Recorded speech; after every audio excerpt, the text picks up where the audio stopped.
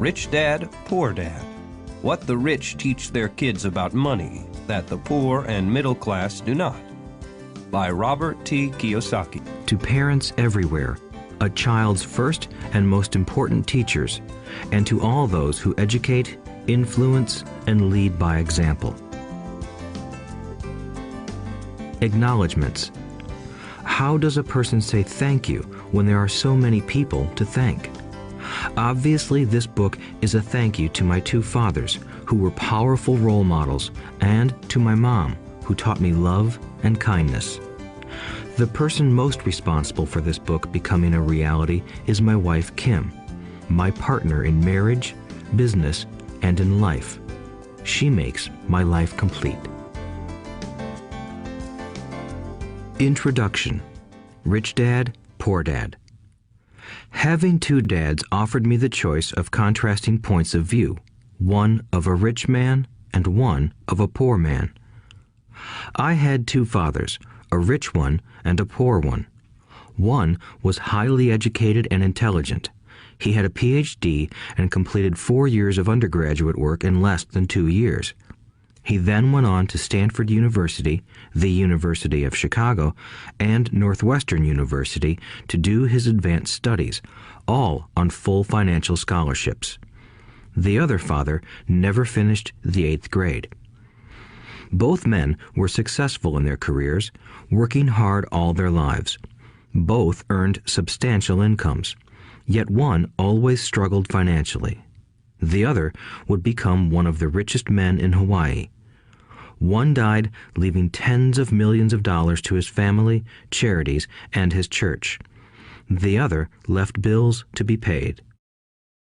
Both men were strong, charismatic, and influential. Both men offered me advice, but they did not advise the same things. Both men believed strongly in education, but did not recommend the same course of study. If I had had only one dad, I would have had to accept or reject his advice. Having two dads offered me the choice of contrasting points of view, one of a rich man and one of a poor man. Instead of simply accepting or rejecting one or the other, I found myself thinking more, comparing, and then choosing for myself. The problem was that the rich man was not rich yet, and the poor man was not yet poor. Both were just starting out on their careers, and both were struggling with money and families. But they had very different points of view about money. For example, one dad would say, "The love of money is the root of all evil." The other said, "The lack of money is the root of all evil." As a young boy, having two strong fathers, both influencing me, was difficult. I wanted to be a good son and listen, but the two fathers did not say the same things. The contrast in their points of view, particularly about money, was so extreme that I grew curious and intrigued. I began to start thinking for long periods of time about what each was saying. Much of my private time was spent reflecting, asking myself questions such as, "Why does he say that?" and then asking the same question of the other dad's statement. It would have been much easier to simply say, "Yeah, he's right, I agree with that," or to simply reject the point of view by saying, "The old man doesn't know what he's talking about." Instead, having two dads whom I loved forced me to think and ultimately choose a way of thinking for myself. As a process, choosing for myself turned out to be much more valuable in the long run than simply accepting or rejecting a single point of view. One of the reasons the rich get richer, the poor get poorer, and the middle class struggles in debt is that the subject of money is taught at home, not in school. Most of us learn about money from our parents, so what can poor parents tell their child about money? They simply say, "Stay in school and study hard." The child may graduate with excellent grades, but with a poor person's financial programming and mindset. Sadly, money is not taught in schools. Schools focus on scholastic and professional skills, but not on financial skills. This explains how smart bankers, doctors, and accountants who earned excellent grades may struggle financially all of their lives. Our staggering national debt is due in large part to highly educated politicians and government officials making financial decisions with little or no training in the subject of money. Today, I often wonder what will soon happen when we have millions of people who need financial and medical assistance. They will be dependent upon their families or the government for financial support. What will happen when Medicare and Social Security run out of money? How will a nation survive if teaching children about money continues to be left to parents, most of whom will be, or already are, poor? Because I had two influential fathers, I learned from both of them. I had to think about each dad's advice, and in doing so, I gained valuable insight into the power and effect of one's thoughts on one's life. For example, one dad had a habit of saying, "I can't afford it." The other dad forbade those words to be used. He insisted I ask, "How can I afford it?" One is a statement, and the other is a question. One lets you off the hook, and the other forces you to think. My soon-to-be rich dad would explain that by automatically saying the words, "I can't afford it," your brain stops working. By asking the question, "How can I afford it?" your brain is put to work. He did not mean that you should buy everything you want. He was fanatical about exercising your mind, the most powerful computer in the world. He'd say, "My brain gets stronger every day because I exercise it. The stronger it gets, the more money I can make." He believed that automatically saying, "I can't afford it," was a sign of mental laziness. Although both dads worked hard, I noticed that one dad had a habit of putting his brain to sleep when it came to finances, and the other had a habit of exercising his brain. The long-term result was that one dad grew stronger financially, and the other grew weaker. It is not much different from a person who goes to the gym to exercise on a regular basis versus someone who sits on the couch watching television. Proper physical exercise increases your chances for health, and proper mental exercise increases your chances for wealth. My two dads had opposing attitudes, and that affected the way they thought. One dad thought that the rich should pay more in taxes to take care of those less fortunate. The other said, taxes punish those who produce and reward those who don't produce. One dad recommended, study hard so you can find a good company to work for. The other recommended, study hard so you can find a good company to buy. One dad said, the reason I'm not rich is because I have you kids. The other said, the reason I must be rich is because I have you kids. One encouraged talking about money and business at the dinner table, while the other forbade the subject of money to be discussed over a meal. One said, when it comes to money, play it safe, don't take risks. The other said, learn to manage risk. One believed, our home is our largest investment and our greatest asset. The other believed, my house is a liability, and if your house is your largest investment, you're in trouble. Both dads paid their bills on time, yet one paid his bills first while the other paid his bills last. One dad believed in a company or the government taking care of you and your needs. He was always concerned about pay raises, retirement plans, medical benefits, sick leave, vacation days, and other perks. He was impressed with two of his uncles who joined the military and earned a retirement and entitlement package for life after 20 years of active service. He loved the idea of medical benefits and PX privileges the military provided its retirees. He also loved the tenure system available through the university. The idea of job protection for life and job benefits seemed more important at times than the job. He would often say, I've worked hard for the government and I'm entitled to these benefits. The other believed in total financial self-reliance. He spoke out against the entitlement mentality and how it created weak and financially needy people. He was emphatic about being financially competent. One dad struggled to save a few dollars. The other created investments. One dad taught me how to write an impressive resume so I could find a good job. The other taught me how to write strong business and financial plans so I could create jobs. Being a product of two strong dads allowed me the luxury of observing the effects different thoughts have on one's life. I noticed that people really do shape their lives through their thoughts. For example, my poor dad always said, "I'll never be rich," and that prophecy became reality. My rich dad, on the other hand, always referred to himself as rich. He would say things like, "I'm a rich man and rich people don't do this." Even when he was flat broke after a major financial setback, he continued to refer to himself as a rich man.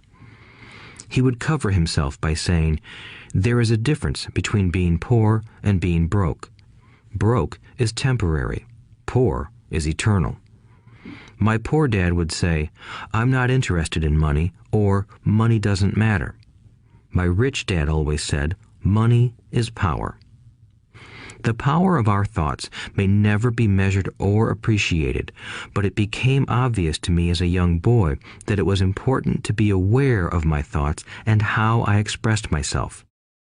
I noticed that my poor dad was poor, not because of the amount of money he earned, which was significant, but because of his thoughts and actions.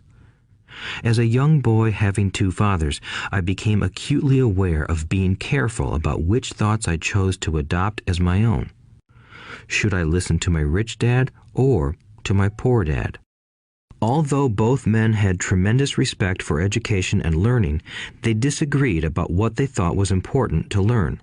One wanted me to study hard, earn a degree, and get a good job to earn money. He wanted me to study to become a professional, an attorney or an accountant, and to go to business school for my MBA. The other encouraged me to study to be rich, to understand how money works, and to learn how to have it work for me. "I don't work for money" were words he would repeat over and over. "Money works for me." At the age of 9, I decided to listen to and learn from my rich dad about money. In doing so, I chose not to listen to my poor dad, even though he was the one with all the college degrees. A lesson from Robert Frost. Robert Frost is my favorite poet. Although I love many of his poems, my favorite is "The Road Not Taken." I use its lesson almost daily. The Road Not Taken. Two roads diverged in a yellow wood, and sorry I could not travel both. And be one traveler long I stood, and looked down one as far as I could, to where it bent in the undergrowth, then took the other as just as fair, and having perhaps the better claim, because it was grassy and wanted wear. Though as for that the passing there had worn them really about the same, and both that morning equally lay in leaves no step had trodden black. Oh, I kept the first for another day, yet knowing how way leads on to way, I doubted if I should ever come back. I shall be telling this with a sigh, somewhere ages and ages hence. Two roads diverged in a wood, and I took the one less traveled by, and that has made all the difference. And that has made all the difference. Over the years, I have often reflected upon Robert Frost's poem. Choosing not to listen to my highly educated dad's advice and attitude about money was a painful decision, but it was a decision that shaped the rest of my life. Once I made up my mind about whom to listen to, my education about money began. My rich dad taught me over a period of 30 years until I was 39 years old. He stopped once he realized that I knew and fully understood what he had been trying to drum into my often thick skull. Money is one form of power, but what is more powerful is financial education. Money comes and goes, but if you have the education about how money works, you gain power over it and can begin building wealth. The reason positive thinking alone does not work is because most people went to school and never learned how money works, so they spend their lives working for money. Because I was only 9 years old when I started, the lessons my rich dad taught me were simple, and when it was all said and done, there were only 6 main lessons repeated over 30 years. This audiobook is about those 6 lessons, put as simply as possible, just as simply as my rich dad put forth those lessons to me.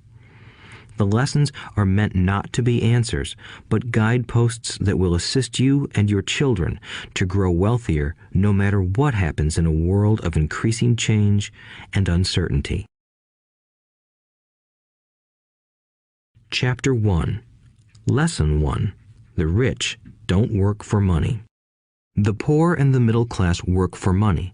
The rich have money work for them. Dad, can you tell me how to get rich? My dad put down the evening paper. Why do you want to get rich, son? Because today Jimmy's mom drove up in their new Cadillac and they were going to their beach house for the weekend. He took 3 of his friends, but Mike and I weren't invited.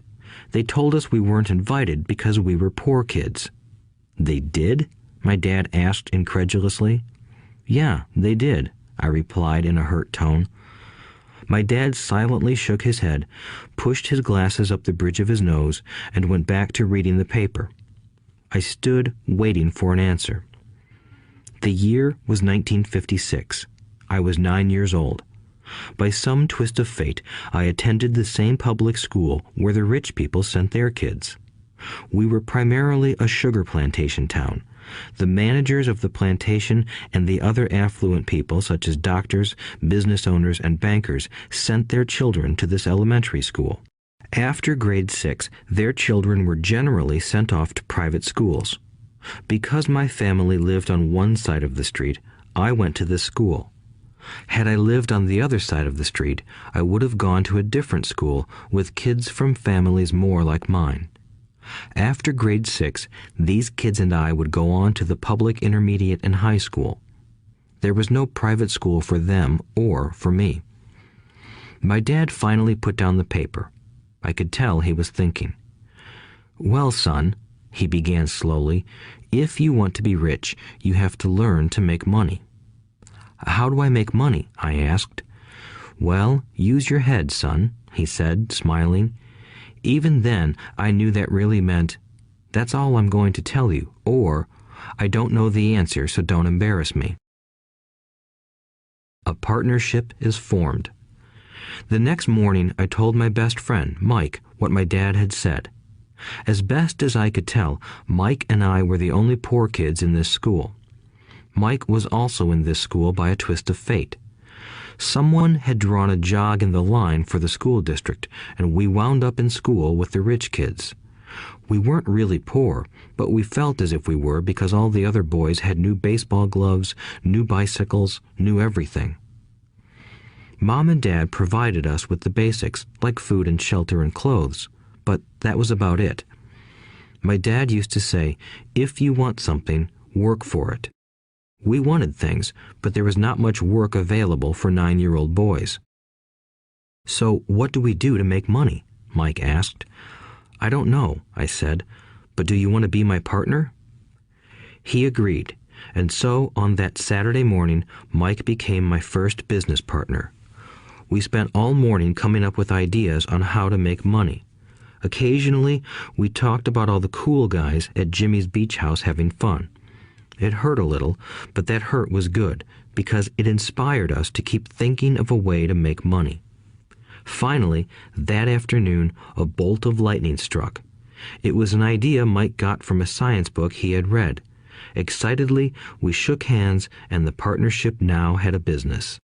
For the next several weeks, Mike and I ran around our neighborhood, knocking on doors and asking our neighbors if they would save their toothpaste tubes for us. With puzzled looks, most adults consented with a smile. Some asked us what we were doing, to which we replied, "We can't tell you. It's a business secret." My mom grew distressed as the weeks wore on. We had selected a site next to her washing machine as the place we would stockpile our raw materials. In a brown cardboard box that at one time held ketchup bottles, our little pile of used toothpaste tubes began to grow. Finally, my mom put her foot down. The sight of her neighbor's messy, crumpled used toothpaste tubes had gotten to her. "What are you boys doing?" she asked, "and I don't want to hear again that it's a business secret. Do something with this mess or I'm going to throw it out." Mike and I pleaded and begged, explaining that we would soon have enough and then we would begin production. We informed her that we were waiting on a couple of neighbors to finish their toothpaste so we could have their tubes. Mom granted us a 1-week extension. The date to begin production was moved up, and the pressure was on. My first partnership was already being threatened with an eviction notice by my own mom. It became Mike's job to tell the neighbors to quickly use up their toothpaste, saying their dentist wanted them to brush more often anyway. I began to put together the production line. One day, my dad drove up with a friend to see 2 9-year-old boys in the driveway with a production line operating at full speed. There was fine white powder everywhere.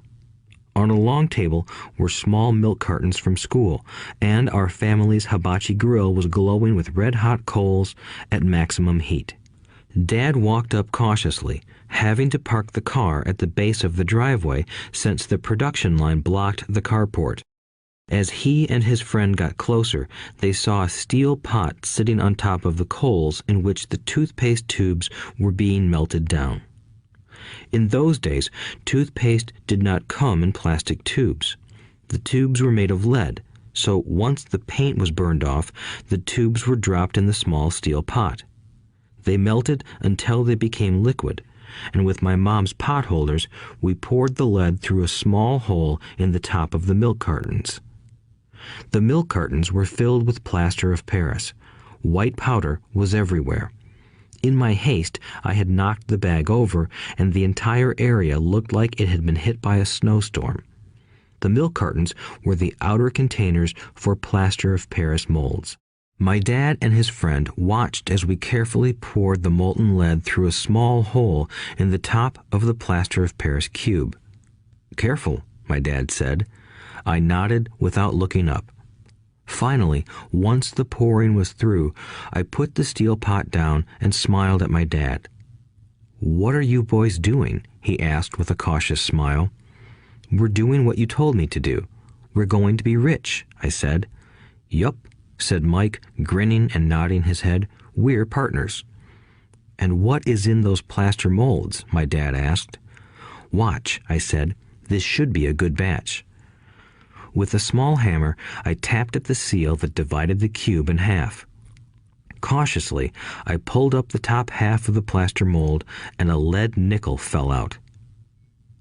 "Oh my God," my dad said, "you're casting nickels out of lead." "That's right," Mike said. "We're doing as you told us to do. We're making money." My dad's friend turned and burst into laughter. My dad smiled and shook his head. Along with a fire and a box of spent toothpaste tubes, in front of him were 2 little boys covered with white dust, smiling from ear to ear. He asked us to put everything down and sit with him on the front step of our house. With a smile, he gently explained what the word counterfeiting meant. Our dreams were dashed. "You mean this is illegal?" asked Mike in a quivering voice. "Let them go," my dad's friend said. "They might be developing a natural talent." My dad glared at him. "Yes, it is illegal," my dad said gently, "but you boys have shown great creativity and original thought. Keep going. I'm really proud of you." Disappointed, Mike and I sat in silence for about 20 minutes before we began cleaning up our mess. The business was over on opening day. Sweeping the powder up, I looked at Mike and said, "I guess Jimmy and his friends are right. We are poor." My father was just leaving as I said that. "Boys," he said, "you're only poor if you give up. The most important thing is that you did something. Most people only talk and dream of getting rich. You've done something. I'm very proud of the two of you. I will say it again. Keep going. Don't quit. Mike and I stood there in silence. They were nice words, but we still did not know what to do. "So how come you're not rich, Dad?" I asked. "Because I chose to be a school teacher. School teachers really don't think about being rich. We just like to teach. I wish I could help you, but I really don't know how to make money." Mike and I turned and continued our cleanup. "I know," said my dad. "If you boys want to learn how to be rich, don't ask me. Talk to your dad, Mike." "My dad?" asked Mike with a scrunched-up face. "Yeah, your dad," repeated my dad with a smile. "Your dad and I have the same banker, and he raves about your father. He's told me several times that your father is brilliant when it comes to making money." "My dad?" Mike asked again in disbelief. "Then how come we don't have a nice car and a nice house like the rich kids at school?" "A nice car and a nice house don't necessarily mean you're rich or you know how to make money," my dad replied. "Jimmy's dad works for the sugar plantation. He's not much different from me. He works for a company and I work for the government. The company buys the car for him. The sugar company is in financial trouble and Jimmy's dad may soon have nothing. Your dad is different, Mike. He seems to be building an empire, and I suspect in a few years he will be a very rich man." With that, Mike and I got excited again. With new vigor, we began cleaning up the mess caused by our now defunct first business. As we were cleaning, we made plans for how and when to talk to Mike's dad. The problem was that Mike's dad worked long hours and often did not come home until late. His father owned warehouses, a construction company, a chain of stores, and 3 restaurants. It was the restaurants that kept him out late. Mike caught the bus home after we had finished cleaning up. He was going to talk to his dad when he got home that night and ask him if he would teach us how to become rich. Mike promised to call as soon as he had talked to his dad, even if it was late. The phone rang at 8:30 p.m. "Okay," I said, "next Saturday." I put the phone down. Mike's dad had agreed to meet with us. On Saturday, I caught the 7:30 a.m. bus to the poor side of town. The lessons begin. Mike and I met with his dad that morning at 8 o'clock. He was already busy, having been at work for more than an hour. His construction supervisor was just leaving in his pickup truck as I walked up to his simple, small, and tidy home. Mike met me at the door. "Dad's on the phone, and he said to wait on the back porch," Mike said as he opened the door. The old wooden floor creaked as I stepped across the threshold of the aging house. There was a cheap mat just inside the door. The mat was there to hide the years of wear from countless footsteps that the floor had supported. Although clean, it needed to be replaced. I felt claustrophobic as I entered the narrow living room that was filled with old, musty, overstuffed furniture that today would be collector's items. Sitting on the couch were 2 women, both a little older than my mom. Across from the women sat a man in workman's clothes. He wore khaki slacks and a khaki shirt, neatly pressed but without starch, and polished work boots. He was about 10 years older than my dad. They smiled as Mike and I walked past them toward the back porch. I smiled back shyly. "Who are those people?" I asked. "Oh, they work for my dad. The older man runs his warehouses, and the women are the managers of the restaurants. And as you arrived, you saw the construction supervisor who was working on a road project about 50 miles from here. His other supervisor, who was building a track of houses, left before you got here." "Does this go on all the time?" I asked. "Not always, but quite often," said Mike, smiling as he pulled up a chair to sit down next to me. "I asked my dad if he would teach us to make money," Mike said. "Oh, and what did he say to that?" I asked with cautious curiosity. "Well, he had a funny look on his face at first, and then he said he would make us an offer." "Oh," I said, rocking my chair back against the wall. I sat there, perched on two rear legs of the chair. Mike did the same thing. "Do you know what the offer is?" I asked. "No, but we'll soon find out." Suddenly, Mike's dad burst through the rickety screen door and onto the porch. Mike and I jumped to our feet, not out of respect, but because we were startled. "Ready, boys?" he asked as he pulled up a chair to sit down with us. We nodded our heads as we pulled our chairs away from the wall to sit in front of him. He was a big man, about 6 feet tall and 200 pounds. My dad was taller, about the same weight, and 5 years older than Mike's dad. They sort of looked alike, though not of the same ethnic makeup. Maybe their energy was similar. "Mike says you want to learn to make money. Is that correct, Robert?"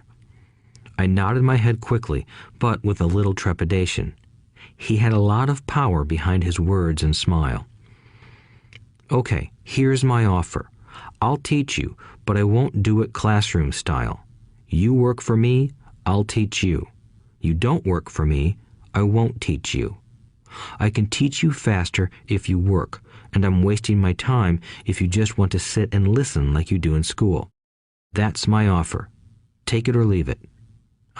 May I ask a question first?" I asked. "No. Take it or leave it. I've got too much work to do to waste my time. If you can't make up your mind decisively, then you'll never learn to make money anyway. Opportunities come and go. Being able to know when to make quick decisions is an important skill. You have the opportunity that you asked for. School is beginning, or it's over, in 10 seconds, Mike's dad said with a teasing smile. "Take it," I said. "Take it," said Mike. "Good," said Mike's dad. "Mrs. Martin will be by in 10 minutes. After I'm through with her, you'll ride with her to my superette and you can begin working. I'll pay you 10 cents an hour and you'll work 3 hours every Saturday." "But I have a softball game today," I said. Mike's dad lowered his voice to a stern tone. "Take it or leave it," he said. "I'll take it," I replied, choosing to work and learn instead of playing. 30 cents later. By 9 a.m. that day, Mike and I were working for Mrs. Martin. She was a kind and patient woman. She always said that Mike and I reminded her of her 2 grown sons. Although kind, she believed in hard work and kept us moving. We spent 3 hours taking canned goods off the shelves, brushing each can with a feather duster to get the dust off, and then restacking them neatly. It was excruciatingly boring work. Mike's dad, whom I called my rich dad, owned 9 of these little superettes, each with a large parking lot. They were the early version of the 7-Eleven convenience stores, little neighborhood grocery stores where people bought items such as milk, bread, butter, and cigarettes. The problem was that this was Hawaii before air conditioning was widely used, and the stores could not close their doors because of the heat. On 2 sides of the store, the doors had to be wide open to the road and parking lot. Every time a car drove by or pulled into the parking lot, dust would swirl and settle in the store. We knew we had a job as long as there was no air conditioning. For 3 weeks, Mike and I reported to Mrs. Martin and worked our 3 hours. By noon, our work was over, and she dropped 3 little dimes in each of our hands. Now, even at the age of 9 in the mid-1950s, 30 cents was not too exciting. Comic books cost 10 cents back then, so I usually spent my money on comic books and went home. By Wednesday of the 4th week, I was ready to quit. I had agreed to work only because I wanted to learn to make money from Mike's dad, and now I was a slave for 10 cents an hour. On top of that, I had not seen Mike's dad since that first Saturday. "I'm quitting," I told Mike at lunchtime. School was boring, and now I did not even have my Saturdays to look forward to. But it was the 30 cents that really got to me. This time, Mike smiled. "What are you laughing at?" I asked with anger and frustration. "Dad said this would happen. He said to meet with him when you were ready to quit." "What?" I said indignantly. "He's been waiting for me to get fed up?" Sort of, Mike said. Dad's kind of different. He doesn't teach like your dad. Your mom and dad lecture a lot. My dad is quiet and a man of few words. You just wait till this Saturday. I'll tell him you're ready. You mean I've been set up? No, not really. But maybe. Dad will explain on Saturday.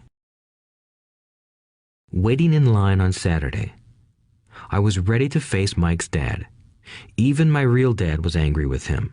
My real dad, the one I called the poor one, thought that my rich dad was violating child labor laws and should be investigated.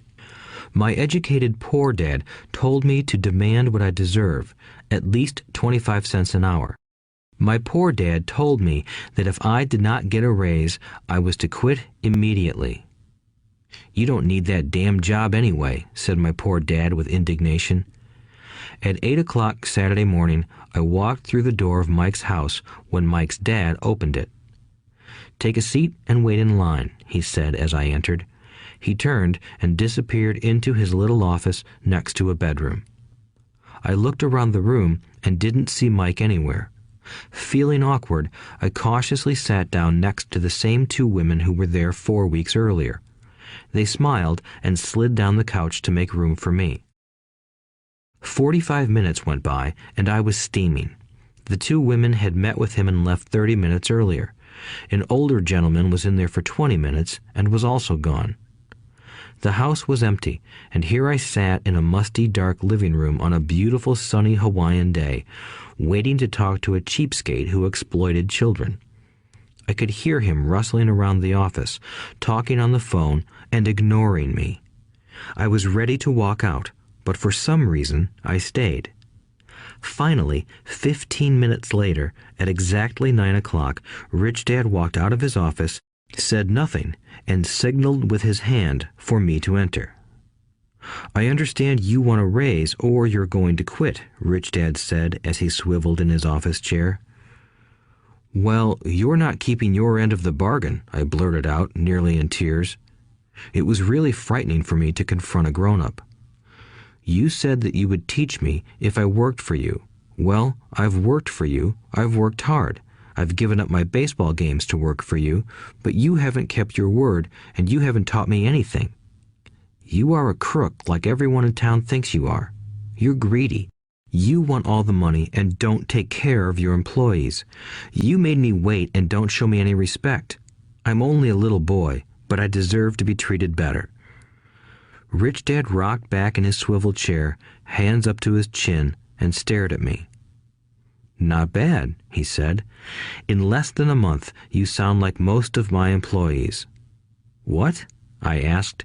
Not understanding what he was saying, I continued with my grievance. I thought you were going to keep your end of the bargain and teach me. Instead, you want to torture me? That's cruel. That's really cruel. I am teaching you, Rich Dad said quietly. What have you taught me? Nothing, I said angrily. You haven't even talked to me once since I agreed to work for peanuts. 10 cents an hour. Ha! I should notify the government about you. We have child labor laws, you know. My dad works for the government, you know. Wow, said Rich Dad. Now you sound just like most of the people who used to work for me. People I've either fired or who have quit. So, what do you have to say? I demanded, feeling pretty brave for a little kid. You lied to me. I've worked for you, and you have not kept your word. You haven't taught me anything. How do you know that I've not taught you anything? Asked Rich Dad calmly. Well, you've never talked to me. I've worked for 3 weeks, and you have not taught me anything, I said with a pout. Does teaching mean talking or a lecture? Rich Dad asked. Well, yes, I replied. That's how they teach you in school, he said, smiling. But that is not how life teaches you, and I would say that life is the best teacher of all. Most of the time, life does not talk to you. It just sort of pushes you around. Each push is life saying, wake up, there's something I want you to learn. What is this man talking about? I asked myself silently. Life pushing me around was life talking to me? Now I knew I had to quit my job. I was talking to someone who needed to be locked up. If you learn life's lessons, you will do well. If not, life will just continue to push you around. People do two things. Some just let life push them around. Others get angry and push back. But they push back against their boss, or their job, or their husband or wife. They do not know it's life that's pushing. I had no idea what he was talking about. Life pushes all of us around. Some people give up and others fight. A few learn the lesson and move on. They welcome life pushing them around. To these few people, it means they need and want to learn something. They learn and move on. Most quit, and a few, like you, fight. Rich Dad stood and shut the creaky old wooden window that needed repair. If you learn this lesson, you will grow into a wise, wealthy, and happy young man. If you don't, you will spend your life blaming a job, low pay, or your boss for your problems. You'll live life always hoping for that big break that will solve all your money problems. Rich Dad looked over at me to see if I was still listening. His eyes met mine. We stared at each other, communicating through our eyes. Finally, I looked away once I had absorbed his message. I knew he was right. I was blaming him, and I did ask to learn. I was fighting. Rich Dad continued. Or, if you are the kind of person who has no guts, you just give up every time life pushes you. If you are that kind of person, you'll live all your life playing it safe, doing the right things, saving yourself for some event that never happens. Then you die a boring old man. You'll have lots of friends who really like you because you were such a nice, hard-working guy. But the truth is that you let life push you into submission. Deep down, you were terrified of taking risks. You really wanted to win, but the fear of losing was greater than the excitement of winning. Deep inside, you and only you will know you didn't go for it. You chose to play it safe. Our eyes met again. "You've been pushing me around?" I asked. "Some people might say that," smiled Rich Dad. "I would say that I just gave you a taste of life." "What taste of life?" I asked, still angry, but now curious and ready to learn. "You boys are the first people that have ever asked me to teach them how to make money. I have more than 150 employees, and not one of them has asked me what I know about money. They ask me for a job and a paycheck, but never to teach them about money. So most will spend the best years of their lives working for money, not really understanding what it is they are working for." I sat there listening intently. "So when Mike told me you wanted to learn how to make money, I decided to design a course that mirrored real life. I could talk until I was blue in the face, but you wouldn't hear a thing. So I decided to let life push you around a bit so you could hear me. That's why I only paid you 10 cents. "So what is the lesson I learned from working for only 10 cents an hour?" I asked. "That you're cheap and exploit your workers?" Rich Dad rocked back and laughed heartily. Finally, he said, "You'd best change your point of view. Stop blaming me and thinking I'm the problem. If you think I'm the problem, then you have to change me. If you realize that you're the problem, then you can change yourself, learn something, and grow wiser. Most people want everyone else in the world to change but themselves. Let me tell you, it's easier to change yourself than everyone else." "I don't understand," I said. "Don't blame me for your problems," Rich Dad said, growing impatient.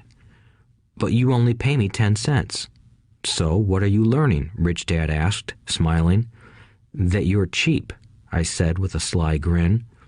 "See, you think I'm the problem," said Rich Dad. "But you are. Well, keep that attitude and you'll learn nothing. Keep the attitude that I'm the problem, and what choices do you have?" "Well, if you don't pay me more or show me more respect and teach me, I'll quit." "Well put," Rich Dad said, "and that's exactly what most people do. They quit and go looking for another job, a better opportunity and higher pay, actually thinking that this will solve the problem. In most cases, it won't. So what should I do? I asked. Just take this measly 10 cents an hour and smile? Rich Dad smiled. That's what the other people do. But that's all they do, waiting for a raise, thinking that more money will solve their problems. Most just accept it, and some take a second job working harder, but again, accepting a small paycheck. I sat staring at the floor, beginning to understand the lesson Rich Dad was presenting. I could sense it was a taste of life. Finally, I looked up and asked, "So what will solve the problem?" "This," he said, leaning forward in his chair and tapping me gently on the head. "This stuff between your ears." It was at that moment that Rich Dad shared the pivotal point of view that separated him from his employees and my poor dad, and led him to eventually become one of the richest men in Hawaii, while my highly educated but poor dad struggled financially all his life.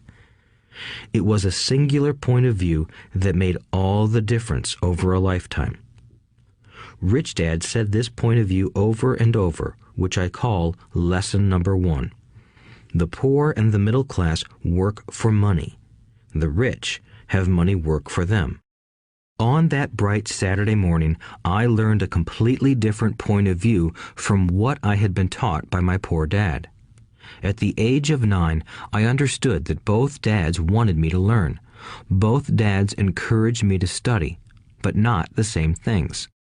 My highly educated dad recommended that I do what he did. "Son, I want you to study hard, get good grades so you can find a safe, secure job with a big company, and make sure it has excellent benefits." My rich dad wanted me to learn how money works so I could make it work for me. These lessons I would learn through life with his guidance, not because of a classroom.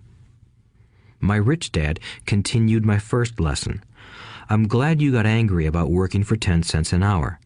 If you hadn't got angry and had simply accepted it, I would have to tell you that I could not teach you. You see, true learning takes energy, passion, and a burning desire. Anger is a big part of that formula, for passion is anger and love combined. When it comes to money, most people want to play it safe and feel secure, so passion does not direct them. Fear does." "So is that why they'll take jobs with low pay?" I asked. "Yes," said Rich Dad. "Some people say I exploit people because I don't pay as much as the sugar plantation or the government. I say the people exploit themselves. It's their fear, not mine." "But don't you feel you should pay them more?" I asked. "I don't have to. And besides, more money will not solve their problems. Just look at your dad.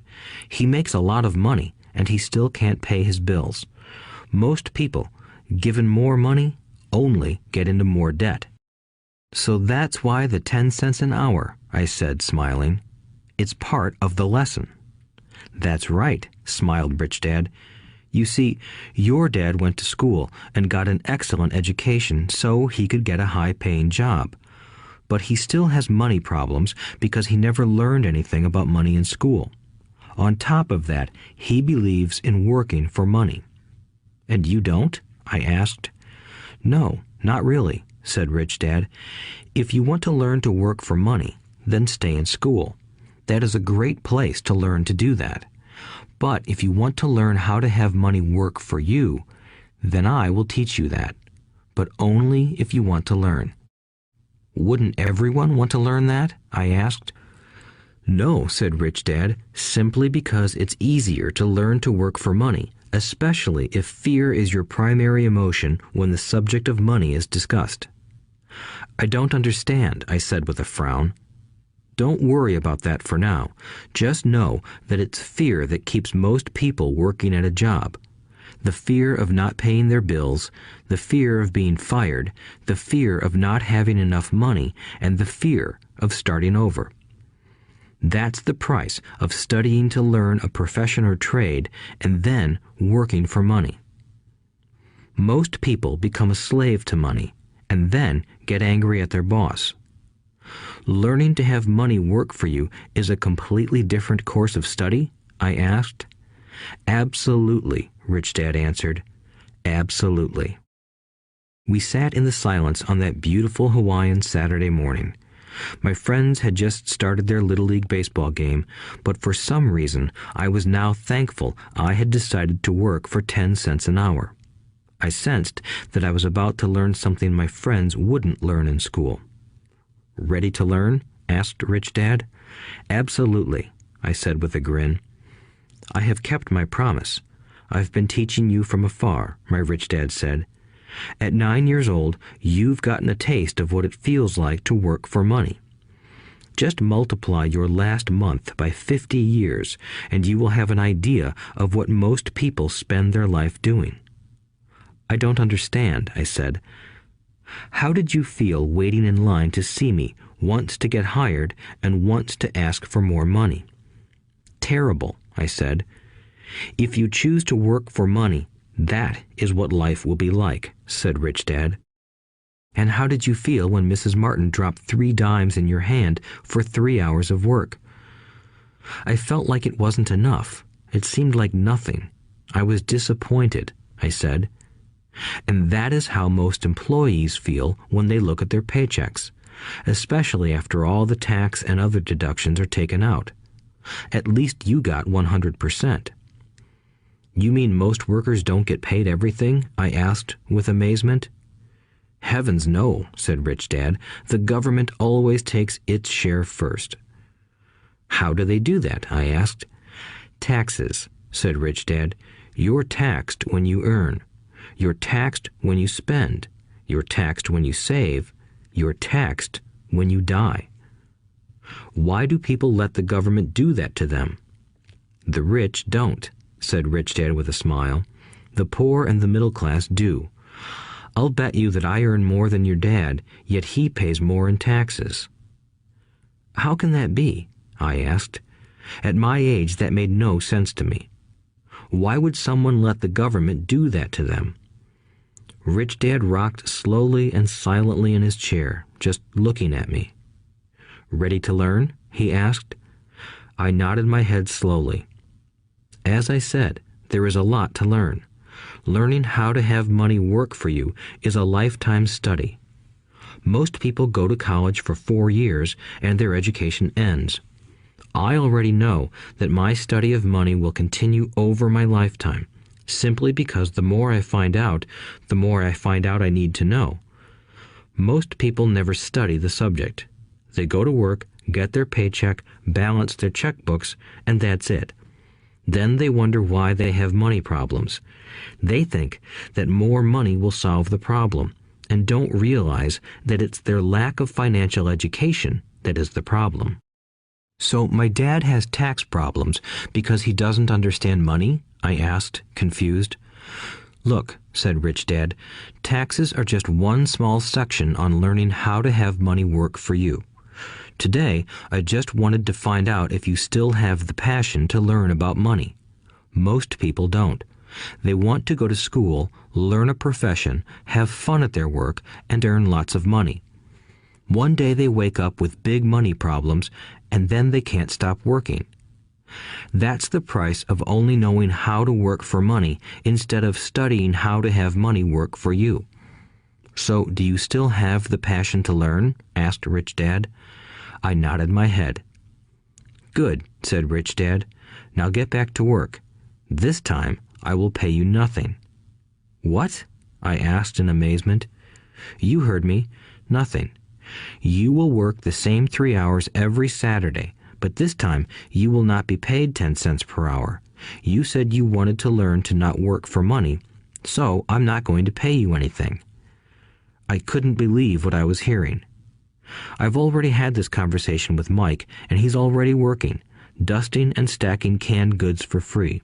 You better hurry and get back there. That's not fair, I shouted. You've got to pay something. You said you wanted to learn. If you don't learn this now, you'll grow up to be like the two women and the older man sitting in my living room, working for money and hoping I don't fire them. Or, like your dad, earning lots of money only to be in debt up to his eyeballs, hoping more money will solve the problem. If that's what you want, I'll go back to our original deal of 10 cents an hour. Or you can do what most adults do. Complain that there is not enough pay, quit, and go looking for another job. But what do I do? I asked. Rich Dad tapped me on the head.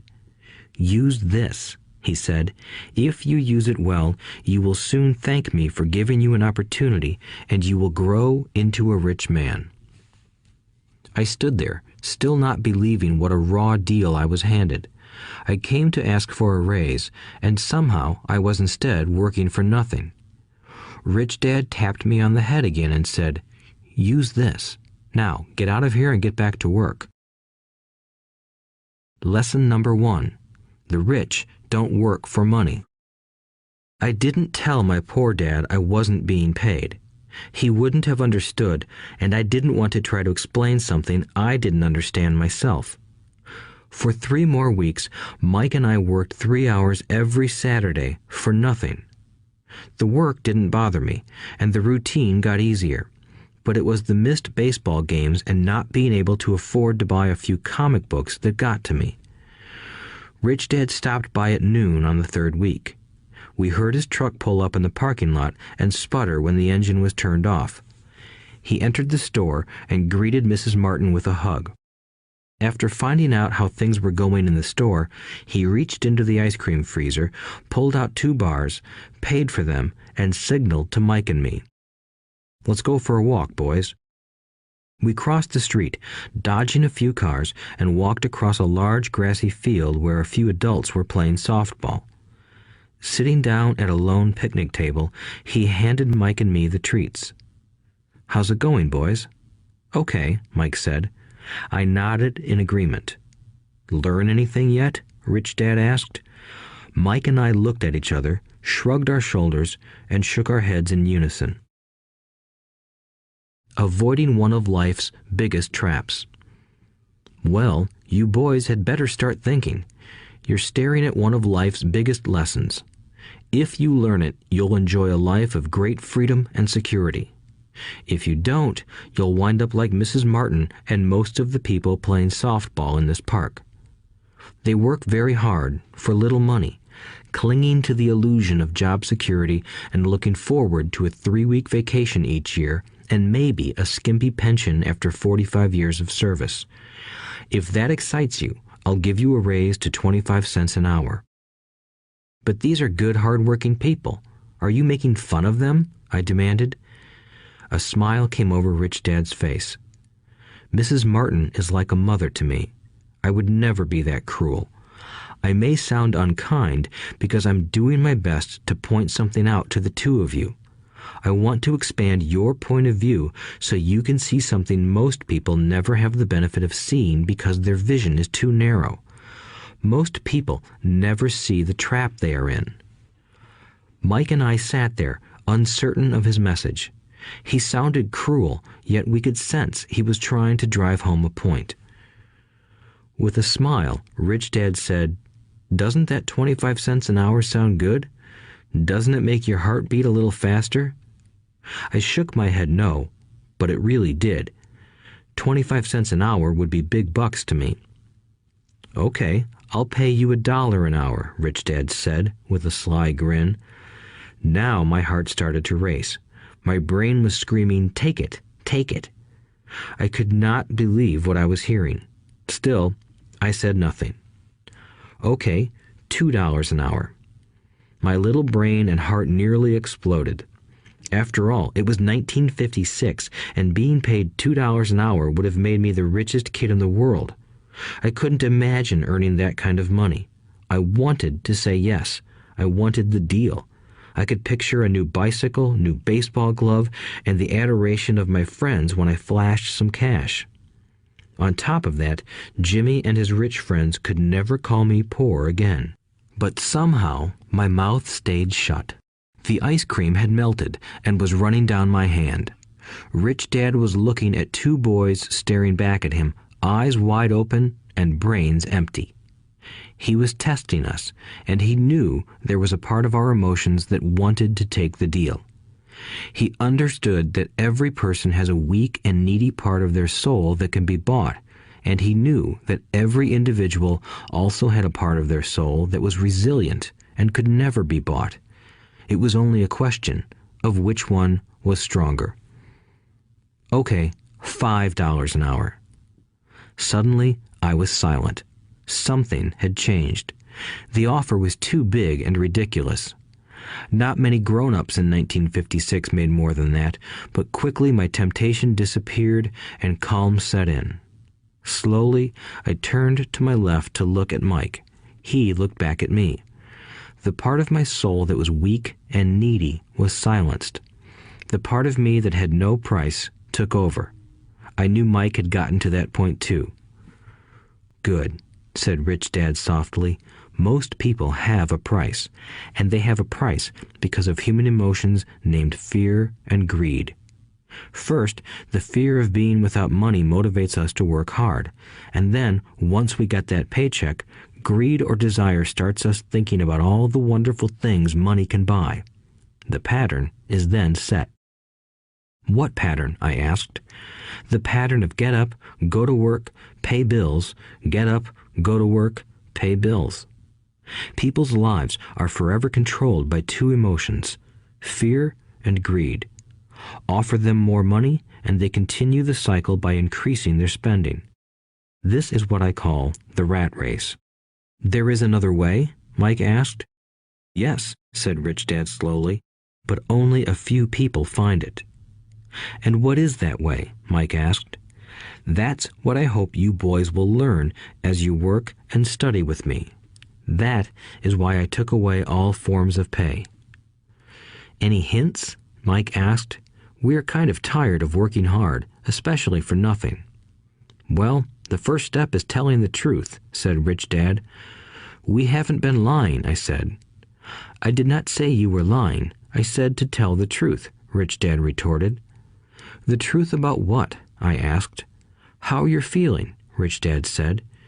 "You don't have to say it to anyone else. Just admit it to yourself." "You mean the people in this park, the people who work for you, Mrs. Martin, they don't do that?" I asked.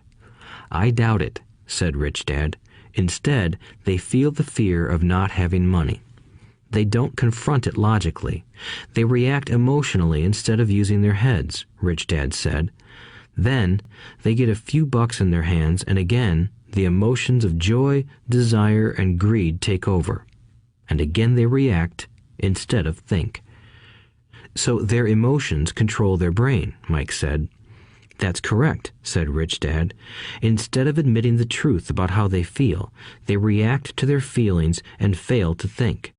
They feel the fear, so they go to work, hoping that money will soothe the fear, but it doesn't. It continues to haunt them, and they return to work, hoping again that money will calm their fears, and again it doesn't. Fear keeps them in this trap of working, earning money, working, earning money, hoping the fear will go away. But every day they get up, and that old fear wakes up with them. For millions of people, that old fear keeps them awake all night, causing a night of turmoil and worry. So they get up and go to work, hoping that a paycheck will kill that fear gnawing at their souls. Money is running their lives, and they refuse to tell the truth about that. Money is in control of their emotions and their souls." Rich Dad sat quietly, letting his words sink in. Mike and I had heard what he said, but didn't understand fully what he was talking about. I just knew that I often wondered why grown-ups hurried off to work. It did not seem like much fun, and they never looked that happy, but something kept them going. Realizing we had absorbed as much as possible of what he was talking about, Rich Dad said, "I want you boys to avoid that trap. That is really what I want to teach you. Not just to be rich, because being rich does not solve the problem." "It doesn't?" I asked, surprised. No, it doesn't. Let me explain the other emotion, desire. Some call it greed, but I prefer desire. It's perfectly normal to desire something better, prettier, more fun, or exciting. So people also work for money because of desire. They desire money for the joy they think it can buy. But the joy that money brings is often short-lived, and they soon need more money for more joy, more pleasure, more comfort, and more security. So they keep working, thinking money will soothe their souls that are troubled by fear and desire. But money can't do that. Even rich people do this? Mike asked. Rich people included, said Rich Dad. In fact, the reason many rich people are rich isn't because of desire, but because of fear. They believe that money can eliminate the fear of being poor, so they amass tons of it, only to find the fear gets worse. Now they fear losing the money. I have friends who keep working even though they have plenty. I know people who have millions who are more afraid now than when they were poor. They're terrified of losing it all. The fears that drove them to get rich got worse. That weak and needy part of their soul is actually screaming louder. They don't want to lose the big houses, the cars, and the high life money has bought them. They worry about what their friends would say if they lost all their money. Many are emotionally desperate and neurotic, although they look rich and have more money. So, is a poor man happier? I asked. No, I don't think so, replied Rich Dad. The avoidance of money is just as psychotic as being attached to money. As if on cue, the town derelict went past our table, stopping by the large rubbish can and rummaging around in it. The three of us watched him with great interest, when before we probably would have just ignored him. Rich Dad pulled $1 out of his wallet and gestured to the older man. Seeing the money, the derelict came over immediately, took the bill, thanked Rich Dad profusely, and hurried off, ecstatic with his good fortune. He's not much different from most of my employees, said Rich Dad. I've met so many people who say, "Oh, I'm not interested in money," yet they'll work at a job for 8 hours a day. That's a denial of truth. If they weren't interested in money, then why are they working? That kind of thinking is probably more psychotic than a person who hoards money. As I sat there listening to my rich dad, my mind flashed back to the countless times my own dad said, "I'm not interested in money." He said those words often. He also covered himself by always saying, "I work because I love my job." So, what do we do? I asked. Not work for money until all traces of fear and greed are gone? No, that would be a waste of time, said Rich Dad. Emotions are what make us human. The word emotion stands for energy in motion. Be truthful about your emotions and use your mind and emotions in your favor, not against yourself. Whoa, said Mike. Don't worry about what I just said. It will make more sense in years to come. Just be an observer, not a reactor, to your emotions. Most people do not know that it's their emotions that are doing the thinking. Your emotions are your emotions, but you have got to learn to do your own thinking. Can you give me an example? I asked. Sure, replied Rich Dad. When a person says, "I need to find a job," it's most likely an emotion doing the thinking. Fear of not having money generates that thought. But people do need money if they have bills to pay, I said. Sure they do, smiled Rich Dad. All I'm saying is that it's fear that is all too often doing the thinking. I don't understand, said Mike.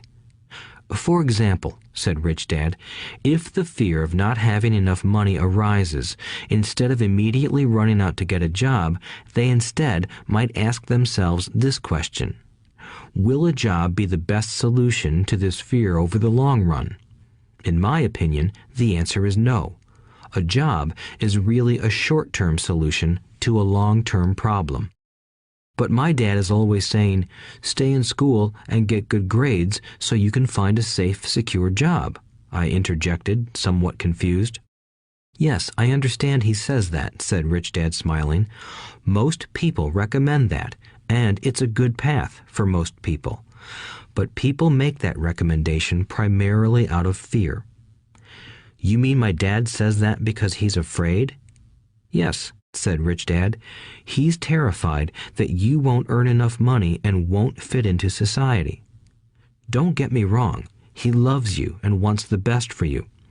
I, too, believe an education and a job are important, but it won't handle the fear. You see, that same fear that makes him get up in the morning to earn a few bucks is the fear that is causing him to be so fanatical about your going to school. So what do you recommend? I asked. I want to teach you to master the power of money instead of being afraid of it. They don't teach that in school, and if you don't learn it, you become a slave to money. It was finally making sense. He wanted us to widen our views and to see what the Mrs. Martins of this world couldn't see. He used examples that sounded cruel at the time, but I've never forgotten them. My vision widened that day, and I began to see the trap that lay ahead for most people. You see, we're all employees ultimately. We just work at different levels, said Rich Dad. I just want you boys to have a chance to avoid the trap caused by those two emotions, fear and desire. Use them in your favor, not against you. That's what I want to teach you. I'm not interested in just teaching you to make a pile of money. That won't handle the fear or desire. If you don't first handle fear and desire, and you get rich, you'll only be a highly paid slave. So how do we avoid the trap? I asked. The main cause of poverty or financial struggle is fear and ignorance, not the economy or the government or the rich. It's self-inflicted fear and ignorance that keep people trapped. So you boys go to school and get your college degrees, and I'll teach you how to stay out of the trap. The pieces of the puzzle were appearing. My highly educated dad had a great education and a great career, but school never told him how to handle money or his fear of it. It became clear that I could learn different and important things from two fathers. So you've been talking about the fear of not having money. How does the desire for money affect our thinking? Mike asked. How did you feel when I tempted you with a pay raise? Did you notice your desires rising? We nodded our heads. By not giving in to your emotions, you were able to delay your reactions and think. That is important. We will always have emotions of fear and greed. From here on in, it's imperative for you to use those emotions to your advantage, and for the long term to not let your emotions control your thinking. Most people use fear and greed against themselves. That's the start of ignorance. Most people live their lives chasing paychecks, pay raises, and job security because of the emotions of desire and fear, not really questioning where those emotion-driven thoughts are leading them. It's just like the picture of a donkey dragging a cart with its owner dangling a carrot just in front of its nose. The donkey's owner may be going where he wants to, but the donkey is chasing an illusion. Tomorrow, there will only be another carrot for the donkey. You mean the moment I pictured a new baseball glove, candy, and toys, that's like a carrot to a donkey? Mike asked. Yes, and as you get older, your toys get more expensive. A new car, a boat, and a big house to impress your friends, said Rich Dad with a smile. Fear pushes you out the door, and desire calls to you. That's the trap. So what's the answer? Mike asked. What intensifies fear and desire is ignorance. That is why rich people with lots of money often have more fear the richer they get. Money is the carrot, the illusion. If the donkey could see the whole picture, it might rethink its choice to chase the carrot. Rich Dad went on to explain that a human's life is a struggle between ignorance and illumination. He explained that once a person stops searching for information and self-knowledge, ignorance sets in. That struggle is a moment-to-moment decision to learn to open or close one's mind. Look, school is very important. You go to school to learn a skill or profession to become a contributing member of society. Every culture needs teachers, doctors, mechanics, artists, cooks, business people, police officers, firefighters, and soldiers. Schools train them so society can thrive and flourish, said Rich Dad. Unfortunately, for many people, school is the end, not the beginning. There was a long silence. Rich Dad was smiling. I didn't comprehend everything he said that day, but, as with most great teachers, his words continued to teach for years. "I've been a little cruel today," said Rich Dad, "but I want you to always remember this talk. I want you to always think of Mrs. Martin, and I want you always to remember that donkey. Never forget that fear and desire can lead you into life's biggest trap if you are not aware of them controlling your thinking. To spend your life living in fear, never exploring your dreams, is cruel. To work hard for money, thinking that it will buy you things that will make you happy, is also cruel. To wake up in the middle of the night terrified about paying bills is a horrible way to live. To live a life dictated by the size of a paycheck is not really living a life. Thinking that a job makes you secure is lying to yourself.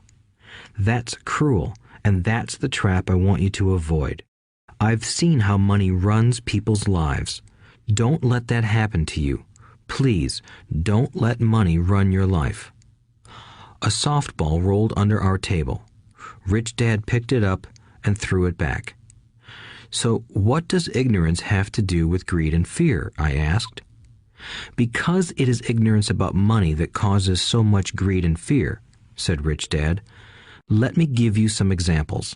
A doctor, wanting more money to better provide for his family, raises his fees. By raising his fees, it makes healthcare more expensive for everyone. It hurts the poor people the most, so they have worse health than those with money. Because the doctors raise their fees, the attorneys raise their fees. Because the attorneys' fees have gone up, school teachers want a raise, which raises our taxes, and on and on and on. Soon, there will be such a horrifying gap between the rich and the poor that chaos will break out and another great civilization will collapse. History proves that great civilizations collapse when the gap between the haves and have-nots is too great. Sadly, America is on that same course because we haven't learned from history. We only memorize historical dates and names, not the lesson." "Aren't prices supposed to go up?" I asked. "In an educated society with a well-run government, prices should actually come down. Of course, that is often only true in theory. Prices go up because of greed and fear caused by ignorance. If schools taught people about money, there would be more money and lower prices. But schools focus only on teaching people to work for money, not how to harness money's power." "But don't we have business schools?" Mike asked. "And haven't you encouraged me to go for my MBA?" "Yes," said Rich Dad, "but all too often business schools train employees to become sophisticated bean counters. Heaven forbid a bean counter takes over a business. All they do is look at the numbers, fire people, and kill the business. I know this because I hire bean counters. All they think about is cutting costs and raising prices, which cause more problems. Bean counting is important. I wish more people knew it, but it, too, is not the whole picture," added Rich Dad angrily. "So, is there an answer?" asked Mike. "Yes," said Rich Dad. "Learn to use your emotions to think, not think with your emotions. When you boys mastered your emotions by agreeing to work for free, I knew there was hope. When you again resisted your emotions when I tempted you with more money, you were again learning to think in spite of being emotionally charged. That's the first step." Why is that step so important? I asked. Well, that's up to you to find out. If you want to learn, I'll take you boys into the briar patch, a place almost everyone else avoids. If you go with me, you'll let go of the idea of working for money and instead learn to have money work for you. And what will we get if we go with you? What if we agree to learn from you? What will we get? I asked. The same thing Brer Rabbit got, said Rich Dad, referring to the classic children's story. Is there a briar patch? I asked. Yes, said Rich Dad. The briar patch is our fear and greed. Confronting fear, weaknesses, and neediness by choosing our own thoughts is the way out. Choosing our thoughts? Mike asked, puzzled. Yes, choosing what we think rather than reacting to our emotions. Instead of just getting up and going to work because not having the money to pay your bills is scaring you, ask yourself, is working harder at this the best solution to this problem? Most people are too afraid to rationally think things through and instead run out the door to a job they hate. The tar baby is in control. That's what I mean by choosing your thoughts. And how do we do that? Mike asked. That's what I will teach you. I'll teach you to have a choice of thoughts rather than a knee-jerk reaction, like gulping down your morning coffee and running out the door. Remember what I said before. A job is only a short-term solution to a long-term problem.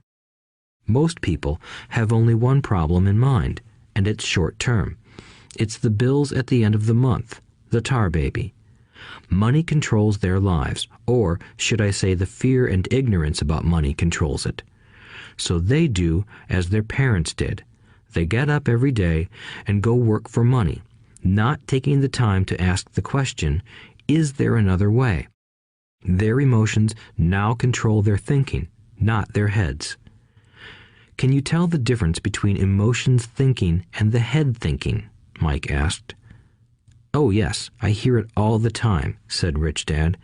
I hear things like, well, everyone has to work, or the rich are crooks, or I'll get another job, I deserve this raise, you can't push me around, or I like this job because it's secure. No one asks, is there something I'm missing here? Which would break through the emotional thought and give you time to think clearly. As we headed back to the store, Rich Dad explained that the rich really did make money. They did not work for it. He went on to explain that when Mike and I were casting 5-cent pieces out of lead, thinking we were making money, we were very close to thinking the way the rich think. The problem was that creating money is legal for the government and banks to do, but illegal for us to do. There are legal ways to create money from nothing, he told us. Rich Dad went on to explain that the rich know that money is an illusion, truly like the carrot for the donkey. It's only out of fear and greed that the illusion of money is held together by billions of people who believe that money is real. It's not. Money is really made up. It is only because of the illusion of confidence and the ignorance of the masses that this house of cards stands. He talked about the gold standard that America was on, and that each dollar bill was actually a silver certificate. What concerned him was the rumor that we would someday go off the gold standard and our dollars would no longer be backed by something tangible. If that happens, boys, all hell will break loose. The poor, the middle class, and the ignorant will have their lives ruined simply because they will continue to believe that money is real and that the company they work for, or the government, will look after them. We really did not understand what he was saying that day, but over the years, it made more and more sense. Seeing what others miss. As he climbed into his pickup truck outside his convenience store, Rich Dad said, "Keep working, boys, but the sooner you forget about needing a paycheck, the easier your adult life will be. Keep using your brain, work for free, and soon your mind will show you ways of making money far beyond what I could ever pay you. You will see things that other people never see. Most people never see these opportunities because they're looking for money and security, so that's all they get. The moment you see one opportunity, you'll see them for the rest of your life. The moment you do that, I'll teach you something else. Learn this, and you'll avoid one of life's biggest traps. Mike and I picked up our things from the store and waved goodbye to Mrs. Martin. We went back to the park, to the same picnic bench, and spent several more hours thinking and talking. We spent the next week at school thinking and talking too. For 2 more weeks, we kept thinking, talking, and working for free. At the end of the second Saturday, I was again saying goodbye to Mrs. Martin and looking at the comic book stand with a longing gaze. The hard thing about not even getting 30 cents every Saturday was that I didn't have any money to buy comic books. Suddenly, as Mrs. Martin said goodbye to Mike and me, I saw her do something I'd never seen her do before. Mrs. Martin was cutting the front page of the comic book in half. She kept the top half of the comic book cover and threw the rest of the book into a large cardboard box. When I asked her what she did with the comic books, she said, "I throw them away. I give the top half of the cover back to the comic book distributor for credit when he brings in the new comics. He's coming in an hour." Mike and I waited for an hour. Soon the distributor arrived, and I asked him if we could have the comic books.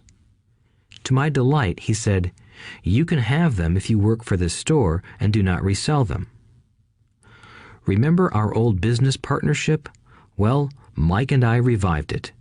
Using a spare room in Mike's basement, we began piling hundreds of comic books in that room.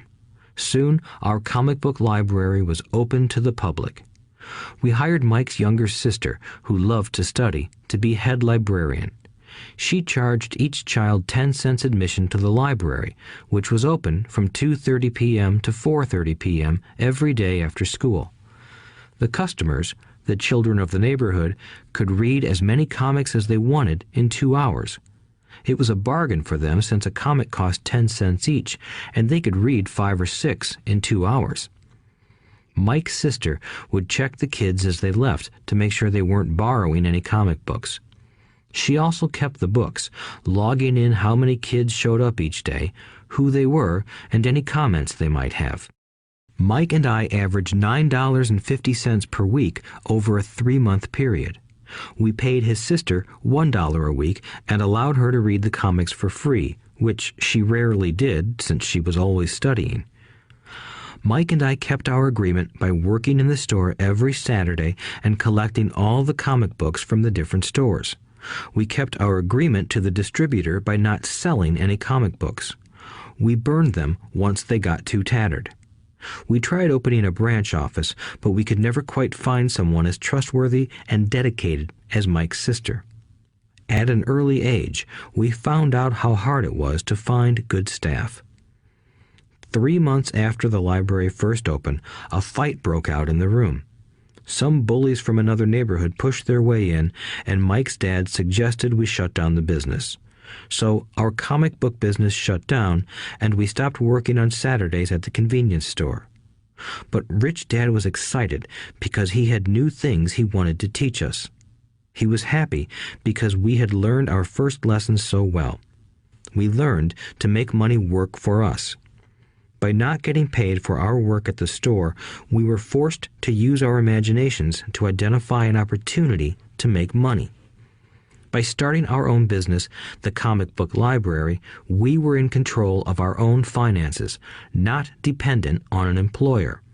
The best part was that our business generated money for us even when we weren't physically there. Our money worked for us. Instead of paying us money, Rich Dad had given us so much more. Chapter 2. Lesson 2. Why teach financial literacy? It's not how much money you make, it's how much money you keep. In 1990, Mike took over his father's empire and is, in fact, doing a better job than his dad did. We see each other once or twice a year on the golf course. He and his wife are wealthier than you can imagine. Rich Dad's empire is in great hands, and Mike is now grooming his son to take his place, as his dad had groomed us. In 1994, I retired at the age of 47, and my wife Kim was 37. Retirement does not mean not working. For us, it means that, barring unforeseen cataclysmic changes, we can work or not work, and our wealth grows automatically, staying ahead of inflation. Our assets are large enough to grow by themselves. It's like planting a tree. You water it for years, and then one day it doesn't need you anymore. Its roots are implanted deep enough. Then the tree provides shade for your enjoyment. Mike chose to run the empire, and I chose to retire. Whenever I speak to groups of people, they often ask what I would recommend that they do. How do I get started? Is there a book you would recommend? What should I do to prepare my children? What is your secret to success? How do I make millions? Whenever I hear one of these questions, I'm reminded of the following story. The Richest Businessmen. In 1923, a group of our greatest leaders and richest businessmen held a meeting at the Edgewater Beach Hotel in Chicago. Among them were Charles Schwab, head of the largest independent steel company; Samuel Insull, president of the world's largest utility; Howard Hobson, head of the largest gas company; Ivar Kruger, president of International Match Company, one of the world's largest companies at that time; Leon Fraser, president of the Bank of International Settlements; Richard Whitney, president of the New York Stock Exchange; Arthur Cotton and Jesse Livermore, two of the biggest stock speculators; and Albert Fall, a member of President Harding's cabinet. 25 years later, 9 of these titans ended their lives as follows. Schwab died penniless after living for 5 years on borrowed money. Insull died broke in a foreign land, and Kruger and Cotton also died broke. Hobson went insane. Whitney and Albert Fall were released from prison, and Fraser and Livermore committed suicide. I doubt if anyone can say what really happened to these men. If you look at the date, 1923, it was just before the 1929 market crash and the Great Depression, which I suspect had a great impact on these men and their lives. The point is this. Today, we live in times of greater and faster change than these men did. I suspect there will be many booms and busts in the coming years that will parallel the ups and downs these men faced. I am concerned that too many people are too focused on money and not on their greatest wealth, their education.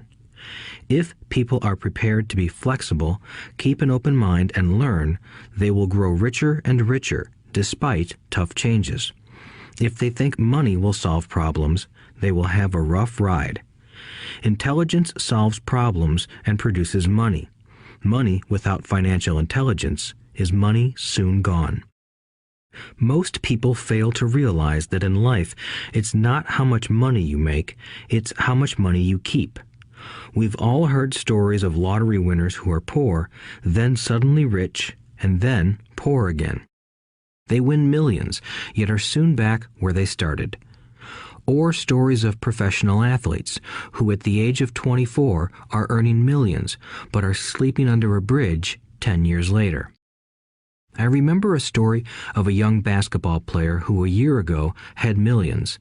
Today, at just 29, he claims his friends, attorney, and accountant took his money and he was forced to work at a car wash for minimum wage. He was fired from the car wash because he refused to take off his championship ring as he was wiping off the cars. His story made national news, and he is appealing his termination, claiming hardship and discrimination. He claims that the ring is all he has left, and if it was stripped away, he'll crumble. I know so many people who became instant millionaires, and while I am glad some people have become richer and richer, I caution them that in the long run, it's not how much money you make, it's how much you keep and how many generations you keep it. So when people ask, where do I get started, or tell me how to get rich quick, they often are greatly disappointed with my answer. I simply say to them what my rich dad said to me when I was a little kid. If you want to be rich, you need to be financially literate. That idea was drummed into my head every time we were together. As I said, my educated dad stressed the importance of reading books, while my rich dad stressed the need to master financial literacy. If you are going to build the Empire State Building, the first thing you need to do is dig a deep hole and pour a strong foundation. If you are going to build a home in the suburbs, all you need to do is pour a 6-inch slab of concrete. Most people, in their drive to get rich, are trying to build an Empire State Building on a 6-inch slab. Our school system, created in the agrarian age, still believes in homes with no foundation. Dirt floors are still the rage, so kids graduate from school with virtually no financial foundation. One day, sleepless and deep in debt in suburbia, living the American dream, they decide that the answer to their financial problems is to find a way to get rich quick. Construction on the skyscraper begins. It goes up quickly, and soon, instead of the Empire State Building, we have the Leaning Tower of suburbia. The sleepless nights return. As for Mike and me in our adult years, both of our choices were possible because we were taught to pour a strong financial foundation when we were just kids. Accounting is possibly the most confusing, boring subject in the world, but if you want to be rich long term, it could be the most important subject. For Rich Dad, the question was how to take a boring and confusing subject and teach it to kids. The answer he found was to make it simple by teaching it in pictures. My rich dad poured a strong financial foundation for Mike and me. Since we were just kids, he created a simple way to teach us. For years, he only drew pictures and used few words. Mike and I understood the simple drawings, the jargon, the movement of money, and then in later years, Rich Dad began adding numbers. Today, Mike has gone on to master much more complex and sophisticated accounting analysis because he had to in order to run his empire. I am not as sophisticated because my empire is smaller, yet we come from the same simple foundation. Over the following pages, we will discuss those same simple line drawings Mike's dad created for us. Though basic, those drawings helped guide two little boys in building great sums of wealth on a solid and deep foundation. Rule number 1. You must know the difference between an asset and a liability, and buy assets. If you want to be rich, this is all you need to know. It is rule number 1. It is the only rule. This may sound absurdly simple, but most people have no idea how profound this rule is. Most people struggle financially because they do not know the difference between an asset and a liability. Rich people acquire assets. The poor and middle class acquire liabilities that they think are assets, said Rich Dad. When Rich Dad explained this to Mike and me, we thought he was kidding. Here we were, nearly teenagers, and waiting for the secret to getting rich. And this was his answer. It was so simple that we stopped for a long time to think about it. "What is an asset?" asked Mike. "Don't worry right now," said Rich Dad. "Just let the idea sink in. If you can comprehend the simplicity, your life will have a plan and be financially easy. It is simple. That is why the idea is missed." "You mean all we need to know is what an asset is, acquire them, and we'll be rich?" I asked. Rich Dad nodded his head.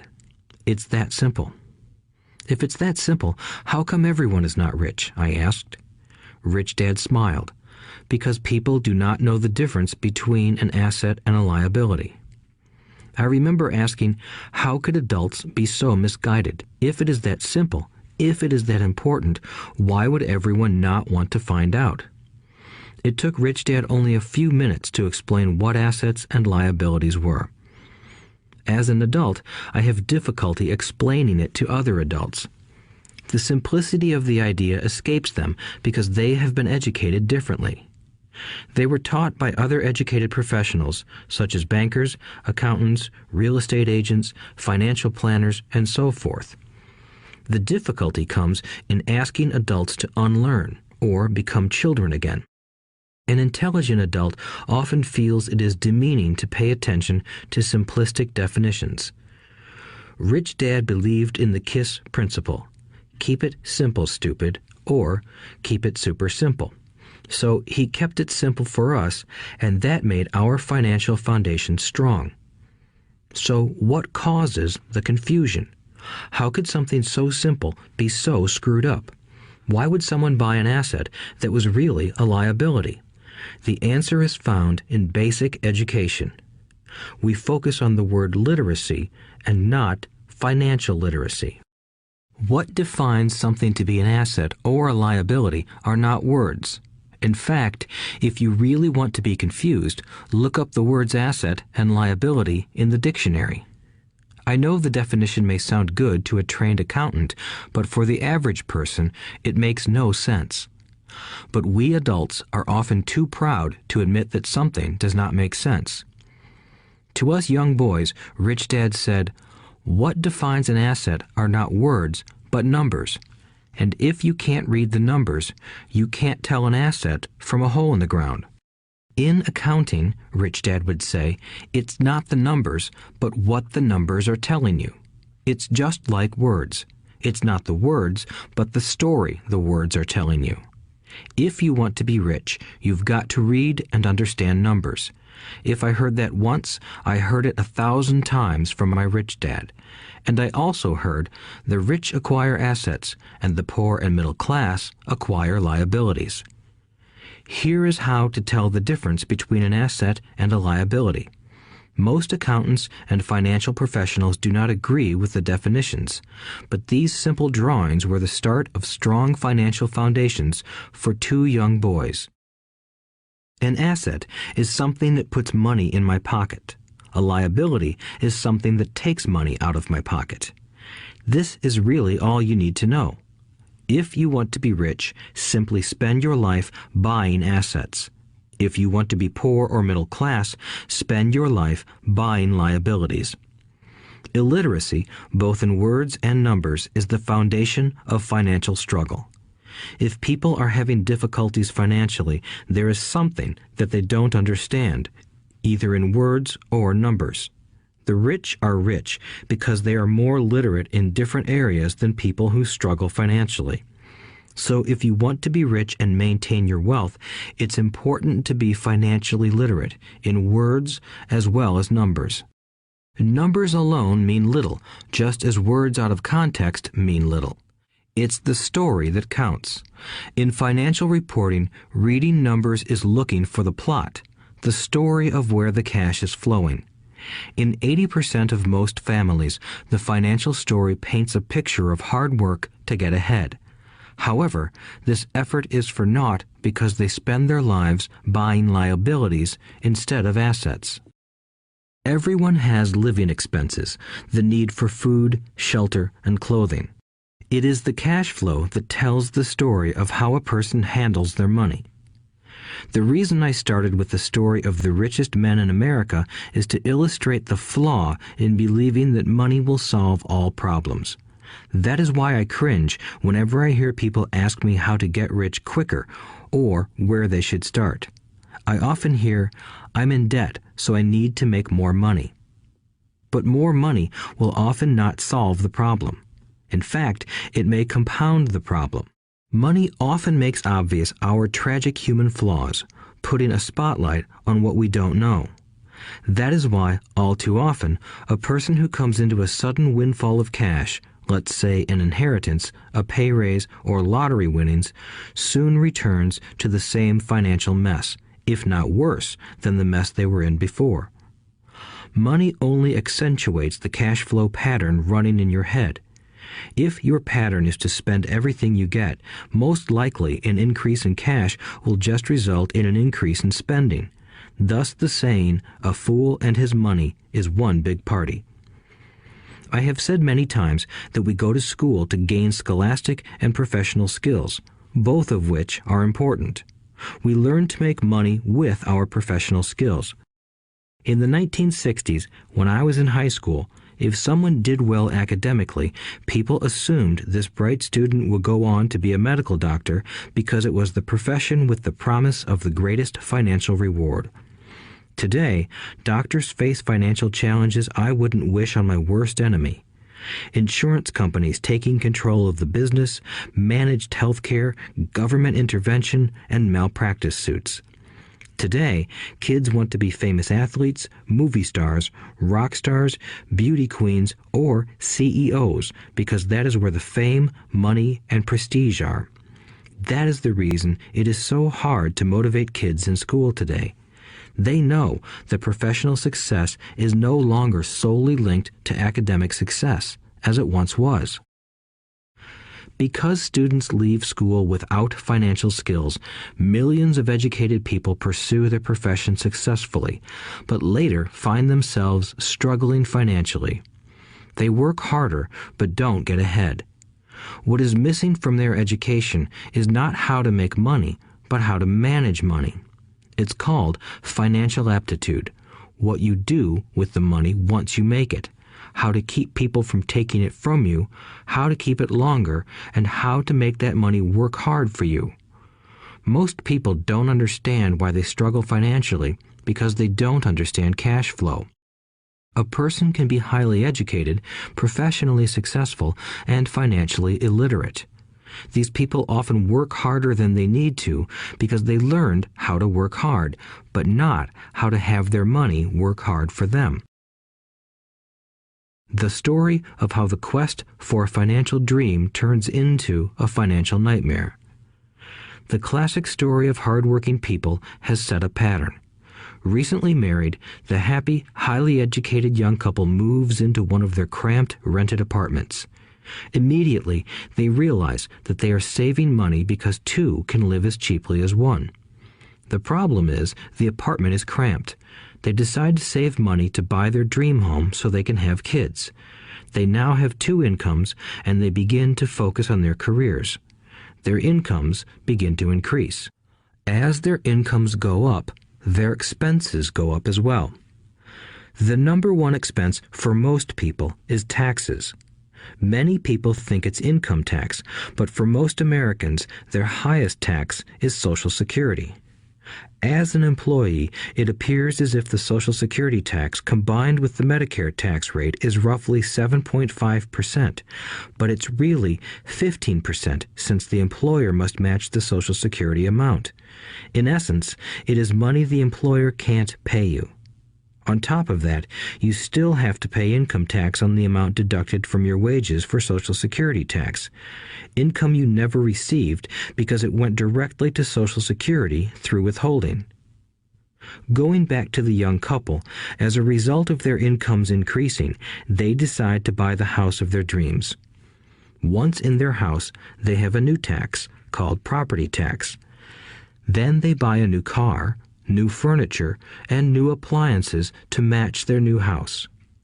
All of a sudden, they wake up and their liabilities column is full of mortgage and credit card debt. Their liabilities go up. They're now trapped in the rat race. Pretty soon, a baby comes along and they work harder. The process repeats itself. Higher incomes cause higher taxes, also called bracket creep. A credit card comes in the mail. They use it. It maxes out. A loan company calls and says their greatest asset, their home, has appreciated in value. Because their credit is so good, the company offers a bill consolidation loan and tells them the intelligent thing to do is clear off the high-interest consumer debt by paying off their credit card. And besides, interest on their home is a tax deduction. They go for it and pay off those high-interest credit cards. They breathe a sigh of relief. Their credit cards are paid off. They've now folded their consumer debt into their home mortgage. Their payments go down because they extend their debt over 30 years. It is the smart thing to do. Their neighbor calls to invite them to go shopping. The Memorial Day sale is on. They promise themselves they'll just window shop, but they take a credit card, just in case. I run into this young couple all the time. Their names change, but their financial dilemma is the same. They come to one of my talks to hear what I have to say. They ask me, "Can you tell us how to make more money?" They don't understand that their trouble is really how they choose to spend the money they do have. It is caused by financial illiteracy and not understanding the difference between an asset and a liability. More money seldom solves someone's money problems. Intelligence solves problems. There is a saying a friend of mine says over and over to people in debt. If you find you have dug yourself into a hole, stop digging. As a child, my dad often told us that the Japanese were aware of 3 powers: the power of the sword, the jewel, and the mirror. The sword symbolizes the power of weapons. America has spent trillions of dollars on weapons, and because of this is a powerful military presence in the world. The jewel symbolizes the power of money. There is some degree of truth to the saying, "Remember the golden rule.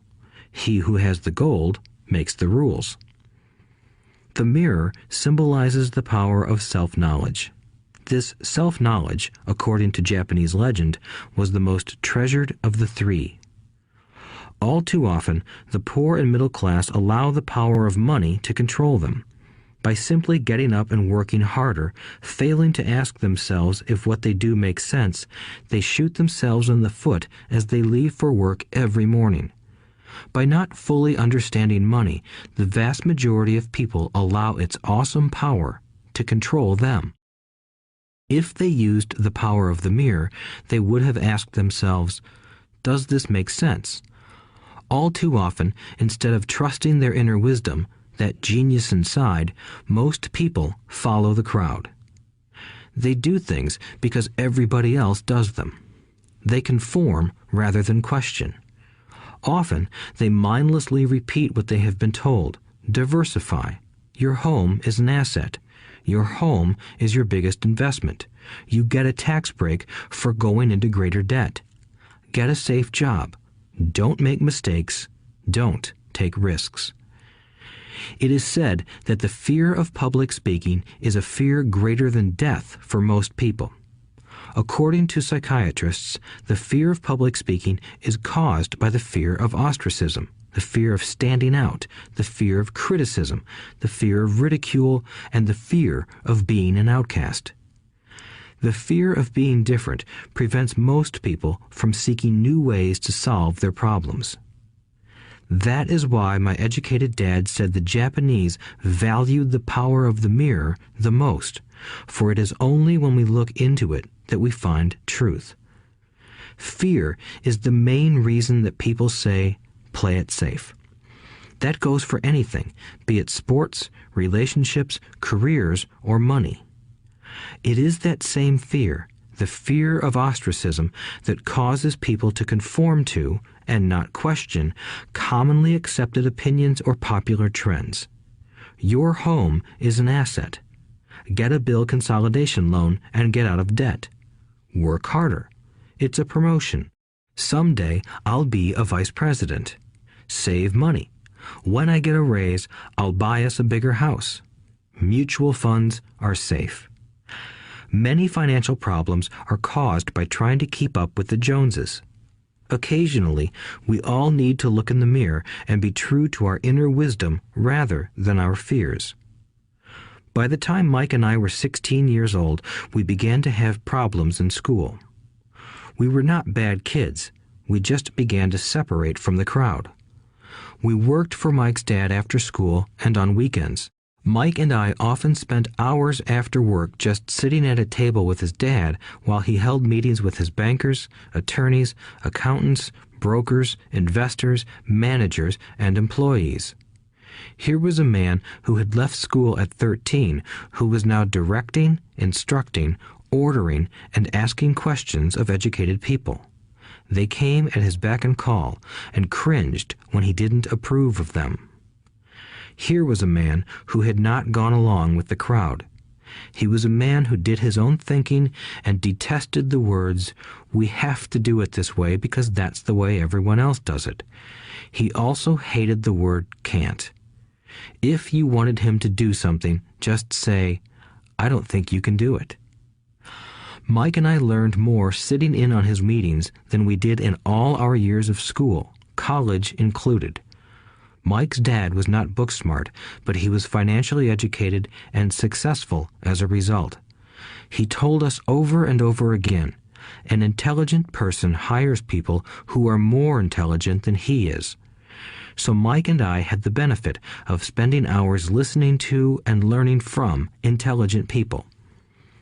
But because of this, Mike and I couldn't go along with the standard dogma our teachers preached, and that caused problems. Whenever the teacher said, "If you don't get good grades, you won't do well in the real world," Mike and I just raised our eyebrows. When we were told to follow set procedures and not deviate from the rules, we could see how school discouraged creativity. We started to understand why our rich dad told us that schools were designed to produce good employees instead of employers. Occasionally, Mike or I would ask our teachers how what we studied was applicable to the real world, or why we never studied money and how it worked. To the latter question, we often got the answer that money was not important, that if we excelled in our education, the money would follow. The more we knew about the power of money, the more distant we grew from the teachers and our classmates. My highly educated dad never pressured me about my grades, but we did begin to argue about money. By the time I was 16, I probably had a far better foundation with money than both my parents. I could keep books, I listened to tax accountants, corporate attorneys, bankers, real estate brokers, investors, and so forth. By contrast, my dad talked to other teachers. One day, my dad told me that our home was his greatest investment. A not-too-pleasant argument took place when I showed him why I thought a house was not a good investment. I showed him the ancillary expenses that went along with owning the home. A bigger home meant bigger expenses, and the cash flow kept going out through the expense column. Today, people still challenge me on the idea of a house not being an asset. I know that for many people, it is their dream as well as their largest investment. And owning your own home is better than nothing. I simply offer an alternative way of looking at this popular dogma. If my wife and I were to buy a bigger, flashier house, we realize it wouldn't be an asset. It would be a liability since it would take money out of our pocket. So here is the argument I put forth. I really don't expect most people to agree with it because your home is an emotional thing, and when it comes to money, high emotions tend to lower financial intelligence. I know from personal experience that money has a way of making every decision emotional. 1. When it comes to houses, most people work all their lives paying for a home they never own. In other words, most people buy a new house every few years, each time incurring a new 30-year loan to pay off the previous one. 2. Even though people receive a tax deduction for interest on mortgage payments, they pay for all their other expenses with after-tax dollars, even after they pay off their mortgage. 3. My wife's parents were shocked when the property taxes on their home increased to $1,000 a month. This was after they had retired, so the increase put a strain on their retirement budget and they felt forced to move. 4. Houses do not always go up in value. I have friends who owe $1 million for a home that today would sell for far less. 5. The greatest losses of all are those from missed opportunities. If all your money is tied up in your house, you may be forced to work harder because your money continues blowing out of the expense column instead of adding to the asset column, the classic middle-class cash flow pattern. If a young couple would put more money into their asset column early on, their later years would be easier. Their assets would have grown and would be available to help cover expenses. All too often, a house only serves as a vehicle for incurring a home equity loan to pay for mounting expenses. In summary, the end result in making a decision to own a house that is too expensive in lieu of starting an investment portfolio impacts an individual in at least the following 3 ways. 1. Loss of time during which other assets could have grown in value. 2. Loss of additional capital which could have been invested instead of paying for high maintenance expenses related directly to the home. 3. Loss of education. Too often, people count their house and savings and retirement plans as all they have in their asset column. Because they have no money to invest, they simply don't invest. This costs them investment experience. Most never become what the investment world calls a sophisticated investor. And the best investments are usually first sold to sophisticated investors, who then turn around and sell them to the people playing it safe. I am not saying don't buy a house. What I'm saying is that you should understand the difference between an asset and a liability. When I want a bigger house, I first buy assets that will generate the cash flow to pay for the house. My educated dad's personal financial statement best demonstrates the life of someone caught in the rat race. His expenses match his income, never allowing him enough left over to invest in assets.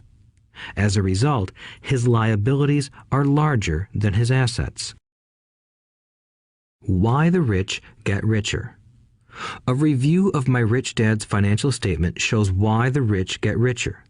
The asset column generates more than enough income to cover expenses, with the balance reinvested into the asset column. The asset column continues to grow, and therefore the income it produces grows with it. The result is that the rich get richer. Why the middle class struggle. The middle class finds itself in a constant state of financial struggle. Their primary income is through their salary. As their wages increase, so do their taxes. Their expenses tend to increase in proportion to their salary increase, hence the phrase, the rat race. They treat their home as their primary asset instead of investing in income-producing assets.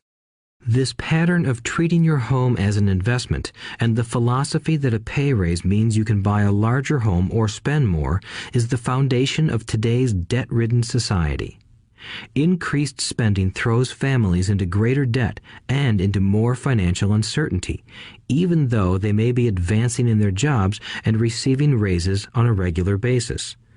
This is high-risk living caused by weak financial education. The massive loss of jobs in recent times proves how shaky the middle class really is financially. Company pension plans are being replaced by 401k plans. Social Security is obviously in trouble and can't be relied upon as a source for retirement. Panic has set in for the middle class. Today, mutual funds are popular because they supposedly represent safety.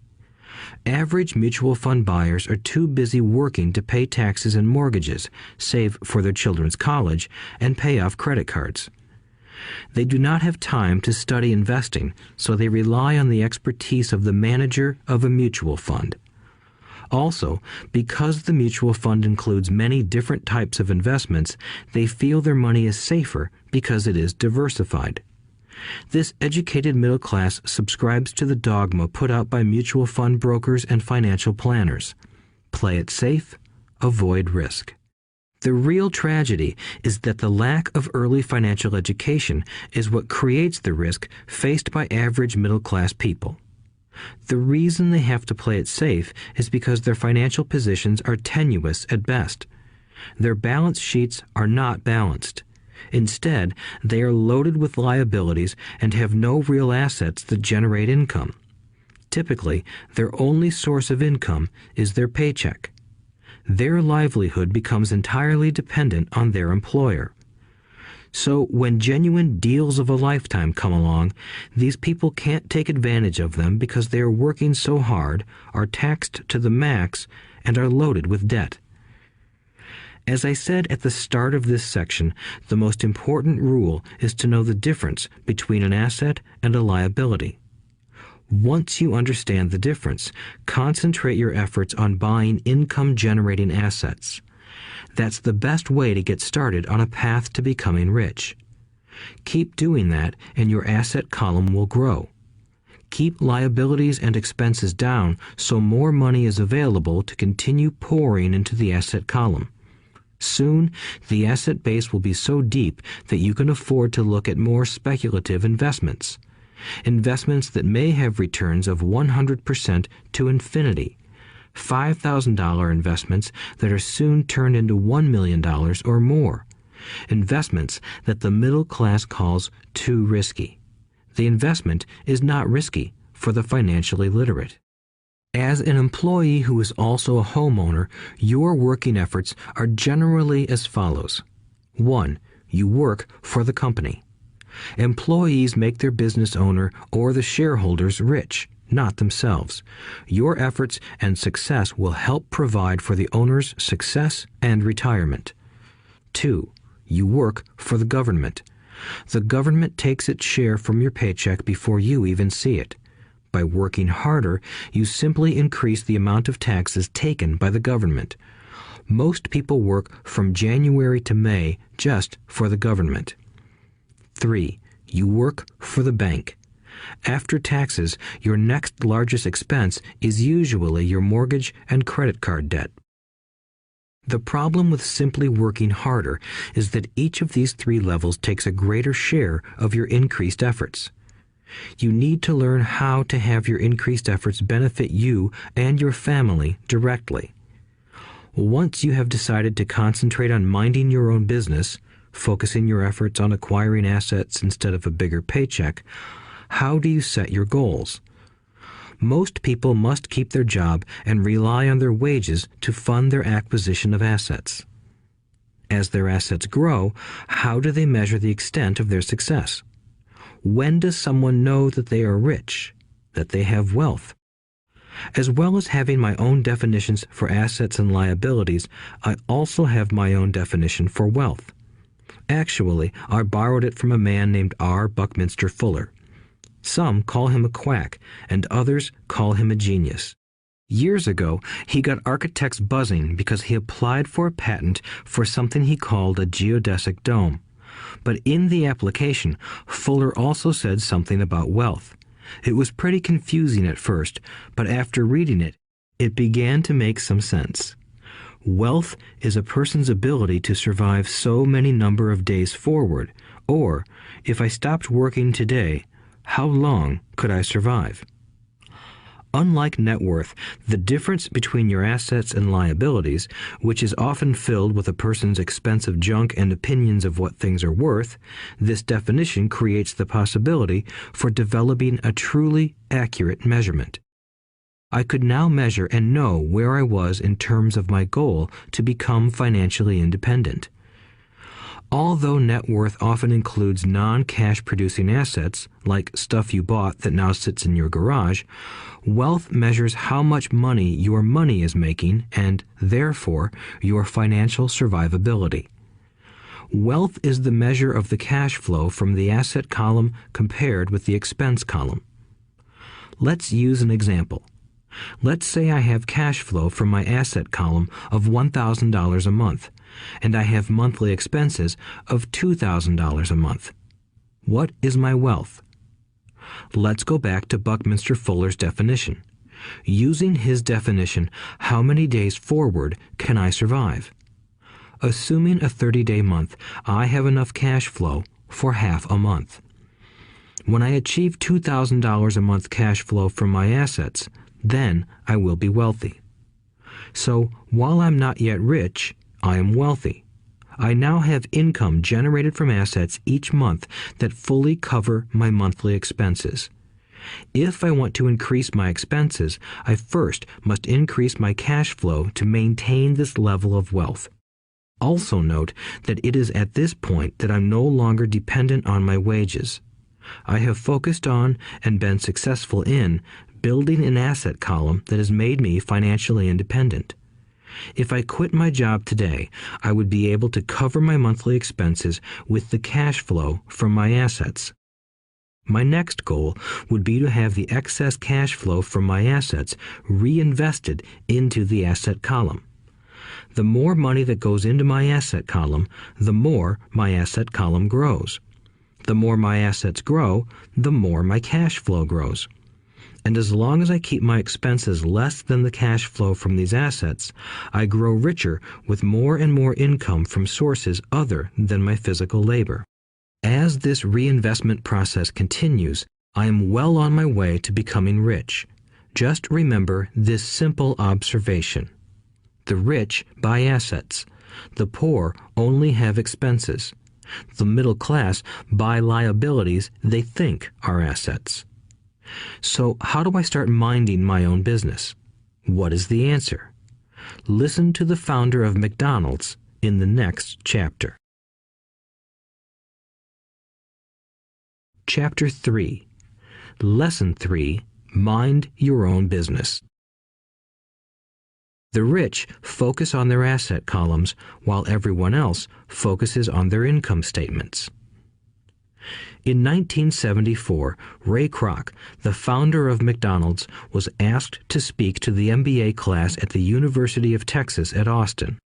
A friend of mine was a student in that MBA class. After a powerful and inspiring talk, the class adjourned and the students asked Ray if he would join them at their favorite hangout to have a few beers. Ray graciously accepted. "What business am I in?" Ray asked once the group had all their beers in hand. Everyone laughed, my friend said.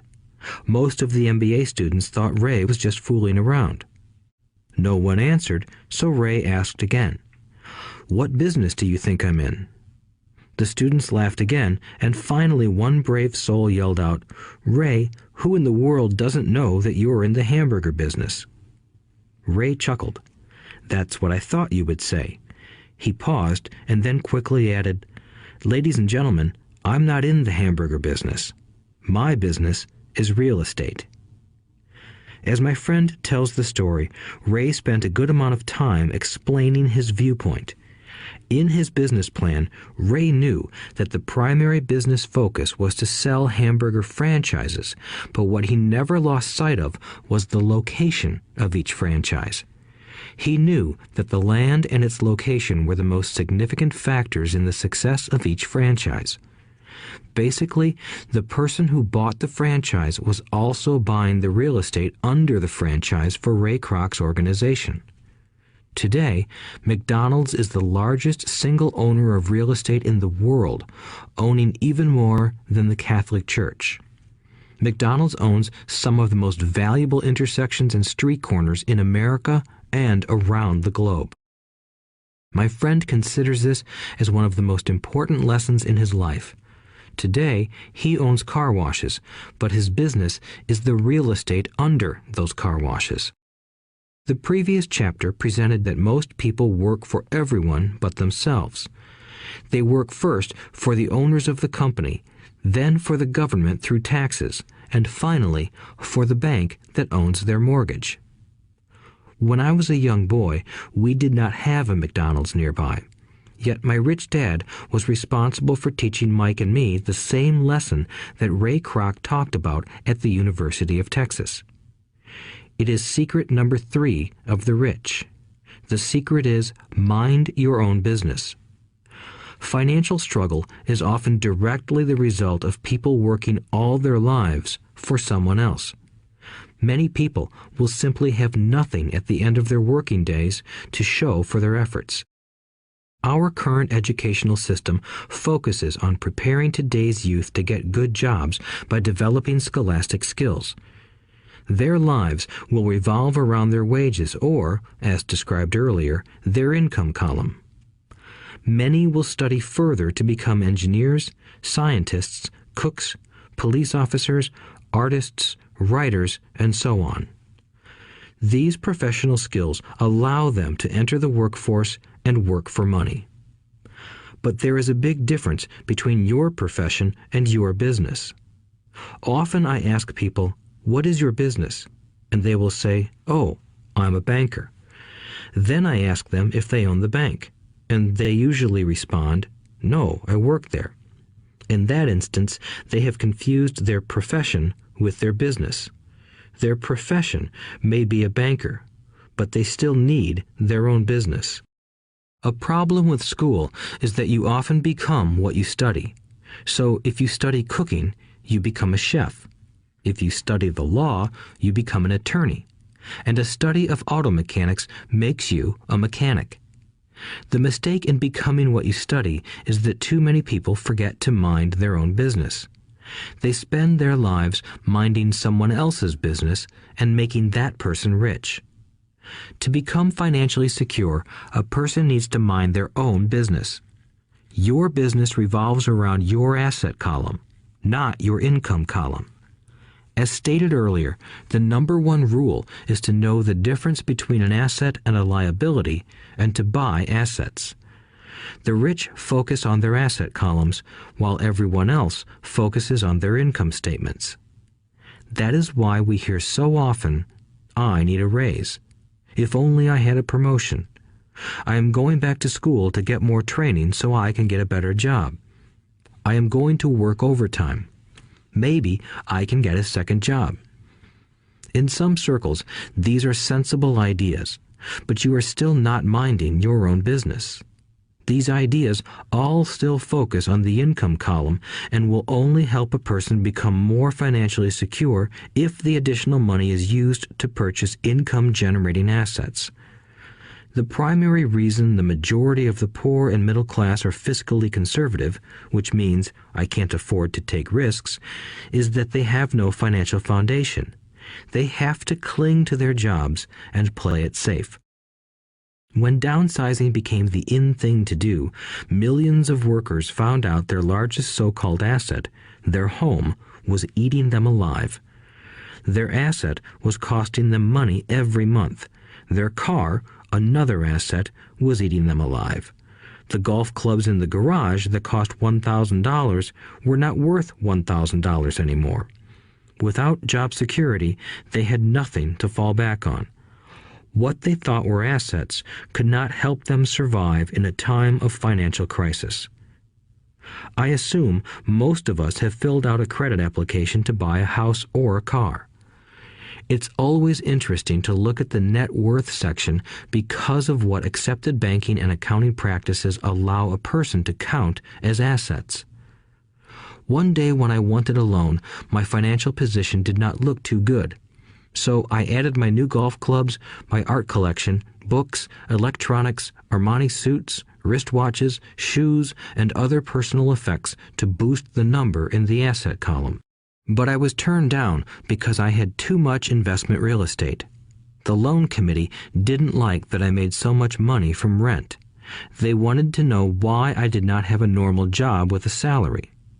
They did not question the Armani suits, golf clubs, or art collection.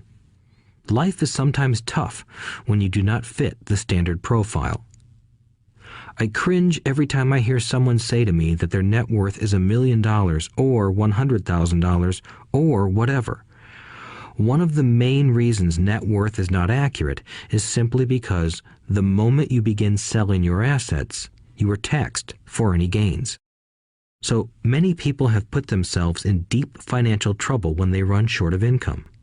To raise cash, they sell their assets, but their personal assets can generally be sold for only a fraction of the value that is listed on their personal balance sheet.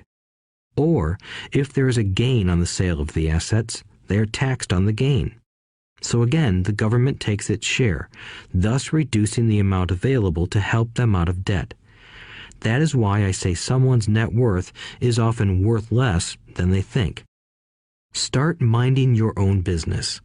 Keep your daytime job, but start buying real assets, not liabilities or personal effects that have no real value once you get them home.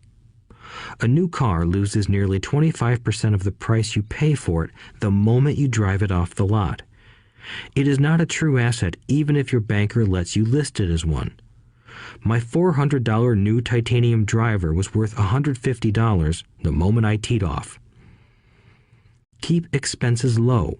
reduce liabilities, and diligently build a base of solid assets. For young people who have not yet left home, it is important for parents to teach them the difference between an asset and a liability.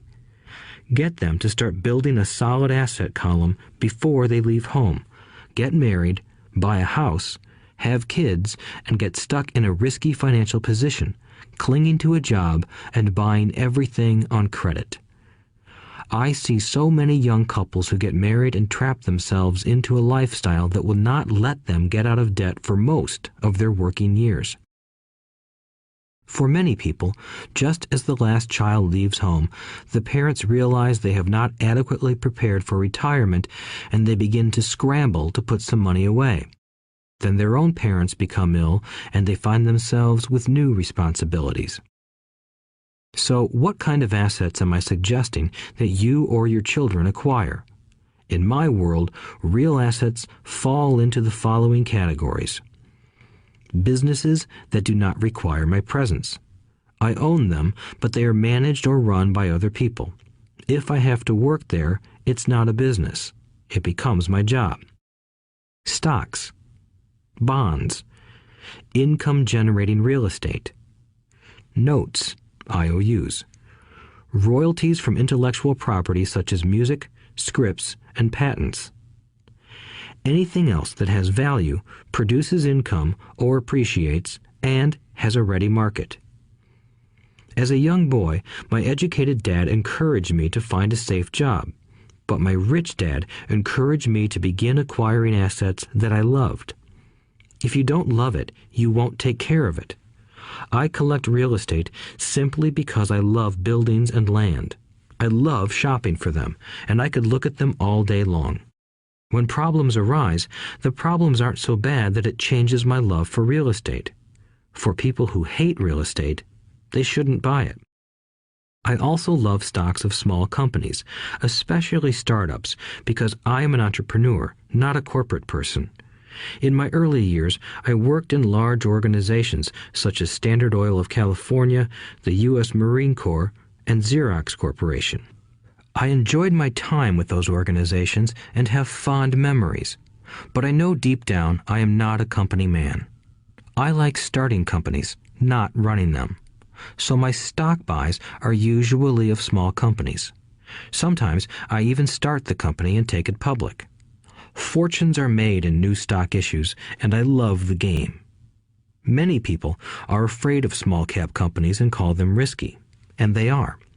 But that risk is diminished if you love what the investment is, understand it, and know the game.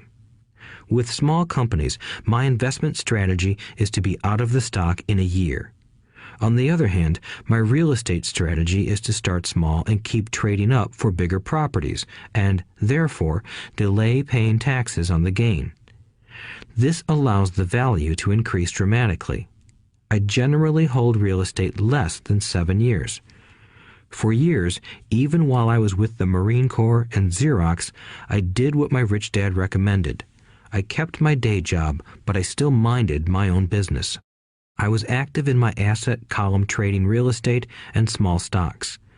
Rich Dad always stressed the importance of financial literacy. The better I was at understanding the accounting and cash management, the better I would be at analyzing investments and eventually starting and building my own company. I don't encourage anyone to start a company unless they really want to. Knowing what I know about running a company, I wouldn't wish that task on anyone. There are times when people can't find employment and starting a company seems like the best solution. But the odds are against success. 9 out of 10 companies fail in 5 years. Of those that survive the first 5 years, 9 out of every 10 of those eventually fail as well. So only if you really have the desire to own your own company do I recommend it. Otherwise, keep your day job and mind your own business. When I say mind your own business, I mean to build and keep your asset column strong.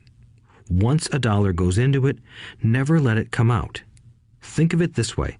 Once a dollar goes into your asset column, it becomes your employee. The best thing about money is that it works 24 hours a day and can work for generations. Keep your day job, Be a great hard-working employee, but keep building that asset column. As your cash flow grows, you can indulge in some luxuries.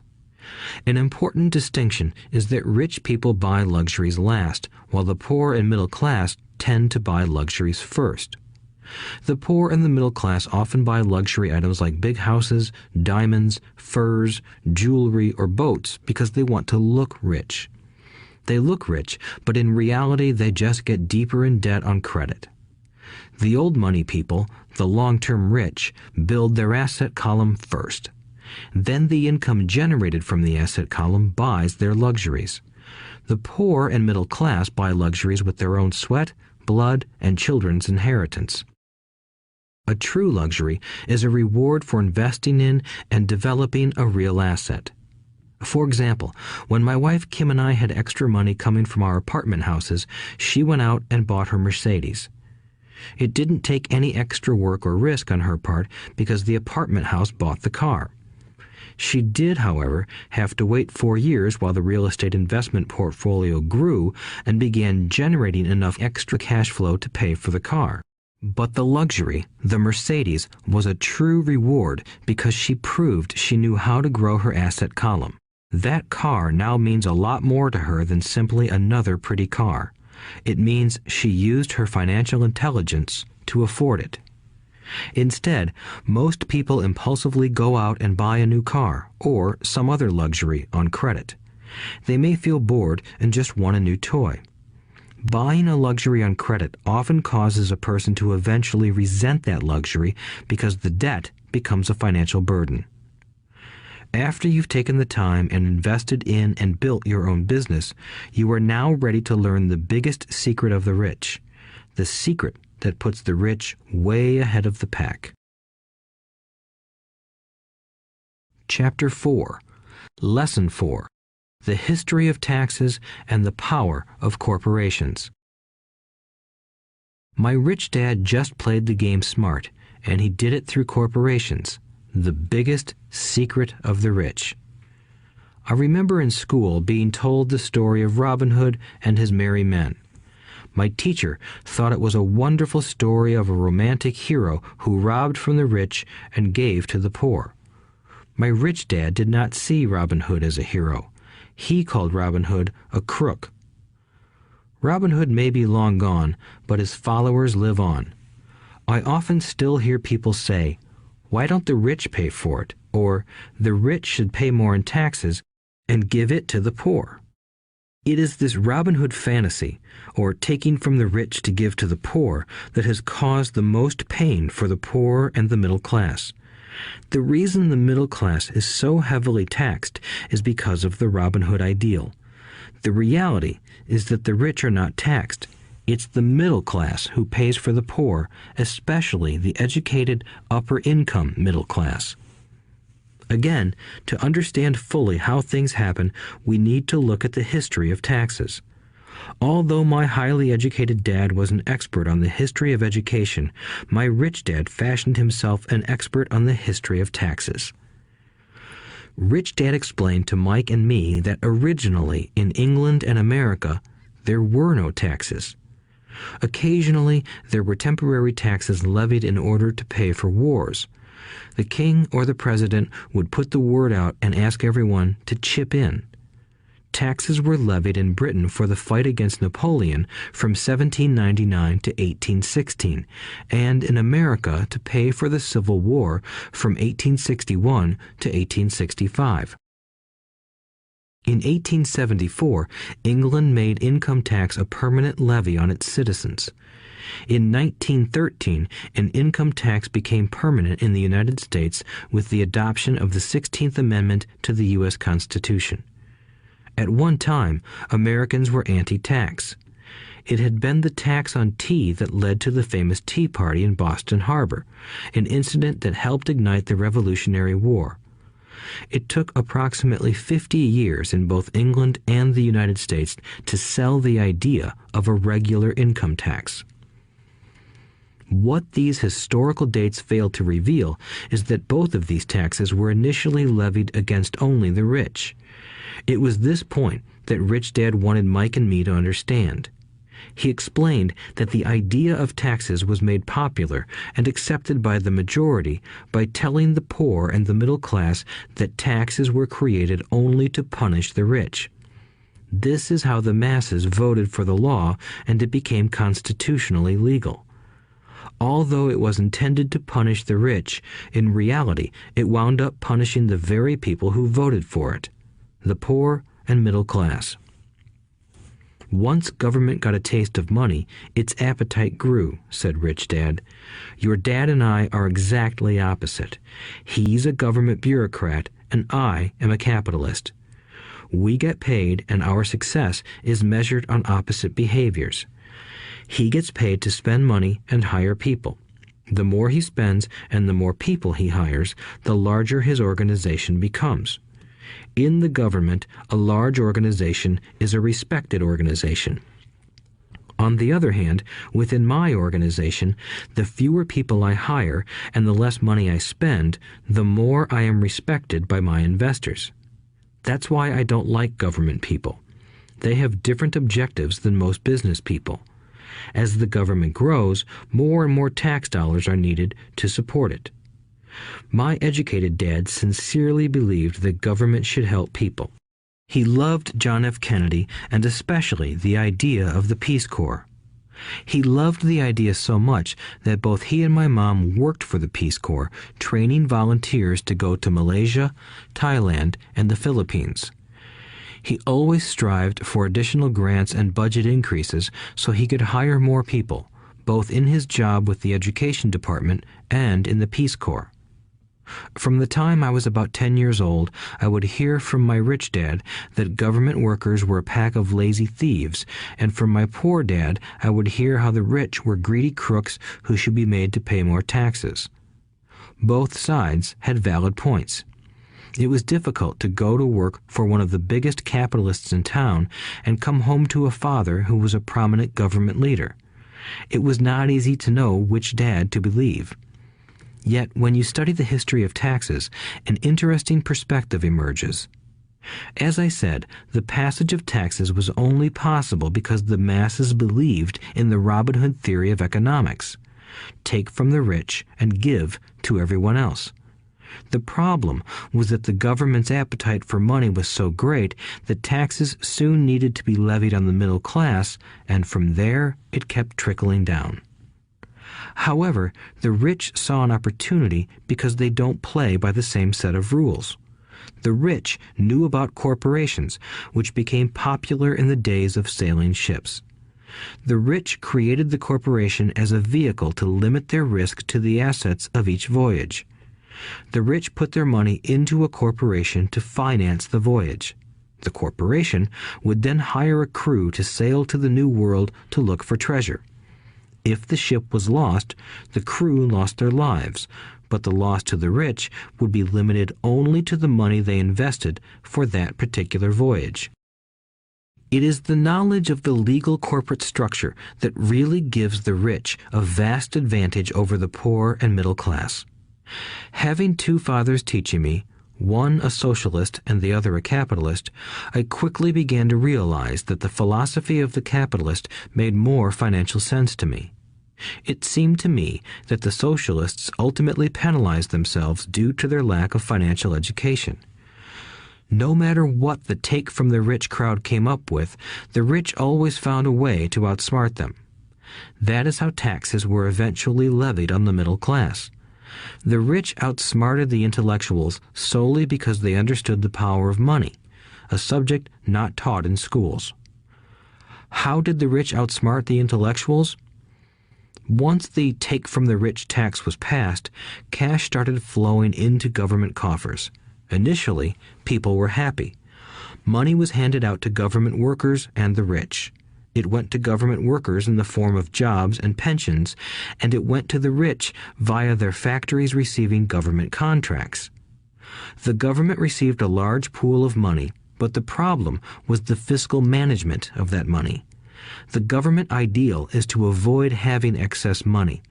If you fail to spend your allotted funds, you risk losing it in the next budget. You would certainly not be recognized for being efficient. Business people, on the other hand, are rewarded for having excess money and are applauded for their efficiency. As this cycle of growing government spending continued, the demand for money increased, and the tax the rich idea was adjusted to include lower income levels down to the very people who voted it in, the poor and the middle class. True capitalists used their financial knowledge to simply find an escape. They headed back to the protection of a corporation. But what many people who have never formed a corporation don't know is that a corporation is not really a thing. A corporation is merely a file folder with some legal documents in it, sitting in some attorney's office and registered with a state government agency. It's not a big building or a factory or a group of people. A corporation is merely a legal document that creates a legal body without a soul. Using it, the wealth of the rich was once again protected. It was popular because the income tax rate of a corporation is less than the individual income tax rates. In addition, certain expenses could be paid by a corporation with pre-tax dollars. This war between the haves and have-nots has raged for hundreds of years. The battle is waged whenever and wherever laws are made, and it will go on forever. The problem is that the people who lose are the uninformed, the ones who get up every day and diligently go to work and pay taxes. If they only understood the way the rich play the game, they could play it too. Then they would be on their way to their own financial independence. This is why I cringe every time I hear a parent advise their children to go to school so they can find a safe, secure job. An employee with a safe, secure job without financial aptitude has no escape. Average Americans today work 5 to 6 months for the government just to cover their taxes.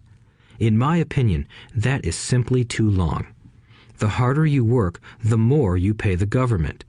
That is why I believe that the idea of take from the rich backfired on the very people who voted it in. Every time people try to punish the rich don't simply comply. They react. They have the money, power, and intent to change things. They don't just sit there and voluntarily pay more taxes. Instead, they search for ways to minimize their tax burden. They hire smart attorneys and accountants and persuade politicians to change laws or create legal loopholes. They use their resources to effect change. The tax code of the United States also allows other ways to reduce taxes. Most of these vehicles are available to anyone, but it is the rich who find them because they are minding their own business. For example, 1031 is jargon for Section 1031 of the Internal Revenue Code, which allows a seller to delay paying taxes on a piece of real estate that is sold for a capital gain through an exchange for a more expensive piece of real estate. Real estate is one investment vehicle that has a great tax advantage. As long as you keep trading up in value, you will not be taxed on the gains until you liquidate. People who don't take advantage of these legal tax savings are missing a great opportunity to build their asset columns. The poor and middle class don't have the same resources. They sit there and let the government's needles enter their arm and allow the blood donation to begin. Today, I am constantly shocked at the number of people who pay more taxes or take fewer deductions simply because they are afraid of the government. I have friends who have had their businesses shut down and destroyed, only to find out it was a mistake on the part of the government. I realize all that, but the price of working from January to May is a high price to pay for that intimidation. My poor dad never fought back. My rich dad didn't either. He just played the game smarter, and he did it through corporations, the biggest secret of the rich. You may remember the first lesson I learned from my rich dad. I was a little boy of 9 who had to sit and wait for him to choose to talk to me. I sat in his office waiting for him to get to me. He was ignoring me on purpose. He wanted me to recognize his power and to desire to have that power for myself one day. During all the years I studied and learned from him, he always reminded me that knowledge is power. and with money comes great power that requires the right knowledge to keep it and make it multiply. Without that knowledge, the world pushes you around. Rich Dad constantly reminded Mike and me that the biggest bully was not the boss or the supervisor, but the tax man. The tax man will always take more if you let him. The first lesson of having money work for you, as opposed to you working for money, is all about power. If you work for money, you give the power to your employer. If money works for you, you keep the power and control it. Once we had this knowledge of the power of money working for us, he wanted us to be financially smart and not let anyone or anything push us around. If you're ignorant, it's easy to be bullied. If you know what you're talking about, you have a fighting chance. That is why he paid so much for smart tax accountants and attorneys. It was less expensive to pay them than to pay the government. His best lesson to me was, be smart and you won't be pushed around as much. He knew the law because he was a law-abiding citizen and because it was expensive to not know the law. If you know you're right, you're not afraid of fighting back, even if you are taking on Robin Hood and his band of merry men. My highly educated dad always encouraged me to land a good job with a strong corporation. He spoke of the virtues of working your way up the corporate ladder. He didn't understand that, by relying solely on a paycheck from a corporate employer, I would be a docile cow ready for milking.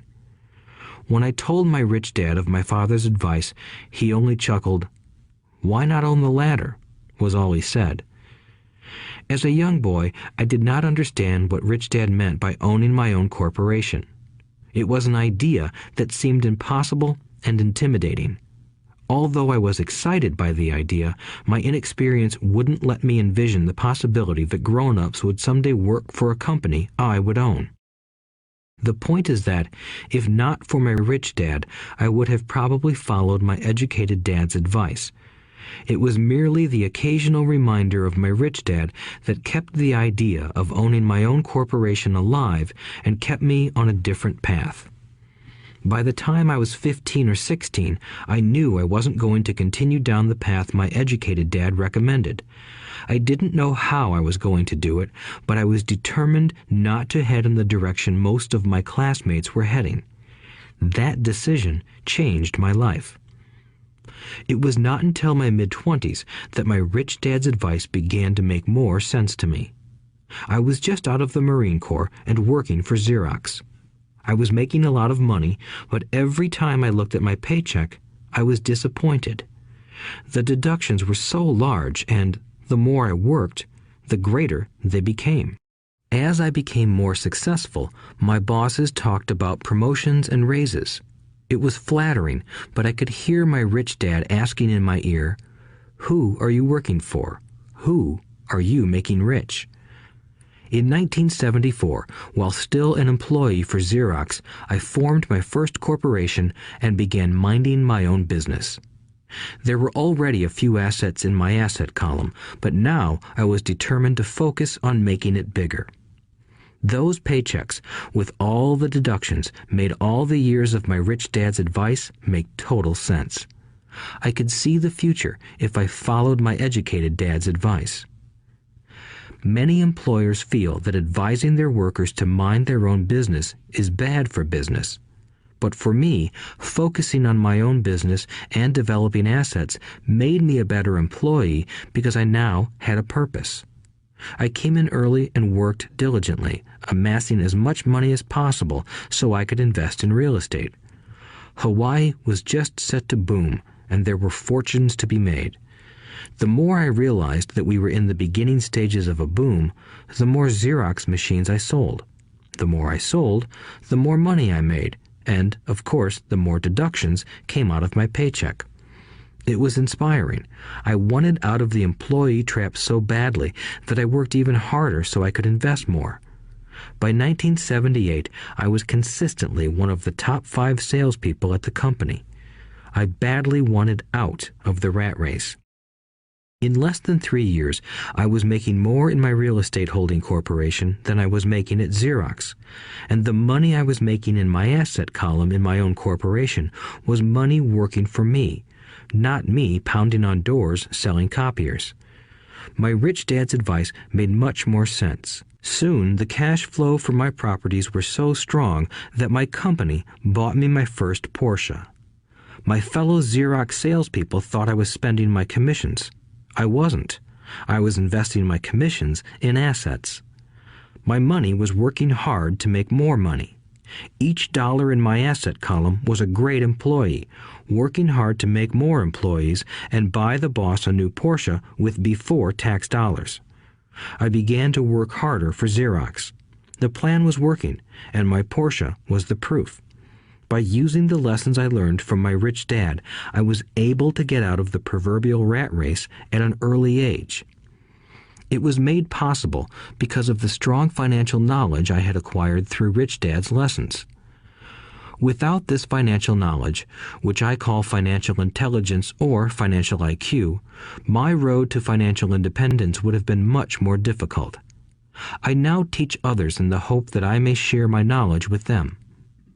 I remind people that financial IQ is made up of knowledge from 4 broad areas of expertise. 1. Accounting. Accounting is financial literacy or the ability to read numbers. This is a vital skill if you want to build an empire. The more money you are responsible for, the more accuracy is required, or the house comes tumbling down. This is the left brain side, or the details. Financial literacy is the ability to read and understand financial statements, which allows you to identify the strengths and weaknesses of any business. 2. Investing. Investing is the science of money making money. This involves strategies and formulas which use the creative right brain side. 3. Understanding markets. Understanding markets is the science of supply and demand.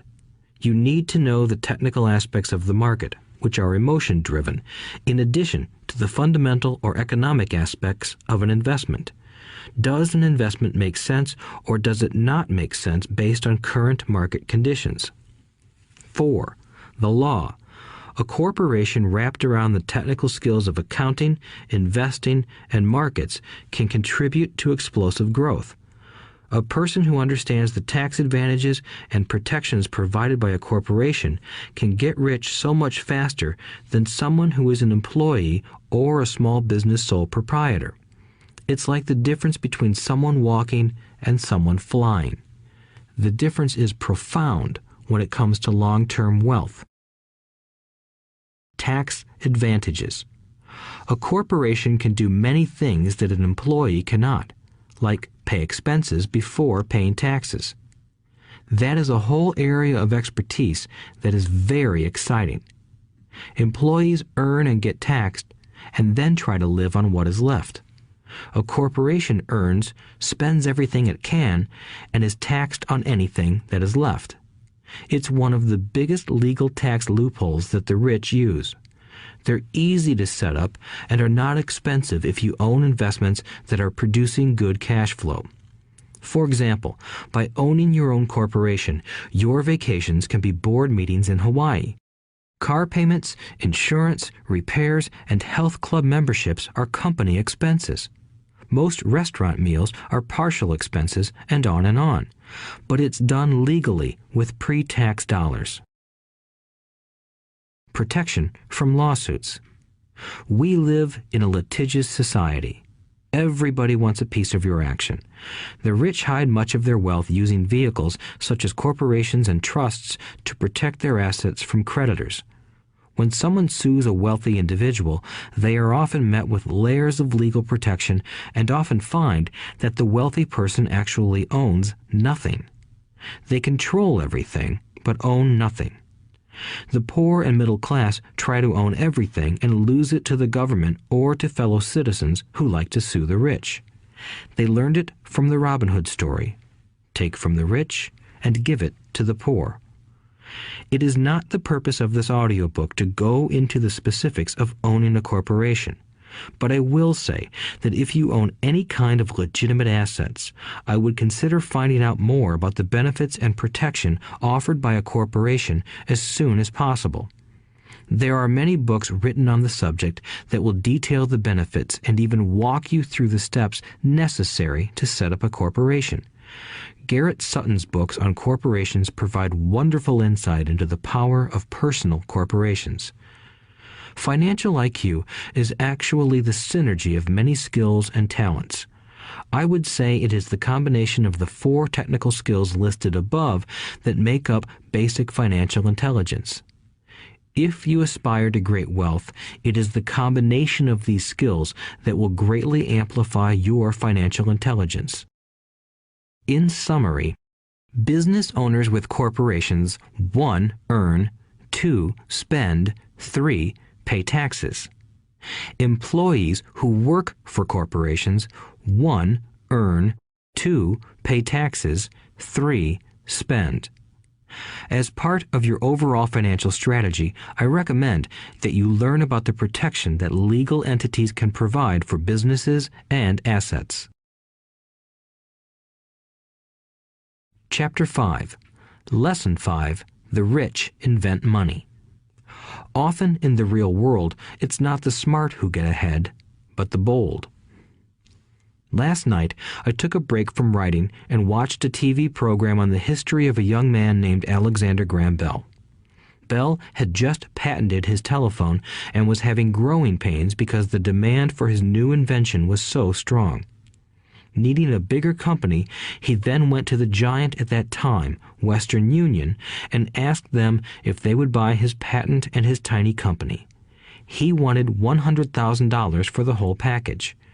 The president of Western Union scoffed at him and turned him down, saying the price was ridiculous. The rest is history. A multi-billion-dollar industry emerged, and AT&T was born. The evening news came on right after the story of Alexander Graham Bell. On the news was a story of another downsizing at a local company. The workers were angry and complained that the company ownership was unfair. A terminated manager of about 45 years of age had his wife and 2 babies at the plant and was begging the guards to let him talk to the owners to ask if they would reconsider his termination. He had just bought a house and was afraid of losing it. The camera focused in on his pleading for all the world to see. Needless to say, it held my attention.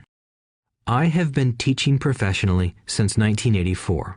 It has been a great experience and a rewarding one. It is also a disturbing profession, for I have taught thousands of individuals, and I see one thing in common in all of us, myself included. We all have tremendous potential, and we all are blessed with gifts. Yet the one thing that holds all of us back is some degree of self-doubt. It is not so much the lack of technical information that holds us back, but more the lack of self-confidence. Some are more affected than others. Once we leave school, most of us know that it is not so much a matter of college degrees or good grades that count. In the real world, outside of academics, something more than just grades is required. I have heard it called many things: guts, chutzpah, balls, audacity, bravado, cunning, daring, tenacity, and brilliance. This factor, whatever it is labeled, ultimately decides one's future much more than school grades do. Inside each of us is one of these brave, brilliant, and daring characters. There is also the flip side of that character, people who could get down on their knees and beg if necessary. After a year in Vietnam as a Marine Corps pilot, I got to know both of those characters inside of me intimately. One is not better than the other. Yet, as a teacher, I recognized that it was excessive fear and self-doubt that were the greatest detractors of personal genius.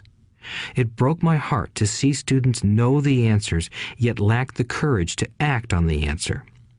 Often in the real world, it's not the smart who get ahead, but the bold.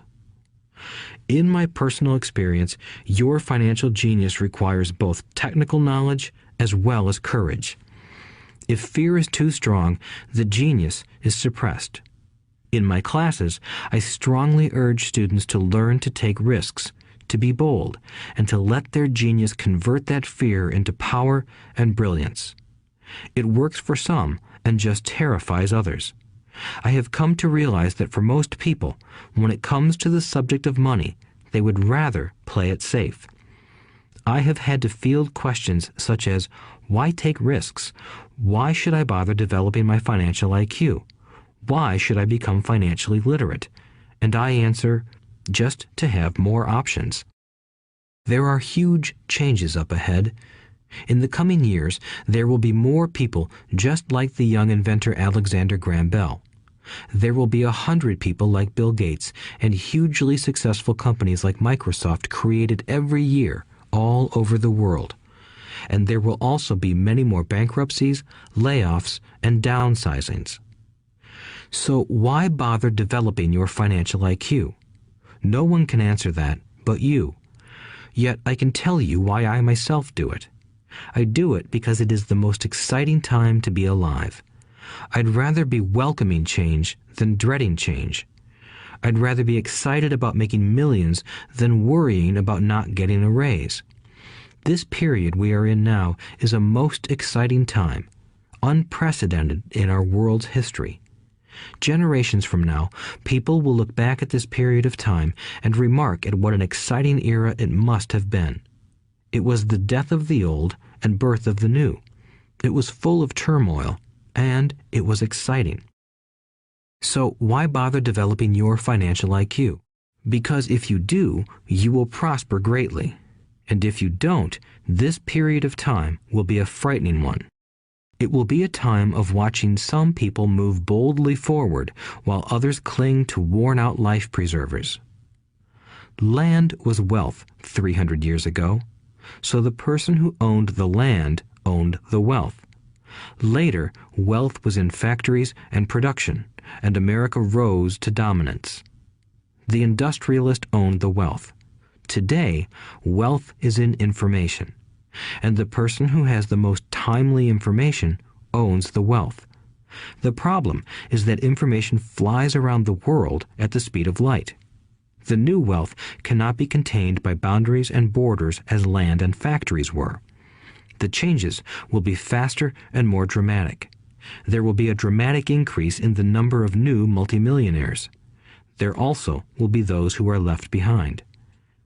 I find so many people struggling today, often working harder, simply because they cling to old ideas. They want things to be the way they were, and they resist change. I know people who are losing their jobs or their houses, and they blame technology or the economy or their boss. Sadly, they fail to realize that they might be the problem. Old ideas are their biggest liability. It is a liability simply because they fail to realize that while that idea or way of doing something was an asset yesterday, yesterday is gone. One afternoon, I was teaching how to invest using a board game I had invented, Cash Flow, as a teaching tool. A friend had brought someone along to attend the class. This friend of a friend was recently divorced, had been badly burned in the divorce settlement, and was now searching for some answers.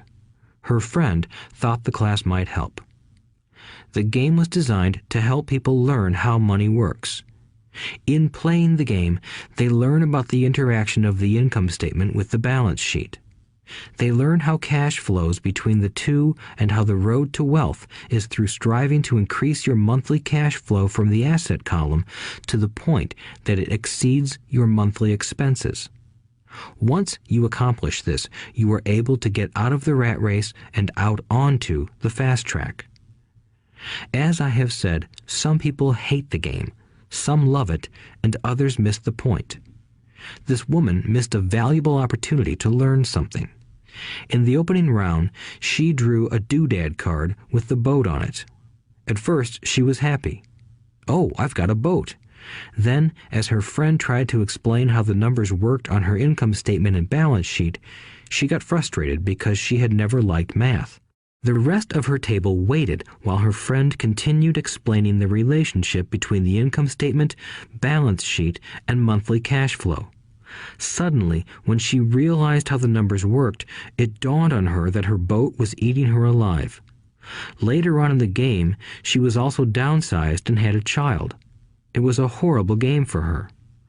After the class, her friend came by and told me that she was upset. She had come to the class to learn about investing and did not like the idea that it took so long to play a silly game. Her friend attempted to tell her to look within herself to see if the game reflected her in any way. With that suggestion, the woman demanded her money back. She said that the very idea that a game could be a reflection of her was ridiculous. Her money was promptly refunded, and she left.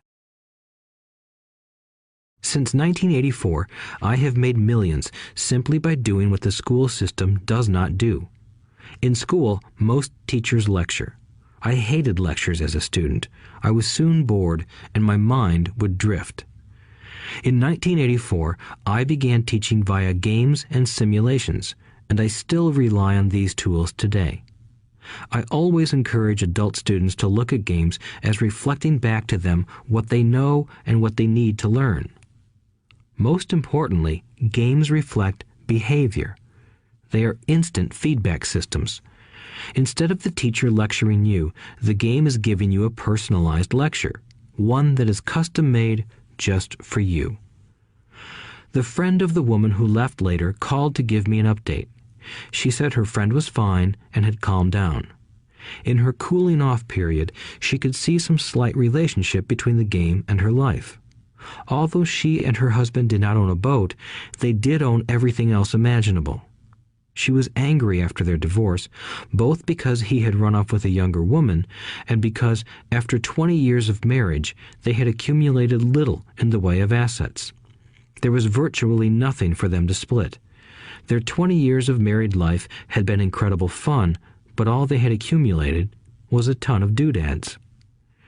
She realized that her anger at doing the numbers, the income statement and balance sheet, came from her embarrassment about not understanding them. She believed that finances were the man's job. She maintained the house and did the entertaining, and he handled the finances. She was now quite certain that in the last 5 years of their marriage, he had hidden money from her. She was angry at herself for not being more aware of where the money was going, as well as for not knowing about the other woman. Just like a board game, the world is always providing us with instant feedback. We could learn a lot if we tuned in more. One day, not long ago, I complained to my wife that the cleaners must have shrunk my pants. My wife gently smiled and poked me in the stomach to inform me that the pants had not shrunk. Something else had expanded. Me. The cash flow game was designed to give every player personal feedback. Its purpose is to give you options. If you draw the boat card and it puts you into debt, the question is, now what can you do? How many different financial options can you come up with? That is the purpose of the game, to teach players to think and create new and various financial options. Thousands of people throughout the world have played this game. The players who get out of the rat race the quickest are the people who understand numbers and have creative financial minds. They recognize different financial options. Rich people are often creative and take calculated risks. People who take the longest are people who are not familiar with numbers and often do not understand the power of investing. Some people playing cash flow gain lots of money in the game, but they don't know what to do with it. Even though they have money, everyone else seems to be getting ahead of them. And that is true in real life. There are a lot of people who have a lot of money and do not get ahead financially. Limiting your options is the same as hanging on to old ideas. I have a friend from high school who now works at 3 jobs. Years ago, he was the richest of all my classmates. When the local sugar plantation closed, the company he worked for went down with the plantation. In his mind, he had but one option, and that was the old option: work hard. The problem was that he couldn't find an equivalent job that recognized his seniority from the old company. As a result, he is overqualified for the jobs he currently has. so his salary is lower. He now works 3 jobs to earn enough to survive. I have watched people playing cash flow complain that the right opportunity cards are not coming their way, so they sit there. I know people who do that in real life. They wait for the right opportunity. I have watched people get the right opportunity card and then not have enough money. Then they complain that they would have gotten out of the rat race if they had had more money. So they sit there. I know people in real life who do that also. They see all the great deals, but they have no money. And I have seen people pull a great opportunity card, read it out loud, and have no idea that it is a great opportunity. They have the money, the time is right, they have the card, but they can't see the opportunity staring them in the face. They fail to see how it fits into their financial plan for escaping the rat race. And I know more people like that than all the others combined. Most people have an opportunity of a lifetime flash right in front of them, and they fail to see it. A year later, they find out about it, after everyone else got rich. Financial intelligence is simply having more options. If the opportunities aren't coming your way, what else can you do to improve your financial position? If an opportunity lands in your lap and you have no money and the bank won't talk to you, what else can you do to get the opportunity to work in your favor? If your hunch is wrong and what you've been counting on doesn't happen, how can you turn a lemon into millions? That is financial intelligence. It is not so much what happens, but how many different financial solutions you can think of to turn a lemon into millions. It is how creative you are in solving financial problems. Most people only know one solution: work hard, save, and borrow. So why would you want to increase your financial intelligence? Because you want to be the kind of person who creates your own luck. You take whatever happens and make it better. Few people realize that luck is created, just as money is. And if you want to be luckier and create money instead of working hard, then your financial intelligence is important.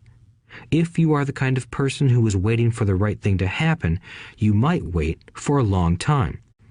It's like waiting for all the traffic lights to be green for 5 miles before you'll start your trip. As young boys, Mike and I were constantly told by my rich dad that money is not real. Rich Dad occasionally reminded us of how close we came to the secret of money on that first day we got together and began making money out of plaster of Paris. The poor and middle class work for money, he would say. The rich make money. The more real you think money is, the harder you will work for it. If you can grasp the idea that money is not real, you will grow richer faster.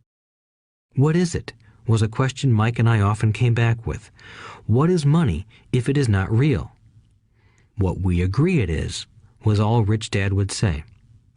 The single most powerful asset we all have is our mind. If it is trained well, it can create enormous wealth seemingly instantaneously. An untrained mind can also create extreme poverty that can crush a family for generations. In the information age, money is increasing exponentially. A few individuals are getting ridiculously rich from nothing, just ideas and agreements. If you ask many people who trade stocks or other investments for a living, they see it done all the time. Often, millions can be made instantaneously from nothing. And by nothing, I mean no money was exchanged. It is done via agreement, a hand signal in a trading pit, a blip on a trader's screen in Lisbon from a trader's screen in Toronto and back to Lisbon, a call to my broker to buy and a moment later to sell. Money did not change hands. Agreements did.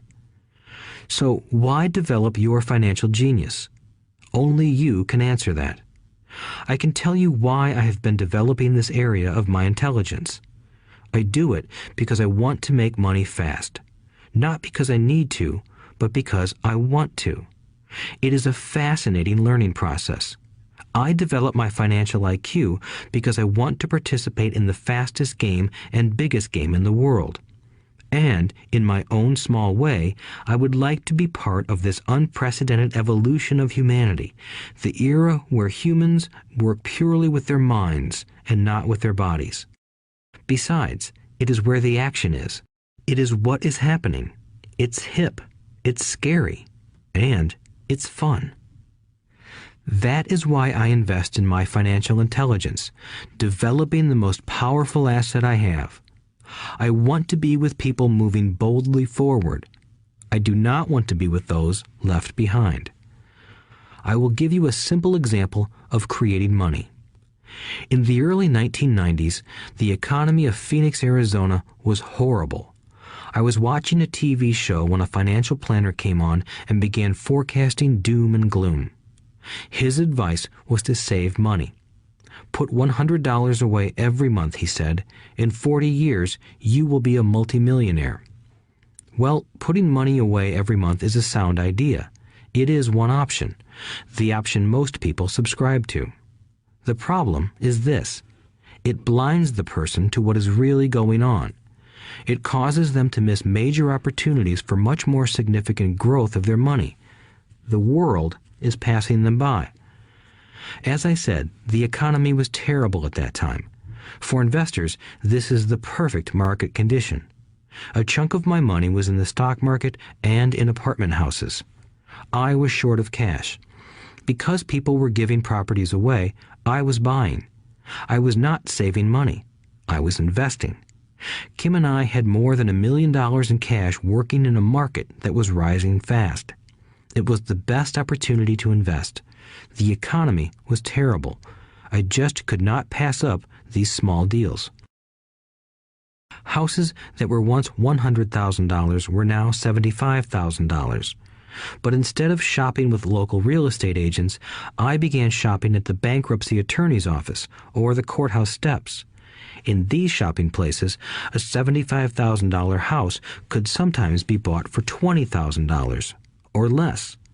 For $2,000, which was loaned to me from a friend for 90 days for $200, I gave an attorney a cashier's check as a down payment.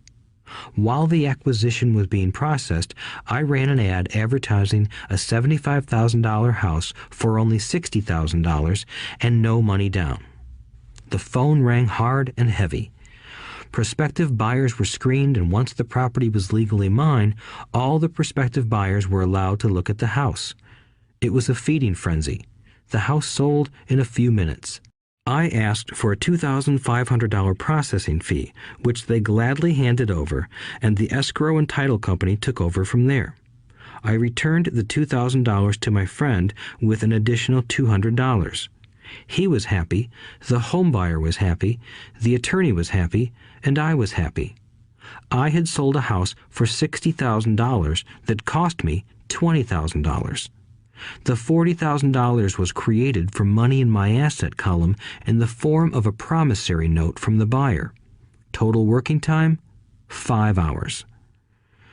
So, now that you are on your way to becoming more financially literate and skilled at reading numbers, I will tell you why this is an example of money being invented. During this depressed market, Kim and I were able to do 6 of these simple transactions in our spare time. While the bulk of our money was in larger properties and the stock market, we were able to create more than $190,000 in assets, notes at 10% interest, in those 6 buy, create, and sell transactions. That comes to approximately $19,000 a year income, much of it sheltered through our private corporation. Much of that $19,000 a year goes to pay for our company cars, gas, trips, insurance, dinners with clients, and other things. By the time the government gets a chance to tax that income, it's been spent on legally allowed pre-tax expenses. This was a simple example of how money is invented, created, and protected using financial intelligence. Ask yourself, how long would it take to save $190,000? Would the bank pay you 10% interest on your money? And the promissory note is good for 30 years. I hope they never pay me the $190,000. I have to pay a tax if they pay me the principal, and besides, $19,000 paid over 30 years is a little over $500,000 in income.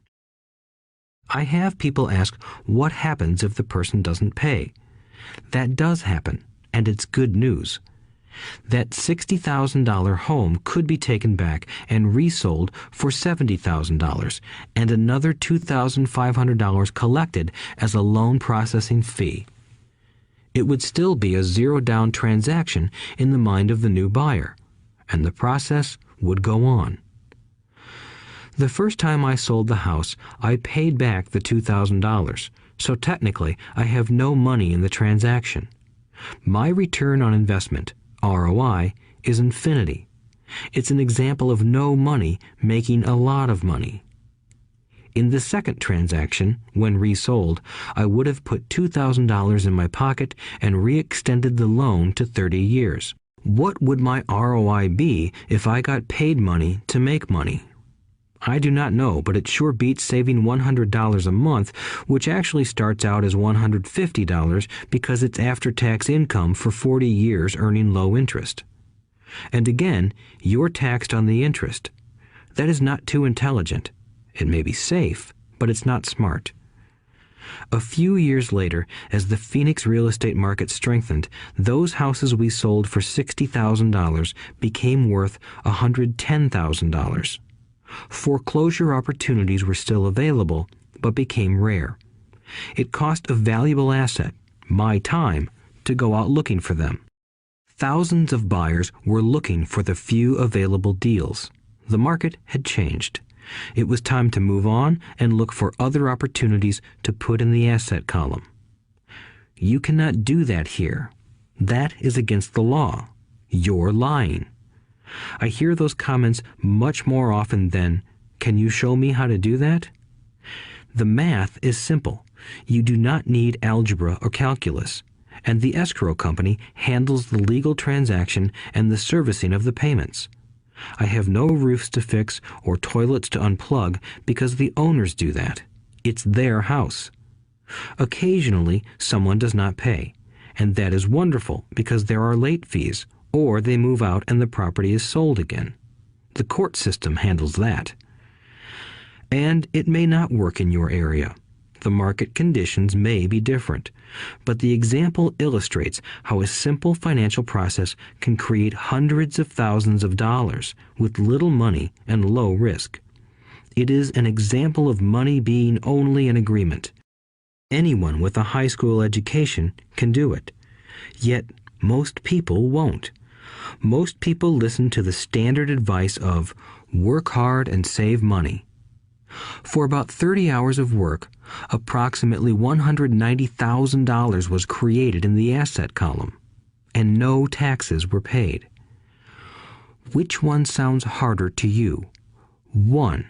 Work hard, pay 50% in taxes, save what is left, your savings, then earn 5%, which is also taxed. Or 2. Take the time to develop your financial intelligence, harness the power of your brain and the asset column. If you use option number 1, be sure to factor in how much time it takes you to save $190,000. Time is one of your greatest assets. Now, you may understand why I silently shake my head when I hear parents say, "My child is doing well in school and receiving a good education." It may be good, but is it adequate? I know the above investment strategy is a small one. It is used to illustrate how small can grow into big. Again, my success reflects the importance of a strong financial foundation, which starts with a strong financial education. I have said it before, but it's worth repeating. Financial intelligence is made up of these 4 main technical skills. 1. Accounting. Accounting is financial literacy, or the ability to read numbers. This is a vital skill if you want to build businesses or investments. 2. Investing. Investing is the science of money making money. 3. Understanding markets. Understanding markets is the science of supply and demand. Alexander Graham Bell gave the market what it wanted. So did Bill Gates. A $75,000 house offered for $60,000 that cost $20,000 was also the result of seizing an opportunity created by the market. Somebody was buying, and someone was selling. 4. The law. The law is the awareness of accounting, corporate, state, and federal regulations. I recommend playing by the rules. It is this basic foundation, or the combination of these skills, that is needed to be successful in the pursuit of wealth, whether it be through the buying of small homes, apartment buildings, companies, stocks, bonds, precious metals, baseball cards, or the like. A few years later, the real estate market rebounded and everyone else was getting in. The stock market was booming and everyone was getting in. The U.S. economy was getting back on its feet. I began selling and was now traveling to Peru, Norway, Malaysia, and the Philippines. The investment landscape had changed. We were no longer buying real estate. Now I just watch the values climb inside the asset column and will probably begin selling. I suspect that some of those 6 little house deals will sell and the $40,000 note will be converted to cash. I need to call my accountant to be prepared for cash and seek ways to shelter it. The point I would like to make is that investments come and go. The market goes up and comes down. Economies improve and crash. The world is always handing you opportunities of a lifetime, every day of your life, but all too often we fail to see them. But they are there. And the more the world changes and the more technology changes, the more opportunities there will be to allow you and your family to be financially secure for generations to come. So why bother developing your financial intelligence? Again, only you can answer that. I know why I continue to learn and develop. I do it because I know there are changes coming. I'd rather welcome change than cling to the past. I know there will be market booms and market crashes. I want to continually develop my financial intelligence because at each market change, some people will be on their knees begging for their jobs. Others, meanwhile, will take the lemons that life hands them, and we are all handed lemons occasionally, and turn them into millions. That's financial intelligence. I am often asked about the lemons I have turned into millions. I hesitate using many more examples of personal investments because I am afraid it comes across as bragging or tooting my own horn. That is not my intention. I use the examples only as numerical and chronological illustrations of actual and simple cases. I use the examples because I want you to know that it is easy. And the more familiar you become with the 4 pillars of financial intelligence, the easier it becomes. Personally, I use 2 main vehicles to achieve financial growth: real estate and small cap stocks. I use real estate as my foundation. Day in and day out, my properties provide cash flow and occasional spurts of growth and value. The small cap stocks are used for fast growth. I do not recommend anything that I do. The examples are just that, examples. If the opportunity is too complex and I do not understand the investment, I don't do it. Simple math and common sense are all you need to do well financially. There are 5 reasons for using examples. 1. To inspire people to learn more. 2. To let people know it is easy if the foundation is strong. 3. To show that anyone can achieve great wealth. 4. To show that there are millions of ways to achieve your goals. 5. To show that it's not rocket science. In 1989, I used to jog through a lovely neighborhood in Portland, Oregon. It was a suburb that had little gingerbread houses. They were small and cute. I almost expected to see Little Red Riding Hood skipping down the sidewalk on her way to Granny's. There were for sale signs everywhere. The timber market was terrible, The stock market had just crashed and the economy was depressed. On one street, I noticed a for sale sign that was up longer than most. It looked old. Jogging past it one day, I ran into the owner, who looked troubled. "What are you asking for your house?" I asked. The owner turned and smiled weakly. "Make me an offer," he said. "It's been for sale for over a year. Nobody even comes by anymore to look at it." "I'll look," I said, and I bought the house a half hour later for $20,000 less than his asking price. It was a cute little 2-bedroom home with gingerbread trim on all the windows. It was light blue with gray accents and had been built in 1930. Inside, there was a beautiful rock fireplace, as well as 2 tiny bedrooms. It was a perfect rental house. I gave the owner $5,000 down for a $45,000 house that was really worth $65,000, except that no one wanted to buy it. The owner moved out in a week, happy to be free, and my first tenant moved in, a local college professor. After the mortgage, expenses, and management fees were paid, I put a little less than $40 in my pocket at the end of each month. Hardly exciting. A year later, the depressed Oregon real estate market had begun to pick up.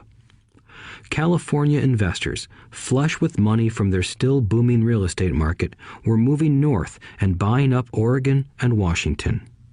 I sold that little house for $95,000 to a young couple from California who thought it was a bargain.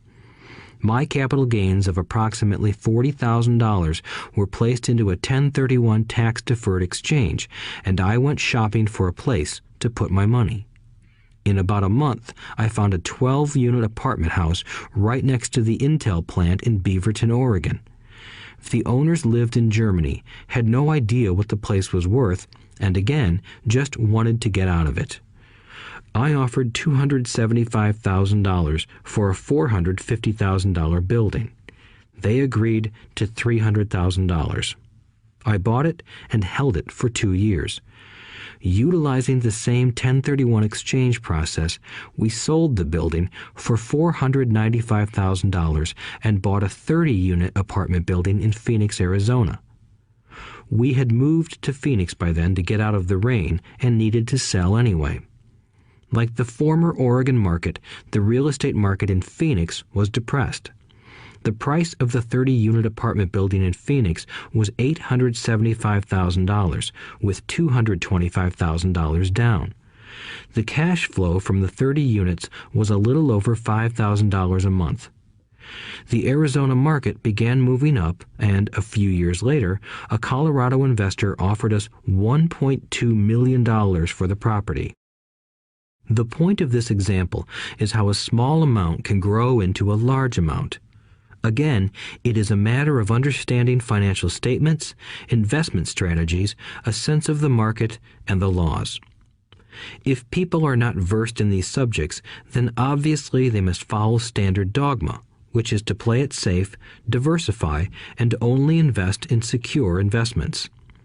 The problem with secure investments is that they are often sanitized, that is, made so safe that the gains are less. Most large brokerage houses will not touch speculative transactions in order to protect themselves and their clients, and that is a wise policy.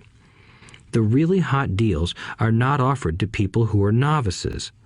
Often, the best deals that make the rich even richer are reserved for those who understand the game. It is technically illegal to offer speculative deals to someone who is considered not sophisticated, but of course, it happens. The more sophisticated I get, the more opportunities come my way. Another case for developing your financial intelligence over a lifetime is simply that more opportunities are presented to you. And the greater your financial intelligence, the easier it is to tell whether a deal is good. It's your intelligence that can spot a bad deal or make a bad deal good. The more I learn, and there is a lot to learn, the more money I make simply because I gain experience and wisdom as the years go on. I have friends who are playing it safe, working hard at their profession and failing to gain financial wisdom, which does take time to develop. My overall philosophy is to plant seeds inside my asset column. That is my formula. I start small and plant seeds. Some grow, some don't. Inside our real estate corporation, we have property worth several $1 million. It is our own right, or real estate investment trust. The point I'm making is that most of those millions started out as little $5,000 to $10,000 investments. All of those down payments were fortunate to catch a fast-rising market and increase tax-free. We traded in and out several times over a number of years. We also own a stock portfolio, surrounded by a corporation that Kim and I call our personal mutual fund. We have friends who deal specifically with investors like us who have extra money each month to invest. We buy high-risk, speculative private companies that are just about to go public on a stock exchange in the United States or Canada. An example of how fast gains can be made are 100,000 shares purchased for 25 cents each before the company goes public. 6 months later, the company is listed, and the 100,000 shares now are worth $2 each. If the company is well managed, the price keeps going up, and the stock may go to $20 or more per share. There are years when our $25,000 has gone to $1 million in less than a year. It is not gambling if you know what you're doing. It is gambling if you're just throwing money into a deal and praying.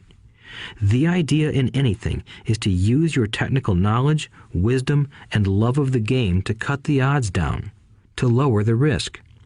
Of course, there is always risk. It is financial intelligence that improves the odds. Thus, what is risky for one person is less risky to someone else. That is the primary reason I constantly encourage people to invest more in their financial education than in stocks, real estate, or other markets. The smarter you are, the better chance you have of beating the odds. The stock plays I personally invested in were extremely high risk for most people and absolutely not recommended. I have been playing that game since 1979 and have paid more than my share in dues. But if you will review why investments such as these are high risk for most people, you may be able to set your life up differently, so that the ability to take $25,000 and turn it into $1 million in a year is low risk for you. As stated earlier, nothing I have written is a recommendation. It is only used as an example of what is simple and possible. What I do is small potatoes in the grand scheme of things. Yet, for the average individual, a passive income of more than $100,000 a year is nice and not hard to achieve. Depending on the market and how smart you are, it could be done in 5 to 10 years. If you keep your living expenses modest, $100,000 coming in as additional income is pleasant, regardless of whether you work. You can work if you like, or take time off if you choose, and use the government tax system in your favor rather than against you. My personal basis is real estate. I love real estate because it's stable and slow-moving. I keep the base solid. The cash flow is fairly steady and, if properly managed, has a good chance of increasing in value. The beauty of a solid base of real estate is that it allows me to take greater risks, as I do with speculative stocks. If I make great profits in the stock market, I pay my capital gains tax on the gain and then reinvest what's left in real estate, again further securing my asset foundation. A last word on real estate. I have traveled all over the world and taught investing. In every city, I hear people say you cannot buy real estate cheap. That is not my experience.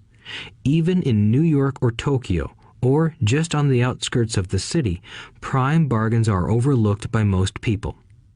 In Singapore, with their high real estate prices, there are still bargains to be found within a short driving distance. So whenever I hear someone say, "You can't do that here," pointing at me, I remind them that maybe the real statement is, "I don't know how to do that here, yet." Great opportunities are not seen with your eyes. They are seen with your mind. Most people never get wealthy simply because they are not trained financially to recognize opportunities right in front of them.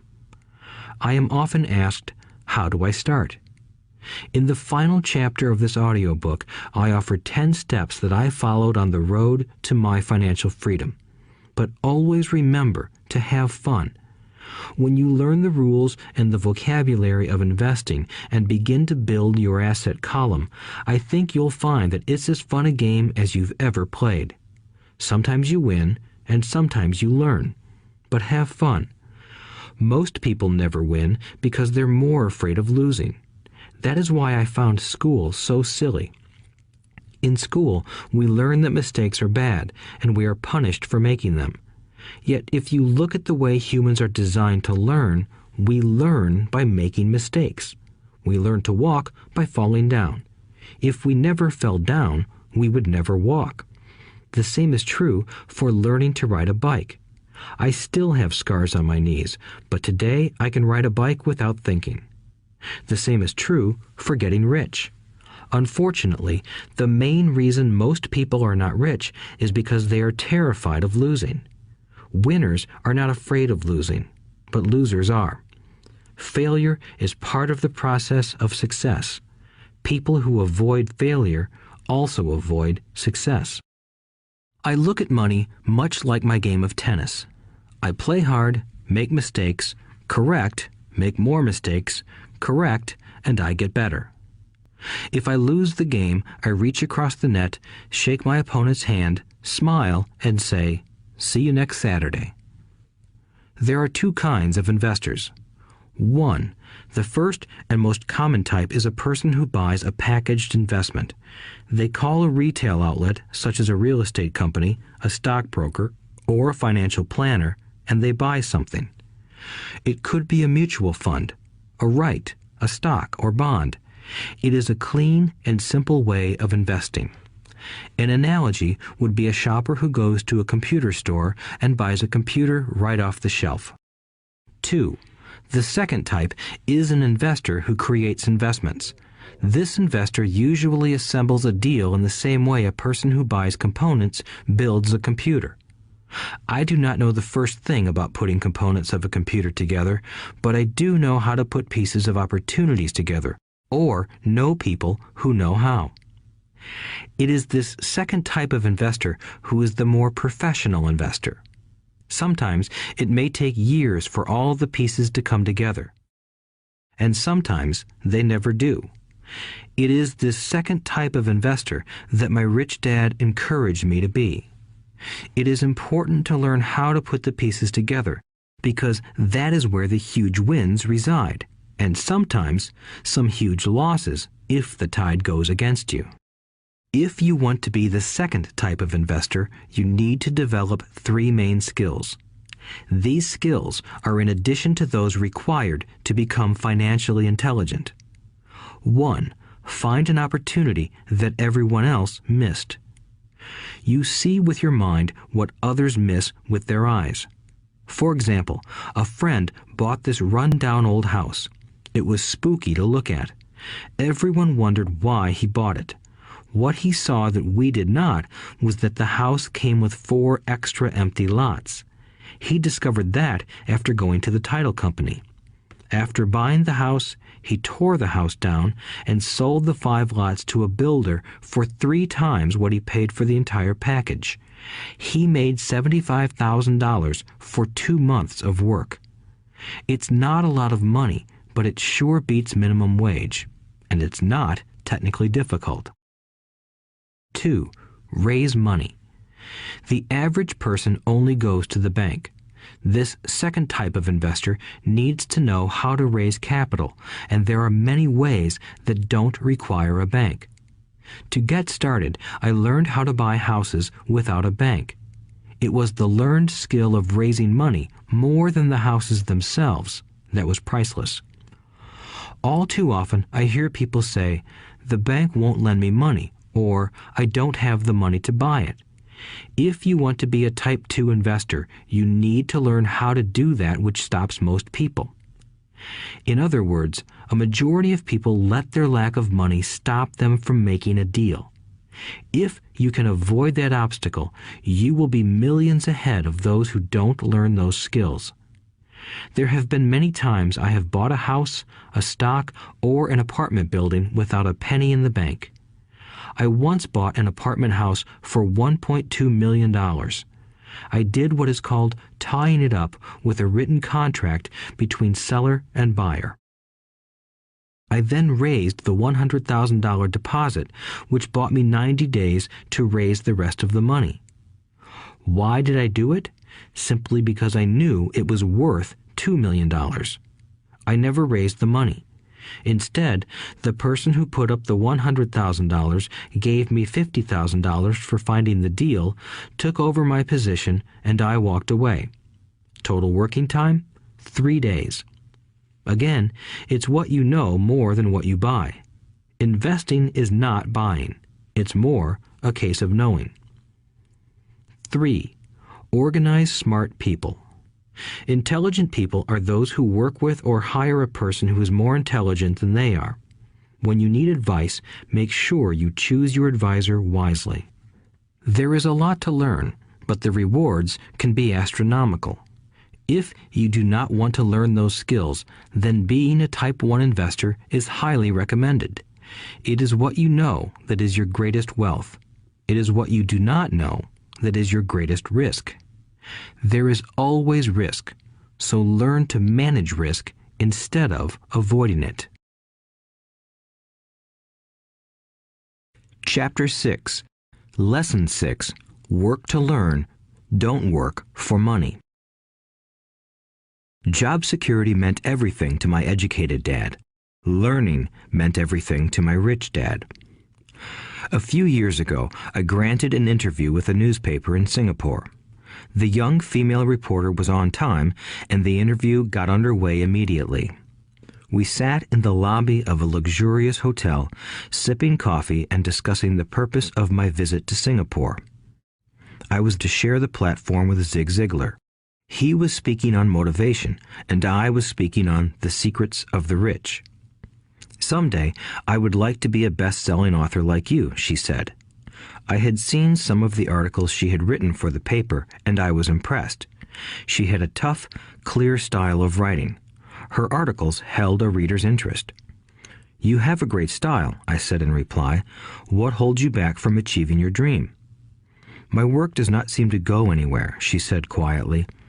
Everyone says that my novels are excellent, but nothing happens. So I keep my job with the paper. At least it pays the bills. Do you have any suggestions? Yes, I do, I said brightly. A friend of mine here in Singapore runs a school that trains people to sell. He runs sales training courses for many of the top corporations here in Singapore, and I think attending one of his courses would greatly enhance your career. She stiffened. Are you saying I should go to school to learn to sell? I nodded. You aren't serious, are you? Again, I nodded. What is wrong with that? I was now backpedaling. She was offended by something, and now I was wishing I had not said anything. In my attempt to be helpful, I found myself defending my suggestion. I have a master's degree in English literature. Why would I go to school to learn to be a salesperson? I am a professional. I went to school to be trained in a profession so I would not have to be a salesperson. I hate salespeople. All they want is money. So tell me why I should study sales. She was packing her briefcase. The interview was over. On the coffee table sat a copy of an earlier best-selling book I wrote. I picked it up as well as the notes she had jotted down on her legal pad. Do you see this? I said, pointing to her notes. She looked down at her notes. What? She said, confused. Again, I pointed deliberately to her notes. On her pad she had written, Robert Kiyosaki, best-selling author. It says best-selling author, not best writing author, I said quietly. Her eyes widened. I am a terrible writer, I said. You are a great writer. I went to sales school. You have a master's degree. Put them together, and you get a best-selling author and a best-writing author. Anger flared from her eyes. I'll never stoop so low as to learn how to sell. People like you have no business writing. I'm a professionally trained writer, and you are a salesman. It is not fair, she fumed. She put the rest of her notes away and hurried out through the large glass doors into the humid Singapore morning. At least she gave me a fair and favorable write-up the next morning. The world is filled with smart, talented, educated, and gifted people. We meet them every day. They are all around us. A few days ago, my car was not running well. I pulled into a garage, and the young mechanic had it fixed in just a few minutes. He knew what was wrong by simply listening to the engine. I was amazed. I am constantly shocked at how little talented people earn. I have met brilliant, highly educated people who earn less than $20,000 a year. A business consultant who specializes in the medical trade was telling me how many doctors, dentists, and chiropractors struggle financially. All this time, I thought that when they graduated, the dollars would pour in. It was this business consultant who gave me the phrase, "They are one skill away from great wealth." What this phrase means is that most people need only to learn and master one more skill, and their income would jump exponentially. I have mentioned before that financial intelligence is a synergy of accounting, investing, marketing, and law. Combine those 4 technical skills, and making money with money is easier than most people would believe. When it comes to money, the only skill most people know is to work hard. The classic example of a synergy of skills was that young writer for the newspaper. If she diligently learned the skills of sales and marketing, her income would jump dramatically. If I were her, I would take some courses in advertising copywriting as well as sales. Then, instead of working at the newspaper, I would seek a job at an advertising agency. Even if it were a cut in pay, she would learn how to communicate in shortcuts that are used in successful advertising. She also would spend time learning public relations, an important skill. She would learn how to get millions in free publicity. Then, at night and on weekends, she could be writing her great novel. When it was finished, she would be better able to sell her book. Then, in a short while, she could be a best-selling author. When I came out with my first book, If You Want to Be Rich and Happy, Don't Go to School, a publisher suggested I change the title to The Economics of Education. I told the publisher that, with a title like that, I would sell 2 books, one to my family and one to my best friend. The problem is that they would expect it for free. The obnoxious title, If You Want to Be Rich and Happy, Don't Go to School, was chosen because we knew it would get tons of publicity. I am pro-education and believe in education reform.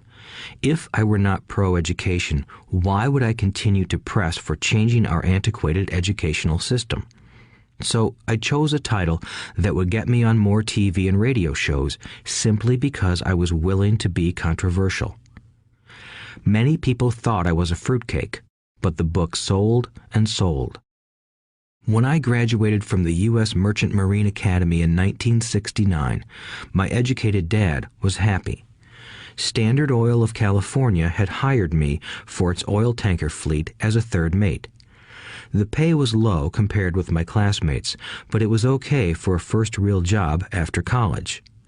My starting pay was about $42,000 a year, including overtime, and I only had to work for 7 months. I had 5 months of vacation. If I had wanted to, I could have taken the run to Vietnam with a subsidiary shipping company and easily doubled my pay instead of taking 5 months of vacation. I had a great career ahead of me, yet I resigned after 6 months with the company and joined the Marine Corps to learn how to fly. My educated dad was devastated. Rich Dad congratulated me. In school and in the workplace, the popular opinion is the idea of specialization. That is, in order to make more money or get promoted, you need to specialize. That is why medical doctors immediately begin to seek a specialty such as orthopedics or pediatrics. The same is true for accountants, architects, lawyers, pilots, and others. My educated dad believed in the same dogma. That is why he was thrilled when he eventually achieved his doctorate. He often admitted that schools reward people who study more and more about less and less. Rich Dad encouraged me to do exactly the opposite.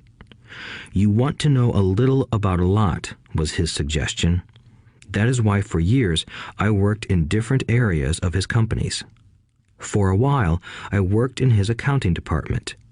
Although I would probably never have been an accountant, he wanted me to learn via osmosis. Rich Dad knew I would pick up jargon and a sense of what is important and what is not. I also worked as a busboy and construction worker as well as in sales, reservations, and marketing. He was grooming Mike and me. That is why he insisted we sit in on the meetings with his bankers, lawyers, accountants, and brokers. He wanted us to know a little about every aspect of his empire. When I quit my high-paying job with Standard Oil, my educated dad had a heart-to-heart talk with me. He was bewildered. He could not understand my decision to resign from a career that offered high pay, great benefits, lots of time off, and opportunity for promotion. When he asked me one evening, "Why did you quit?" I could not explain it to him, though I tried hard to. My logic did not fit his logic. The big problem was that my logic was my rich dad's logic. Job security meant everything to my educated dad. Learning meant everything to my rich dad. Educated dad thought I went to school to learn to be a ship's officer. Rich dad knew that I went to school to study international trade. So as a student, I made cargo runs, navigating large freighters, oil tankers, and passenger ships to the Far East and the South Pacific. Rich Dad emphasized that I should stay in the Pacific instead of taking ships to Europe because he knew that the emerging nations were in Asia, not Europe. While most of my classmates, including Mike, were partying at their fraternity houses, I was studying trade, people, business styles, and cultures in Japan, Taiwan, Thailand, Singapore, Hong Kong, Vietnam, Korea, Tahiti, Samoa, and the Philippines. I was partying also, but it was not in any frat house. I grew up rapidly.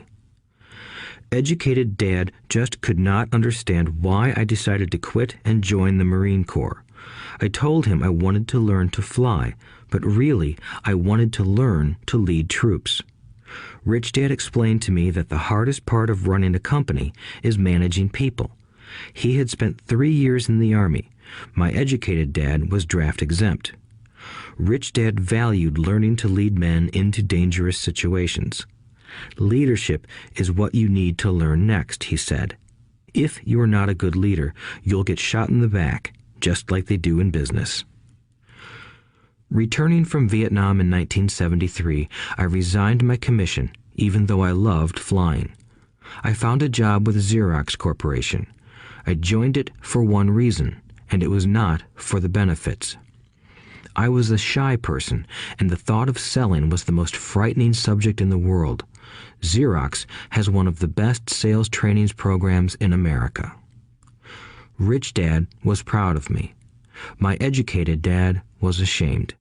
Being an intellectual, he thought that salespeople were below him. I worked with Xerox for 4 years until I overcame my fear of knocking on doors and being rejected. Once I could consistently be in the top 5 in sales, I again resigned and moved on, leaving behind another great career with an excellent company. In 1977, I formed my first company. Rich Dad had groomed Mike and me to take over companies, so I now had to learn to form them and put them together.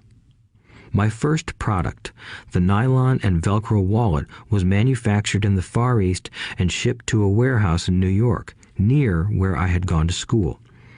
My formal education was complete, and it was time to test my wings. If I failed, I would go broke. Rich Dad thought it best to go broke before 30. You still have time to recover, was his advice. On the eve of my 30th birthday, my first shipment left Korea for New York. Today, I still do business internationally, and as my rich dad encouraged me to do, I keep seeking the emerging nations. Today, my investment company invests in South American countries and Asian countries, as well as in Norway and Russia. There is an old cliche that goes, "Job is an acronym for just over broke." Unfortunately, I would say that applies to millions of people. Because school does not think financial intelligence is an intelligence, most workers live within their means. They work and they pay bills. There is another horrible management theory that goes, workers work hard enough to not be fired, and owners pay just enough so that workers won't quit. And if you look at the pay scales of most companies, again, I would say there is a degree of truth to that statement. The net result is that most workers never get ahead. They do what they've been taught to do, get a secure job. Most workers focus on working for pay and benefits that reward them in the short term, but are often disastrous in the long run. Instead, I recommend to young people to seek work for what they will learn more than what they will earn. Look down the road at what skills they want to acquire before choosing a specific profession and before getting trapped in the rat race. Once people are trapped in the lifelong process of bill paying, they become like those little hamsters running around in those metal wheels. Their little furry legs are spinning furiously, the wheel is turning furiously, but come tomorrow morning, they'll still be in the same cage. Great job. In the movie Jerry Maguire, starring Tom Cruise, there are many great one-liners. Probably the most memorable is, "Show me the money." But there is one line I thought most truthful. It comes from the scene where Tom Cruise is leaving the firm. He has just been fired, and he is asking the entire company, "Who wants to come with me?" And the whole place is silent and frozen. Only one woman speaks up and says, "I'd like to, but I'm due for a promotion in 3 months." That statement is probably the most truthful statement in the whole movie. It is the type of statement that people use to keep themselves busy, working away to pay bills. I know my educated dad looked forward to his pay raise every year, and every year he was disappointed. So he would go back to school to earn more qualifications so he could get another raise. Then, once again, there would be another disappointment. The question I often ask people is, where is this daily activity taking you? Just like the little hamster, I wonder if people look at where their hard work is taking them. What does the future hold? In his book, The Retirement Myth, Craig S. Carpel writes, "I visited the headquarters of a major national pension consulting firm and met with a managing director who specializes in designing lush retirement plans for top management. When I asked her what people who don't have corner offices will be able to expect in the way of pension income, she said with a confident smile, 'The silver bullet.'" "What," I asked, "is the silver bullet?" She shrugged and said, "If baby boomers discover they don't have enough money to live on when they're older, they can always blow their brains out." Carpel goes on to explain the difference between the old defined benefit retirement plans and the new 401k plans that are riskier. It is not a pretty picture for most people working today, and that is just for retirement.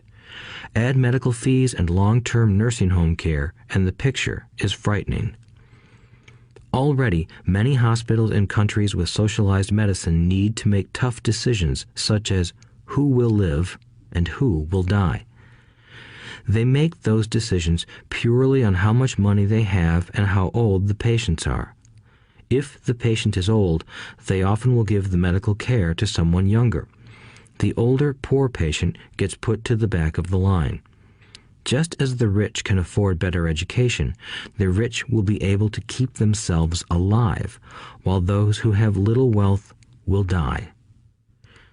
So I wonder, are workers looking into the future or just until their next paycheck, never questioning where they are headed? When I speak to adults who want to earn more money, I always recommend the same thing. I suggest taking a long view of their life. Instead of simply working for the money and security, which I admit are important, I suggest they take a second job that will teach them a second skill. Often I recommend joining a network marketing company, also called multi-level marketing, if they want to learn sales skills. Some of these companies have excellent training programs that help people get over their fear of failure and rejection, which are the main reasons people are unsuccessful. Education is more valuable than money in the long run. When I offer this suggestion, I often hear in response, "Oh, that is too much hassle," or "I only want to do what I am interested in." If they say it's too much of a hassle, I ask, so you would rather work all your life giving 50% of what you earn to the government? If they tell me, I only do what I am interested in, I say, I'm not interested in going to the gym, but I go because I want to feel better and live longer. Unfortunately, there is some truth to the old statement, you can't teach an old dog new tricks. Unless a person is used to changing, it's hard to change. But for those of you who might be on the fence when it comes to the idea of working to learn something new, I offer this word of encouragement. Life is much like going to the gym.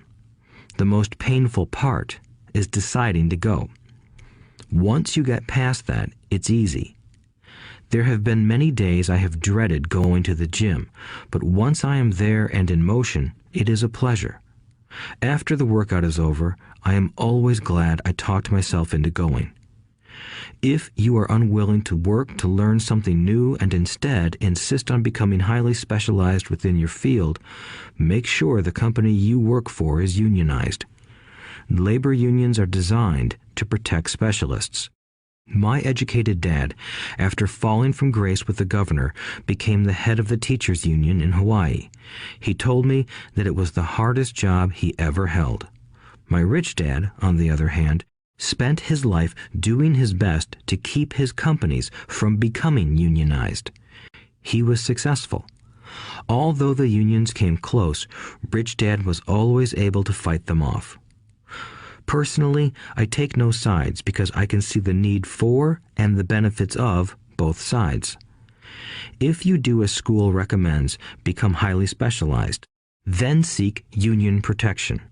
For example, had I continued with my flying career, I would have sought a company that had a strong pilots union. Why? Because my life would be dedicated to learning a skill that was valuable in only one industry. If I were pushed out of that industry, my life's skills would not be as valuable to another industry. A displaced senior pilot with 100,000 hours of heavy airline transport time, earning $150,000 a year, would have a hard time finding an equivalent high-paying job teaching in school. Skills do not necessarily transfer from industry to industry. Skills the pilots are paid for in the airline industry are not as important in, say, the school system. The same is true even for doctors today. With all the changes in medicine, many medical specialists are needing to conform to medical organizations such as HMOs. School teachers definitely need to be union members.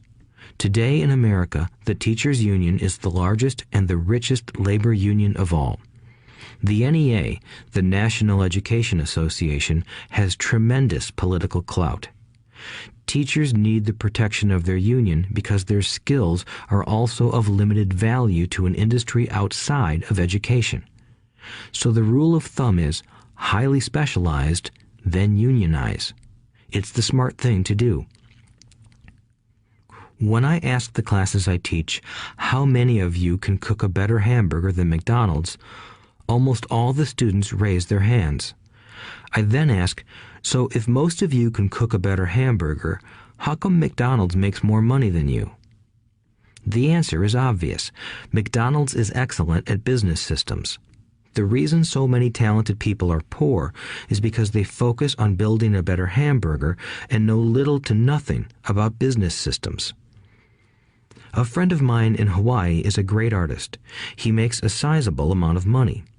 One day, his mother's attorney called to tell him that she had left him $35,000.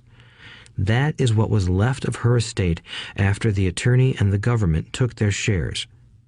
Immediately, he saw an opportunity to increase his business by using some of this money to advertise.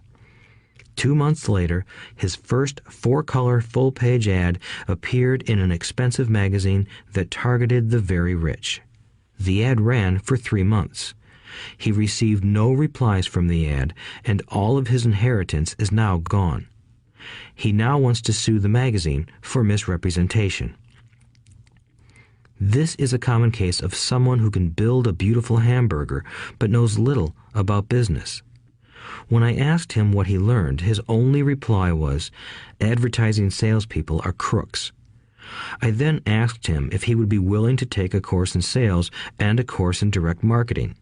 His reply, "I don't have the time, and I don't want to waste my money." The world is filled with talented poor people. All too often, they're poor or struggle financially or earn less than they are capable of, not because of what they know, but because of what they do not know. They focus on perfecting their skills at building a better hamburger rather than the skills of selling and delivering the hamburger.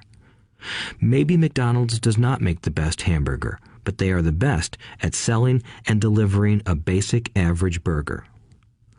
Poor Dad wanted me to specialize. That was his view on how to be paid more. Even after being told by the governor of Hawaii that he could no longer work in state government, my educated dad continued to encourage me to get specialized. Educated Dad then took up the cause of the teachers' union, campaigning for further protection and benefits for these highly skilled and educated professionals. We argued often, but I know he never agreed that over-specialization is what caused the need for union protection. He never understood that the more specialized you become, the more you are trapped and dependent on that specialty. Rich Dad advised that Mike and I groom ourselves. Many corporations do the same thing. They find a young, bright student just out of business school and begin grooming that person to someday take over the company. So these bright young employees do not specialize in one department. They are moved from department to department to learn all the aspects of business systems. The rich often groom their children or the children of others. By doing so, their children gain an overall knowledge of the operations of the business and how the various departments interrelate. For the World War II generation, it was considered bad to skip from company to company. Today, it is considered smart.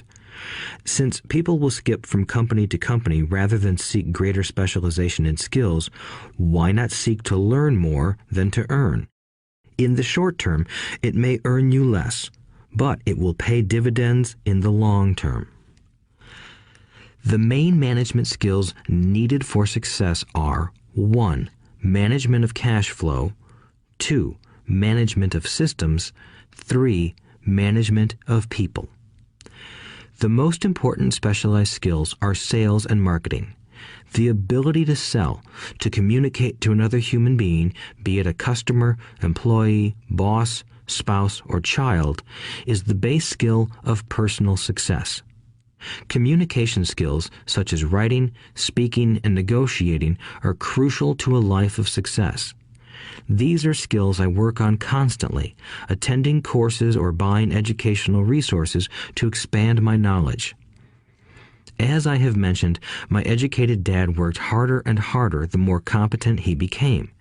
He also became more trapped the more specialized he got. Although his salary went up, his choices diminished.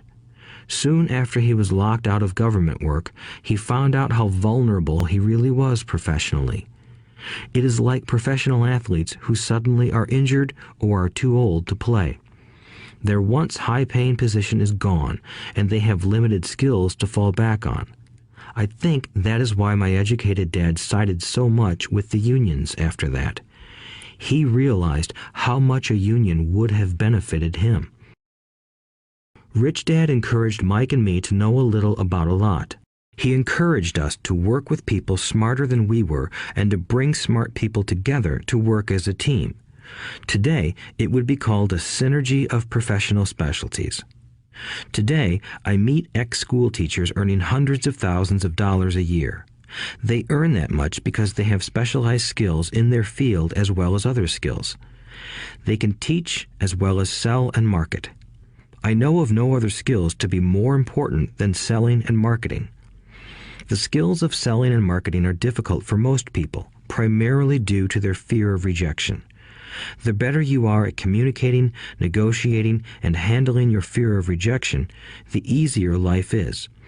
Just as I advise that newspaper writer who wanted to become a best-selling author, I advise anyone else today. Being technically specialized has its strengths as well as its weaknesses. I have friends who are geniuses, but they cannot communicate effectively with other human beings, and, as a result, their earnings are pitiful. I advise them to just spend a year learning to sell. Even if they earn nothing, their communication skills will improve, and that is priceless. In addition to being good learners, sellers, and marketers, we need to be good teachers as well as good students. To be truly rich, we need to be able to give as well as to receive. In cases of financial or professional struggle, there is often a lack of giving and receiving. I know many people who are poor because they are neither good students nor good teachers. Both of my dads were generous men. Both made it a practice to give first. Teaching was one of their ways of giving. The more they gave, the more they received. One glaring difference was in the giving of money. My rich dad gave lots of money away. He gave to his church, to charities, and to his foundation. He knew that to receive money, you had to give money. Giving money is the secret to most great wealthy families. That is why there are organizations like the Rockefeller Foundation and the Ford Foundation. These are organizations designed to take their wealth and increase it, as well as give it away in perpetuity. My educated dad always said, "When I have some extra money, I'll give it." The problem was that there was never any extra. So he worked harder to draw more money in rather than focus on the most important law of money. Give and you shall receive. Instead, he believed in receive and then you give. In conclusion, I became both dads. One part of me is a hardcore capitalist who loves the game of money making money. The other part is a socially responsible teacher who is deeply concerned with this ever-widening gap between the haves and have-nots. I personally hold the archaic educational system primarily responsible for this growing gap. Chapter 7. Overcoming Obstacles. The primary difference between a rich person and a poor person is how they manage fear. Once people have studied and become financially literate, they may still face roadblocks to becoming financially independent. There are 5 main reasons why financially literate people may still not develop abundant asset columns that could produce a large cash flow. The 5 reasons are: 1. Fear. 2. Cynicism. 3. Laziness. 4. Bad habits. 5. Arrogance. Overcoming fear. I have never met anyone who really likes losing money. And in all my years, I have never met a rich person who has never lost money. But I have met a lot of poor people who have never lost a dime. Investing, that is. The fear of losing money is real. Everyone has it, even the rich. But it's not having fear that is the problem. It's how you handle fear. It's how you handle losing. It's how you handle failure that makes the difference in one's life. The primary difference between a rich person and a poor person is how they manage that fear. It's okay to be fearful. It's okay to be a coward when it comes to money. You can still be rich. We're all heroes at something and cowards at something else.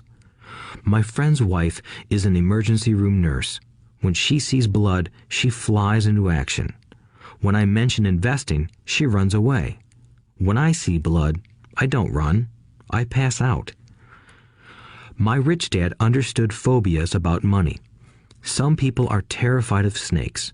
Some people are terrified about losing money. Both are phobias, he would say. So his solution to the phobia of losing money was this little rhyme. If you hate risk and worry, start early. If you start young, it's easier to be rich. I won't go into it here, but there is a staggering difference between a person who starts investing at age 20 versus age 30. The purchase of Manhattan Island is said to be one of the greatest bargains of all time.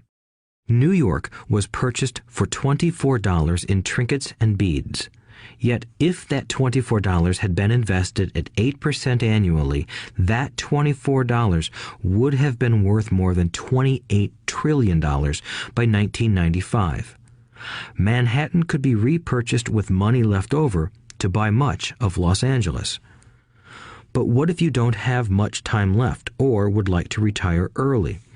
How do you handle the fear of losing money?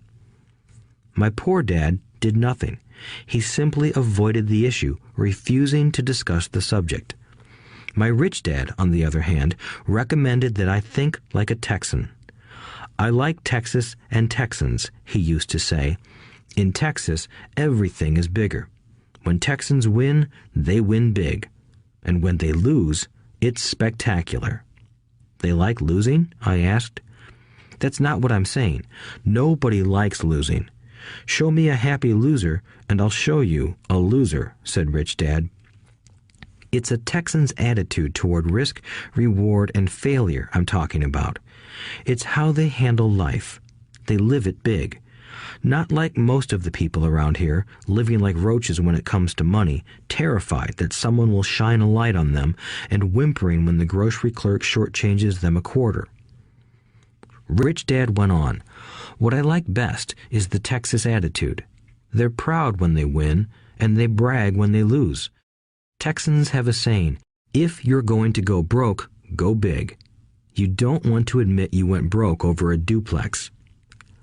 He constantly told Mike and me that the greatest reason for lack of financial success was because most people played it too safe. People are so afraid of losing that they lose, were his words. Fran Tarkenton, a one-time great NFL quarterback, says it still another way. Winning means being unafraid to lose. In my own life, I've noticed that winning usually follows losing. Before I finally learned to ride a bike, I first fell down many times. I've never met a golfer who has never lost a golf ball. I've never met people who have fallen in love who have never had their heart broken. And I've never met someone rich who has never lost money. So for most people, the reason they don't win financially is because the pain of losing money is far greater than the joy of being rich. Another saying in Texas is, everyone wants to go to heaven, but no one wants to die. Most people dream of being rich, but are terrified of losing money, so they never get to heaven. Rich Dad used to tell Mike and me stories about his trips to Texas. If you really want to learn the attitude of how to handle risk, losing, and failure, go to San Antonio and visit the Alamo. The Alamo is a great story of brave people who chose to fight, knowing there was no hope of success. They chose to die instead of surrendering. It's an inspiring story worthy of study. Nonetheless, it's still a tragic military defeat. They got their butts kicked. So, how do Texans handle failure? They still shout, "Remember the Alamo." Mike and I heard this story a lot. He always told us this story when he was about to go into a big deal and he was nervous. After he had done all his due diligence and it was time to put up or shut up, he told us this story. Every time he was afraid of making a mistake or losing money, he told us this story. It gave him strength, for it reminded him that he could always turn a financial loss into a financial win. Rich Dad knew that failure would only make him stronger and smarter. It's not that he wanted to lose.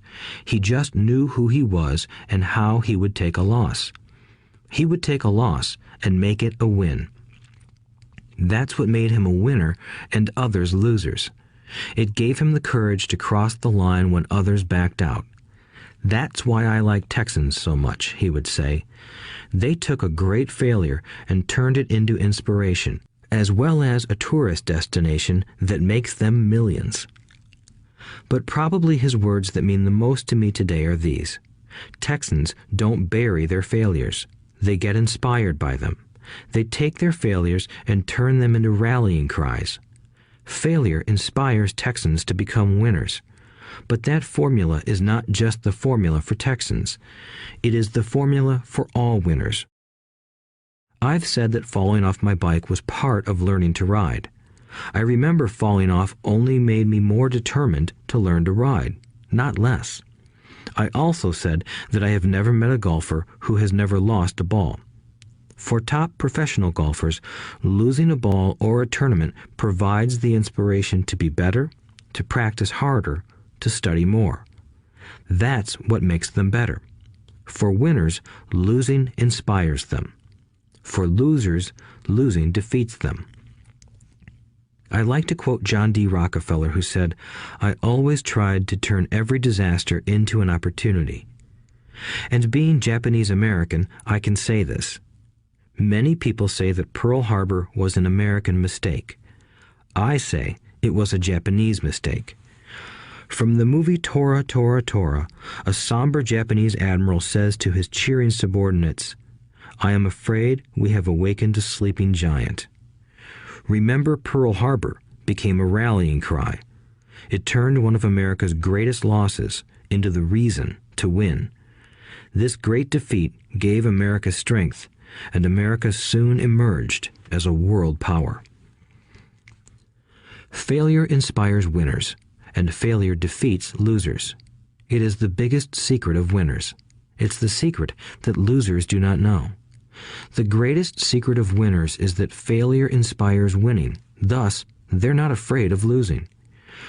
Repeating Fran Tarkenton's quote, "Winning means being unafraid to lose." People like Fran Tarkenton are not afraid of losing because they know who they are. They hate losing, so they know that losing will only inspire them to become better. There is a big difference between hating losing and being afraid to lose.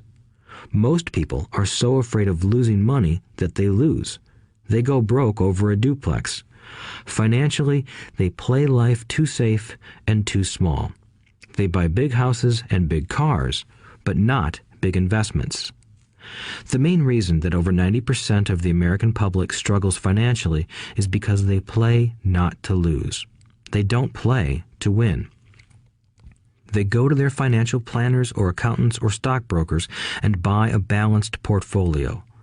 Most have lots of cash in CDs, low-yield bonds, mutual funds that can be traded within a mutual fund family, and a few individual stocks. It is a safe and sensible portfolio, but it is not a winning portfolio. It is a portfolio of someone playing not to lose. Don't get me wrong, it's probably a better portfolio than more than 70% of the population has, and that's frightening. It's a great portfolio for someone who loves safety. But playing it safe and balanced on your investment portfolio is not the way successful investors play the game. If you have little money and you want to be rich, you must first be focused, not balanced. If you look at any successful person, at the start, they were not balanced. Balanced people go nowhere. They stay in one spot. To make progress, you must first go unbalanced. Just look at how you make progress walking. Thomas Edison was not balanced. He was focused. Bill Gates was not balanced. He was focused. Donald Trump is focused. George Soros is focused. George Patton did not take his tanks wide. He focused them and blew through the weak spots in the German line. The French went wide with the Maginot Line, and you know what happened to them. If you have any desire to be rich, you must focus. Do not do what poor and middle-class people do, put their few eggs in many baskets. Put a lot of your eggs in a few baskets and focus. Follow one course until successful. If you hate losing, play it safe. If losing makes you weak, play it safe. Go with balanced investments. If you're over 25 years old and are terrified of taking risks, don't change. Play it safe, but start early. Start accumulating your nest egg early because it will take time.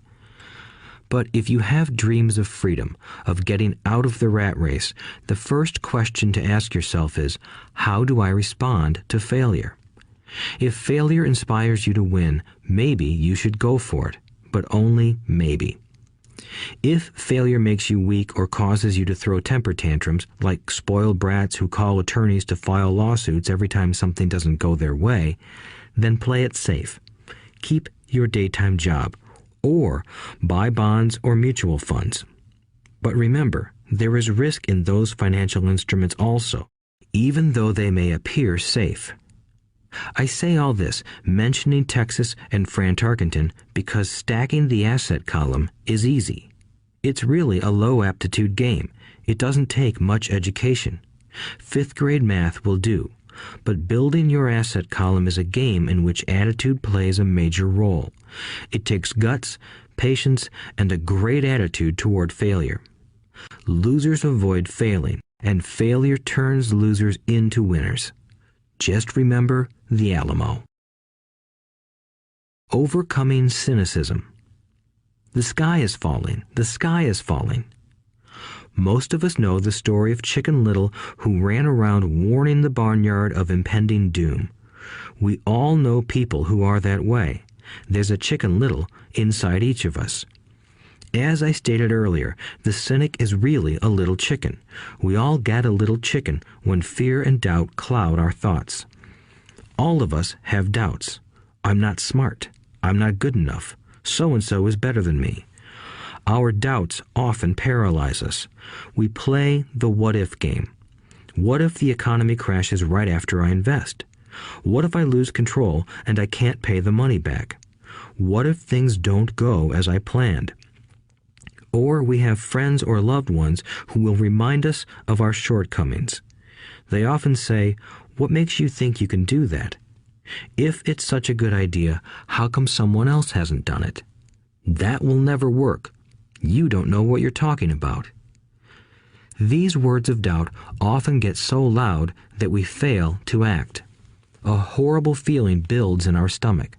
Sometimes we can't sleep. We fail to move forward. So we stay with what is safe, and opportunities pass us by.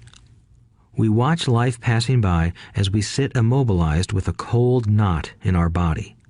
We have all felt this at one time in our lives, some more than others. Peter Lynch of Fidelity Magellan Mutual Fund fame refers to warnings about the sky falling as noise, and we all hear it. Noise is either created inside our heads or comes from outside, often from friends, family, co-workers, and the media. Lynch recalls the time during the 1950s when the threat of nuclear war was so prevalent in the news that people began building fallout shelters and storing food and water. If they had invested that money wisely in the market, instead of building a fallout shelter, they'd probably be financially independent today. When violence breaks out in a city, gun sales go up all over the country. A person dies from rare hamburger meat in the state of Washington, and the Arizona Health Department orders restaurants to have all beef cooked well done. A drug company runs a TV commercial in February showing people catching the flu. Colds go up as well as sales of cold medicine. Most people are poor because when it comes to investing, the world is filled with Chicken Littles running around yelling, "The sky is falling, the sky is falling." And Chicken Littles are effective because every one of us is a little chicken. It often takes great courage to not let rumors and talk of doom and gloom affect your doubts and fears. But a savvy investor knows that the seemingly worst of times is actually the best of times to make money. When everyone else is too afraid to act, they pull the trigger and are rewarded. Some time ago, a friend named Richard came from Boston to visit Kim and me in Phoenix. He was impressed with what we had done through stocks and real estate. The Phoenix real estate prices were depressed. We spent 2 days showing him what we thought were excellent opportunities for cash flow and capital appreciation. Kim and I are not real estate agents. We are strictly investors. After identifying a unit in a resort community, we called an agent who sold it to him that afternoon. The price was a mere $42,000 for a 2-bedroom townhome. Similar units were going for $65,000. He had found a bargain. Excited, he bought it and returned to Boston. 2 weeks later, the agent called to say that our friend had backed out. I called immediately to find out why. All he said was that he talked to his neighbor, and his neighbor told him it was a bad deal. He was paying too much. I asked Richard if his neighbor was an investor. Richard said he was not.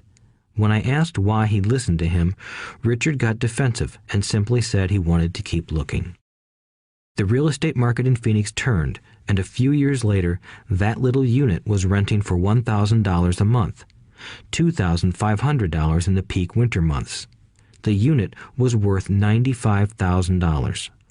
All Richard had to put down was $5,000, and he would have had a start at getting out of the rat race. Today, he still has done nothing. Richard's backing out did not surprise me. It's called buyer's remorse, and it affects all of us. The little chicken won, and a chance at freedom was lost. In another example, I hold a small portion of my assets in tax lien certificates instead of CDs. I earn 16% per year on my money, which certainly beats the interest rates banks offer on CDs. The certificates are secured by real estate and enforced by state law, which is also better than most banks.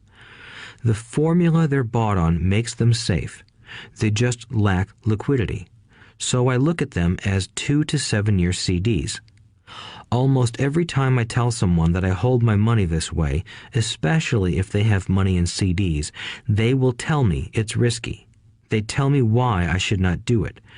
When I ask them where they get their information, they say from a friend or an investment magazine. They've never done it, and they're telling someone who's doing it why they shouldn't. The lowest yield I look for is 16%, but people who are filled with doubt are willing to accept a far lower return. Doubt is expensive. My point is that it's those doubts and cynicism that keep most people poor and playing it safe. The real world is simply waiting for you to get rich. Only a person's doubts keep them poor. As I said, getting out of the rat race is technically easy. It doesn't take much education, but those doubts are cripplers for most people. Cynics never win, said Rich Dad. Unchecked doubt and fear creates a cynic. Cynics criticize and winners analyze was another of his favorite sayings. Rich Dad explained that criticism blinded while analysis opened eyes. Analysis allowed winners to see that critics were blind and to see opportunities that everyone else missed. And finding what people miss is key to any success. Real estate is a powerful investment tool for anyone seeking financial independence or freedom. It is a unique investment tool. Yet every time I mention real estate as a vehicle, I often hear, "I don't want to fix toilets." That's what Peter Lynch calls noise. That's what my rich dad would say is the cynic talking, someone who criticizes and does not analyze, someone who lets their doubts and fears close their mind instead of open their eyes. So when someone says, "I don't want to fix toilets, I want to fire back," what makes you think I want to? They're saying a toilet is more important than what they want. I talk about freedom from the rat race, and they focus on toilets. That is the thought pattern that keeps most people poor. They criticize instead of analyze. I don't once hold the key to your success, Rich Dad would say, because I too do not want to fix toilets. I shop hard for a property manager who does fix toilets. And by finding a great property manager who runs houses or apartments, well, my cash flow goes up. But more importantly, a great property manager allows me to buy a lot more real estate since I don't have to fix toilets. A great property manager is key to success in real estate. Finding a good manager is more important to me than the real estate. A great property manager often hears of great deals before real estate agents do, which makes them even more valuable. That is what Rich Dad meant by, I don't once hold the key to your success. Because I do not want to fix toilets either, I figured out how to buy more real estate and expedite my getting out of the rat race. The people who continued to say, I don't want to fix toilets, often deny themselves the use of this powerful investment vehicle. Toilets are more important than their freedom. In the stock market, I often hear people say, I don't want to lose money. Well, what makes them think I or anyone else likes losing money? They don't make money because they choose to not lose money. Instead of analyzing, they close their minds to another powerful investment vehicle, the stock market. I was riding with a friend past our neighborhood gas station. He looked up and saw that the price of gas was going up and thus the price of oil. My friend is a worrywart, or a Chicken Little. To him, the sky is always going to fall, and it usually does, on him. When we got home, he showed me all the stats as to why the price of oil was going to go up over the next few years, statistics I had never seen before, even though I already owned substantial shares of an existing oil company. With that information, I immediately began looking for and found a new undervalued oil company that was about to find some oil deposits. My broker was excited about this new company, and I bought 15,000 shares for 65 cents per share. 3 months later, this same friend and I drove by the same gas station, and sure enough, the price per gallon had gone up nearly 15%. Again, the Chicken Little worried and complained. I smiled, because a month earlier, that little oil company hit oil, and those 15,000 shares went up to more than $3 per share since he had first given me the tip. And the price of gas will continue to go up if what my friend says is true. If most people understood how a stop worked in stock market investing, there would be more people investing to win instead of investing not to lose. A stop is simply a computer command that sells your stock automatically if the price begins to drop, helping to minimize your losses and maximize some gains. It's a great tool for those who are terrified of losing. So whenever I hear people focusing on their I don't wants rather than what they do want, I know the noise in their head must be loud. Chicken Little has taken over their brain and is yelling, the sky is falling and toilets are breaking. So they avoid their don't wants, but they pay a huge price. They may never get what they want in life. Instead of analyzing, their inner Chicken Little closes their mind. Rich Dad gave me a way of looking at Chicken Little. Just do what Colonel Sanders did. At the age of 66, he lost his business and began to live on his Social Security check. It wasn't enough. He went around the country selling his recipe for fried chicken. He was turned down 1,009 times before someone said yes, and he went on to become a multimillionaire at an age when most people are quitting. He was a brave and tenacious man, Rich Dad said of Harlan Sanders.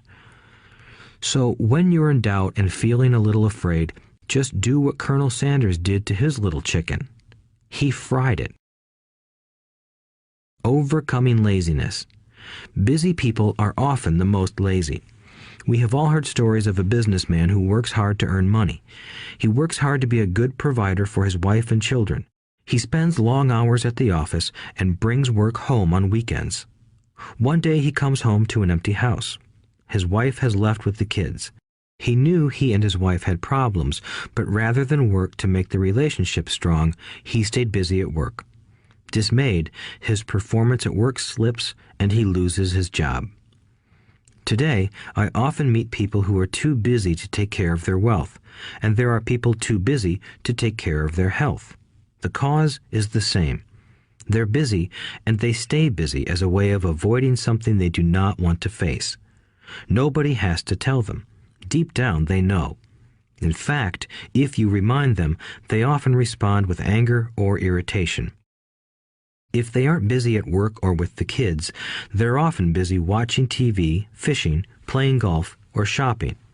Yet deep down, they know they are avoiding something important. That's the most common form of laziness. Laziness by staying busy. So, what is the cure for laziness? The answer is a little greed. For many of us, we were raised thinking of greed or desire as bad. Greedy people are bad people, my mom used to say, yet we all have inside of us this yearning to have nice, new, or exciting things. So to keep that emotion of desire under control, often parents find ways of suppressing that desire with guilt. You only think about yourself. Don't you know you have brothers and sisters? Was one of my mom's favorites. You want me to buy you what? Was a favorite of my dad. Do you think we're made of money? Do you think money grows on trees? We're not rich people, you know.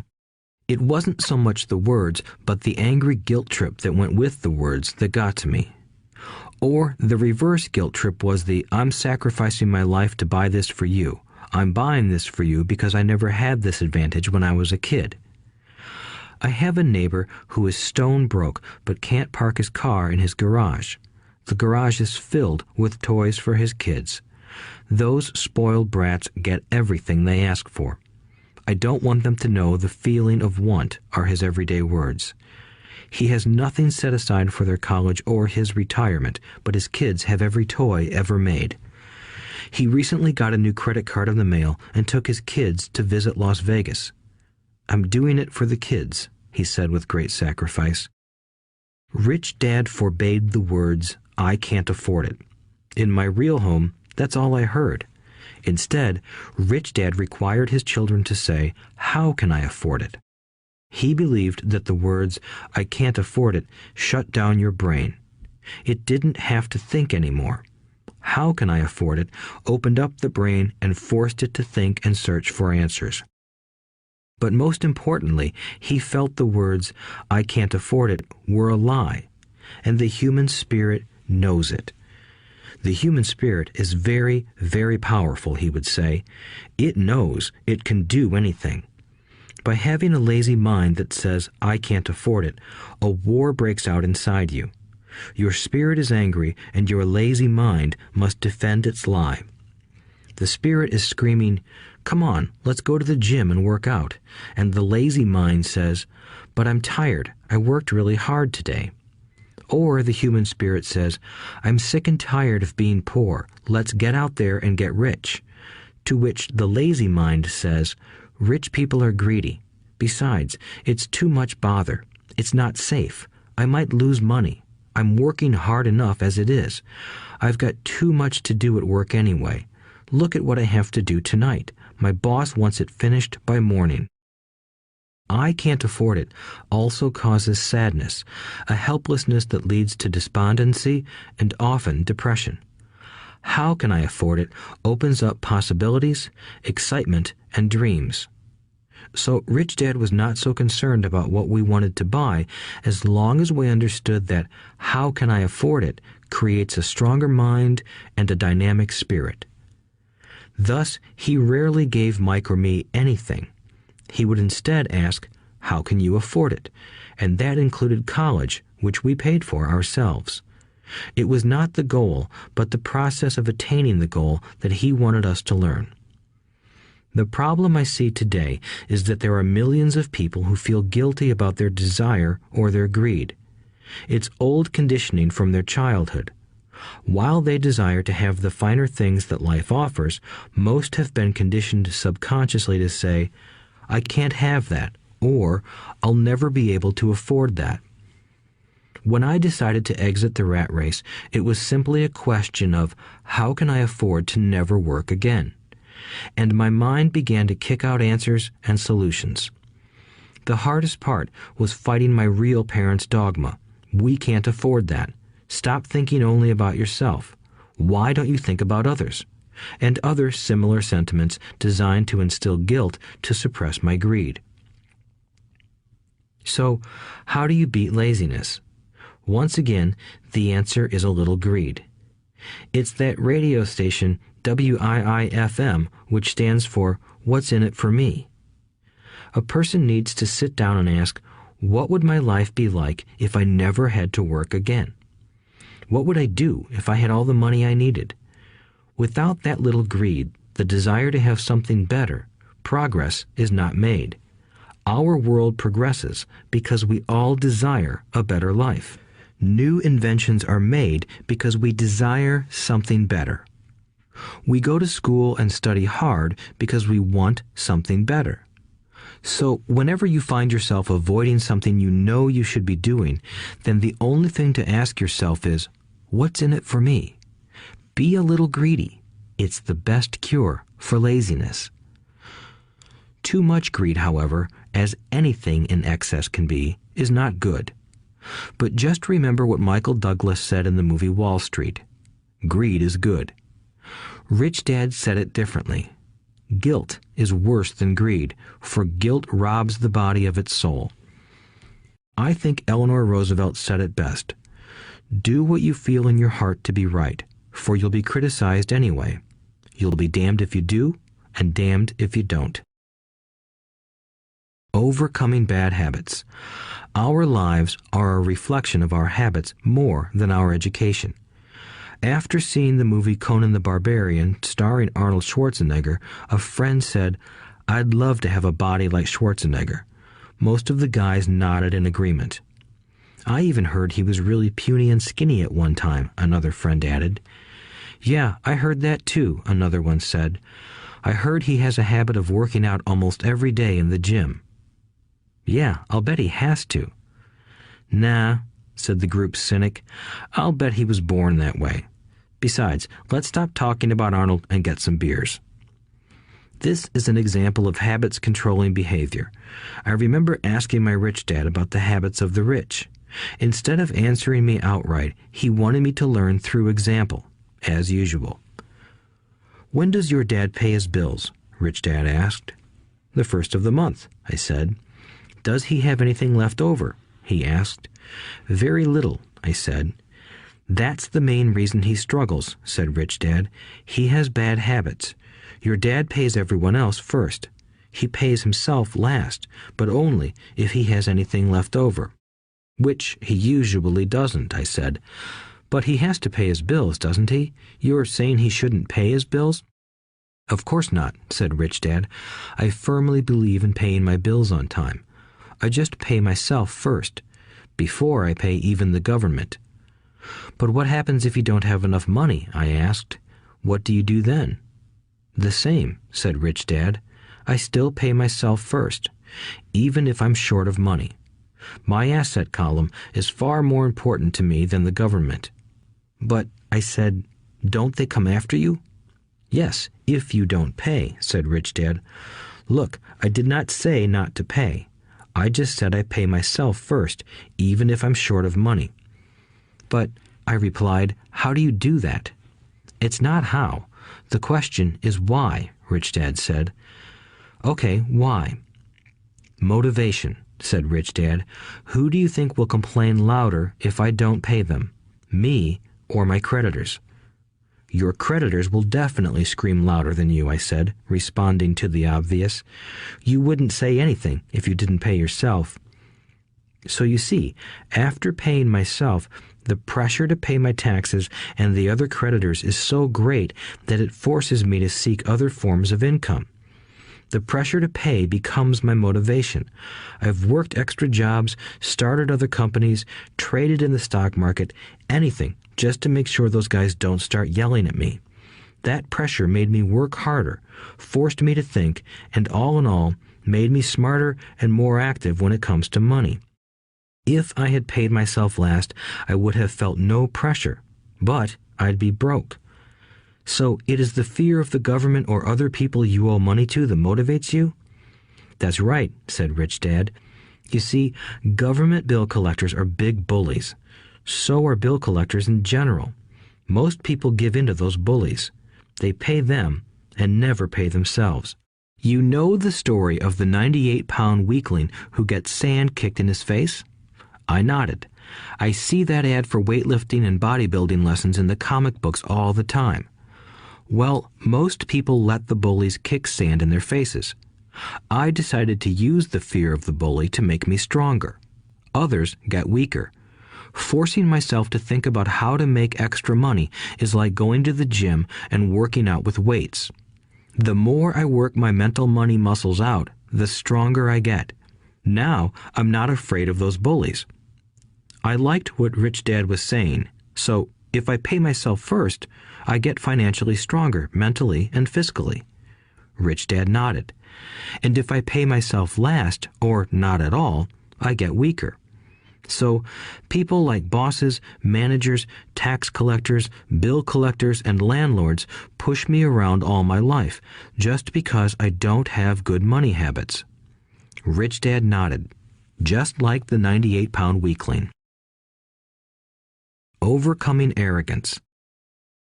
What I know makes me money. What I don't know loses me money. Every time I have been arrogant, I have lost money. Because when I'm arrogant, I truly believe that what I don't know is not important, Rich Dad would often tell me.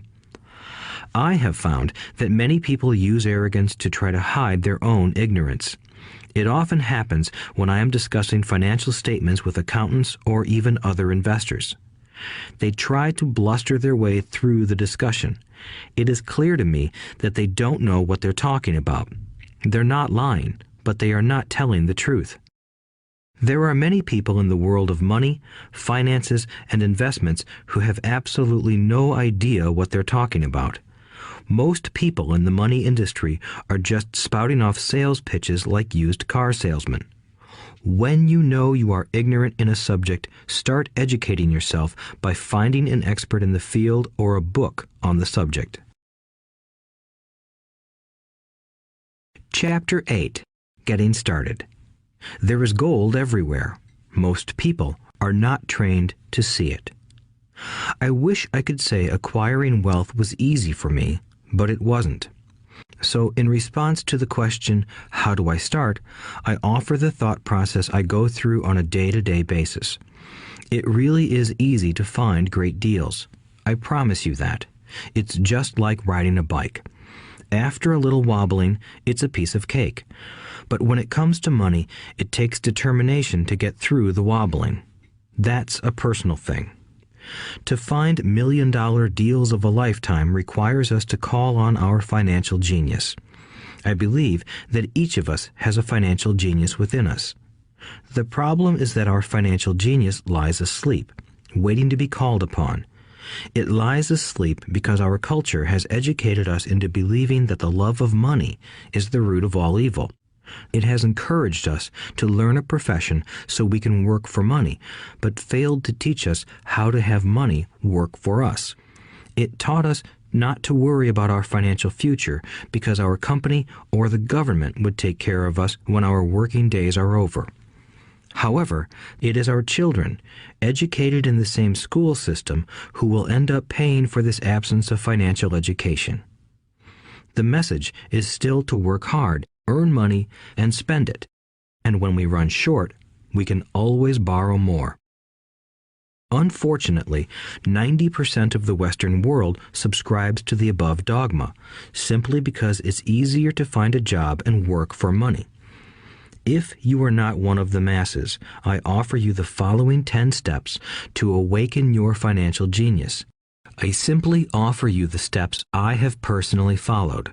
If you want to follow some of them, great. If you don't, make up your own. Your financial genius is smart enough to develop its own list. While in Peru, I asked a gold miner of 45 years how he was so confident about finding a gold mine. He replied, "There is gold everywhere. Most people are not trained to see it." And I would say that is true. In real estate, I can go out and in a day come up with 4 or 5 great potential deals, while the average person will go out and find nothing, even looking in the same neighborhood. The reason is that they have not taken the time to develop their financial genius. I offer you the following 10 steps as a process to develop your God-given powers, powers over which only you have control. 1. Find a reason greater than reality, the power of spirit. If you ask most people if they would like to be rich or financially free, they would say yes. But then reality sets in. The road seems too long with too many hills to climb.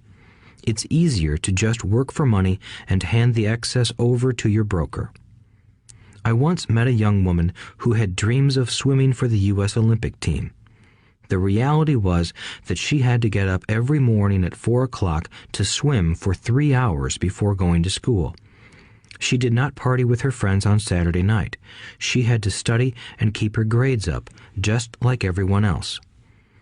When I asked her what fueled her superhuman ambition and sacrifice, she simply said, "I do it for myself and the people I love.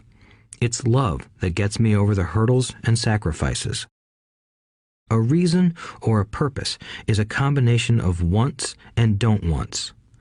When people ask me what my reason for wanting to be rich is, I tell them that it is a combination of deep emotional wants and don't wants. I will list a few. First, the don't wants, for they create the wants. I don't want to work all my life. I don't want what my parents aspired for, which was job security and a house in the suburbs. I don't like being an employee. I hated that my dad always missed my football games because he was so busy working on his career. I hated it when my dad worked hard all his life and the government took most of what he worked for at his death.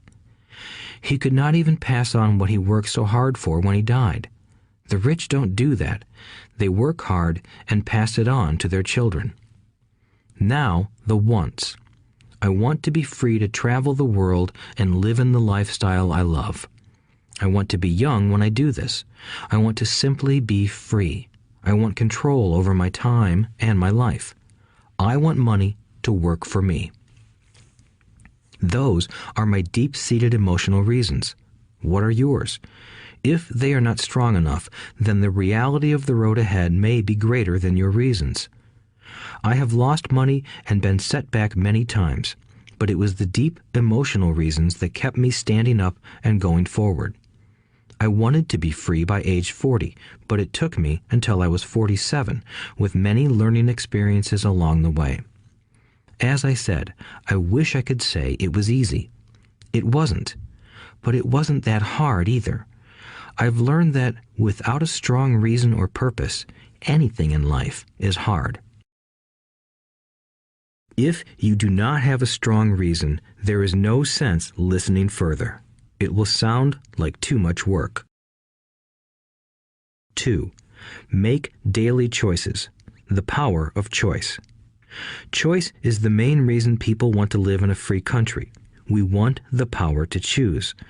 Financially, with every dollar we get in our hands, we hold the power to choose our future, to be rich, poor, or middle class. Our spending habits reflect who we are. Poor people simply have poor spending habits. The benefit I had as a boy was that I loved playing Monopoly constantly. Nobody told me Monopoly was only for kids, so I just kept playing the game as an adult. I also had a rich dad who pointed out to me the difference between an asset and a liability. So a long time ago, as a little boy, I chose to be rich, and I knew that all I had to do was learn to acquire assets, real assets. My best friend, Mike, had an asset column handed to him, but he still had to choose to learn to keep it. Many rich families lose their assets in the next generation simply because there was no one trained to be a good steward over their assets. Most people choose not to be rich. For 90% of the population, being rich is too much of a hassle. So they invent sayings that go, "I'm not interested in money," "I'll never be rich," I don't have to worry. I'm still young. When I make some money, then I'll think about my future. My husband or wife handles the finances. The problem with those statements is that they rob the person who chooses to think such thoughts of two things. One is time, which is your most precious asset. The second is learning. Having no money should not be an excuse to not learn, but that is a choice we all make daily. The choice of what we do with our time, our money, and what we put in our heads. That is the power of choice. All of us have choice. I just choose to be rich, and I make that choice every day. Invest first in education. In reality, the only real asset you have is your mind, the most powerful tool we have dominion over. Each of us has the choice of what we put in our brain once we're old enough. You can watch TV, read golf magazines, or go to ceramics class or a class on financial planning. You choose. Most people simply buy investments rather than first investing in learning about investing. A friend of mine recently had her apartment burglarized. The thieves took her electronics and left all the books. And we all have that same choice. 90% of the population buys TV sets, and only about 10% buy business books. So what do? I go to seminars. I like it when they are at least 2 days long because I like to immerse myself in a subject. In 1973, I was watching this guy on TV who was advertising a 3-day seminar on how to buy real estate for nothing down. I spent $385, and that course has made me at least $2 million, if not more. But more importantly, it bought me life. I don't have to work for the rest of my life because of that one course. I go to at least 2 such courses every year. I love CDs and audiobooks. The reason? I can easily review what I just heard. I was listening to an investor say something I completely disagreed with. Instead of becoming arrogant and critical, I simply listened to that 5-minute stretch at least 20 times, maybe more. But suddenly, by keeping my mind open, I understood why he said what he said. It was like magic. I felt like I had a window into the mind of one of the greatest investors of our time. I gained tremendous insight into the vast resources of his education and experience. The net result? I still have the old way I used to think, and I now have a new way of looking at the same problem or situation. I have 2 ways to analyze a problem or trend, and that is priceless. Today, I often say, how would Donald Trump do this, or Warren Buffett, or George Soros? The only way I can access their vast mental power is to be humble enough to read or listen to what they have to say. Arrogant or critical people are often people with low self-esteem who are afraid of taking risks. That's because if you learn something new, you are then required to make mistakes in order to fully understand what you have learned. If you have listened this far, arrogance is not one of your problems. Arrogant people rarely read or listen to experts. Why should they? They are the center of the universe. There are so many intelligent people who argue or defend when a new idea clashes with the way they think. In this case, their so-called intelligence combined with arrogance equals ignorance. Each of us knows people who are highly educated or believe they are smart, but their balance sheet paints a different picture. A truly intelligent person welcomes new ideas, for new ideas can add to the synergy of other accumulated ideas. Listening is more important than talking. If that were not true, God would not have given us 2 ears and only 1 mouth. Too many people think with their mouth instead of listening in order to absorb new ideas and possibilities. They argue instead of asking questions. I take a long view on my wealth. I do not subscribe to the get-rich-quick mentality most lottery players or casino gamblers have. I may go in and out of stocks, but I am long on education. If you want to fly an airplane, I advise taking lessons first. I am always shocked at people who buy stocks or real estate but never invest in their greatest asset, their mind. Just because you bought a house or two does not make you an expert at real estate. 3. Choose friends carefully. The power of association. First of all, I do not choose my friends by their financial statements. I have friends who have actually taken a vow of poverty, as well as friends who earn millions every year. The point is that I learn from all of them. Now, I will admit that there are people I have actually sought out because they had money. But I was not after their money. I was seeking their knowledge. In some cases, these people who had money have become dear friends. I've noticed that my friends with money talk about money. They don't do it to brag. They're interested in the subject. So I learn from them, and they learn from me. My friends who are in dire financial straits do not like talking about money, business, or investing. They often think it rude or unintellectual. So I also learn from my friends who struggle financially. I find out what not to do. I have several friends who have generated over $1 billion in their short lifetimes. The 3 of them report the same phenomenon. Their friends who have no money have never come to them to ask them how they did it, but they do come asking for one of 2 things, or both, a loan or a job. Warning: don't listen to poor or frightened people. I have such friends, and while I love them dearly, they are the Chicken Littles of life. To them, when it comes to money, especially investments, it's always, the sky is falling, the sky is falling. They can always tell you why something won't work. The problem is that people listen to them. But people who blindly accept doom and gloom information are also Chicken Littles. As that old saying goes, birds of a feather flock together. If you watch business channels on TV, they often have a panel of so-called experts. One expert will say the market is going to crash, and the other will say it's going to boom.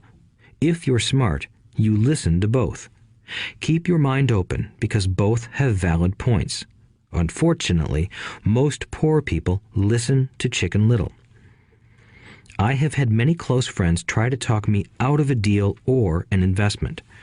Not long ago, a friend told me he was excited because he found a 6% certificate of deposit. I told him I earned 16% from the state government. The next day, he sent me an article about why my investment was dangerous. I have received 16% for years now, and he still receives 6%. I would say that one of the hardest things about wealth building is to be true to yourself and to be willing to not go along with the crowd. This is because, in the market, it is usually the crowd that shows up late that is slaughtered. If a great deal is on the front page, it's too late in most instances. Look for a new deal. As we used to say as surfers, there is always another wave. People who hurry and catch a wave late usually are the ones who wipe out. Smart investors don't time the markets. If they miss a wave, they search for the next one and get themselves in position. This is hard for most investors because buying what is not popular is frightening. Timid investors are like sheep going along with the crowd.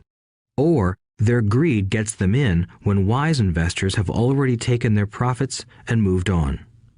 Wise investors buy an investment when it's not popular. They know their profits are made when they buy, not when they sell. They wait patiently. As I said, they do not time the market. Just like a surfer, they get in position for the next big swell. It's all insider trading. There are forms of insider trading that are illegal, and there are forms of insider trading that are legal. But either way, it's insider trading. The only distinction is, how far away from the inside are you? The reason you want to have rich friends is because that is where the money is made. It's made on information. You want to hear about the next boom, get in and get out before the next bust. I'm not saying do it illegally, but the sooner you know, the better your chances are for profits with minimal risk. That is what friends are for, and that is financial intelligence. 4. Master a formula and then learn a new one. The power of learning quickly.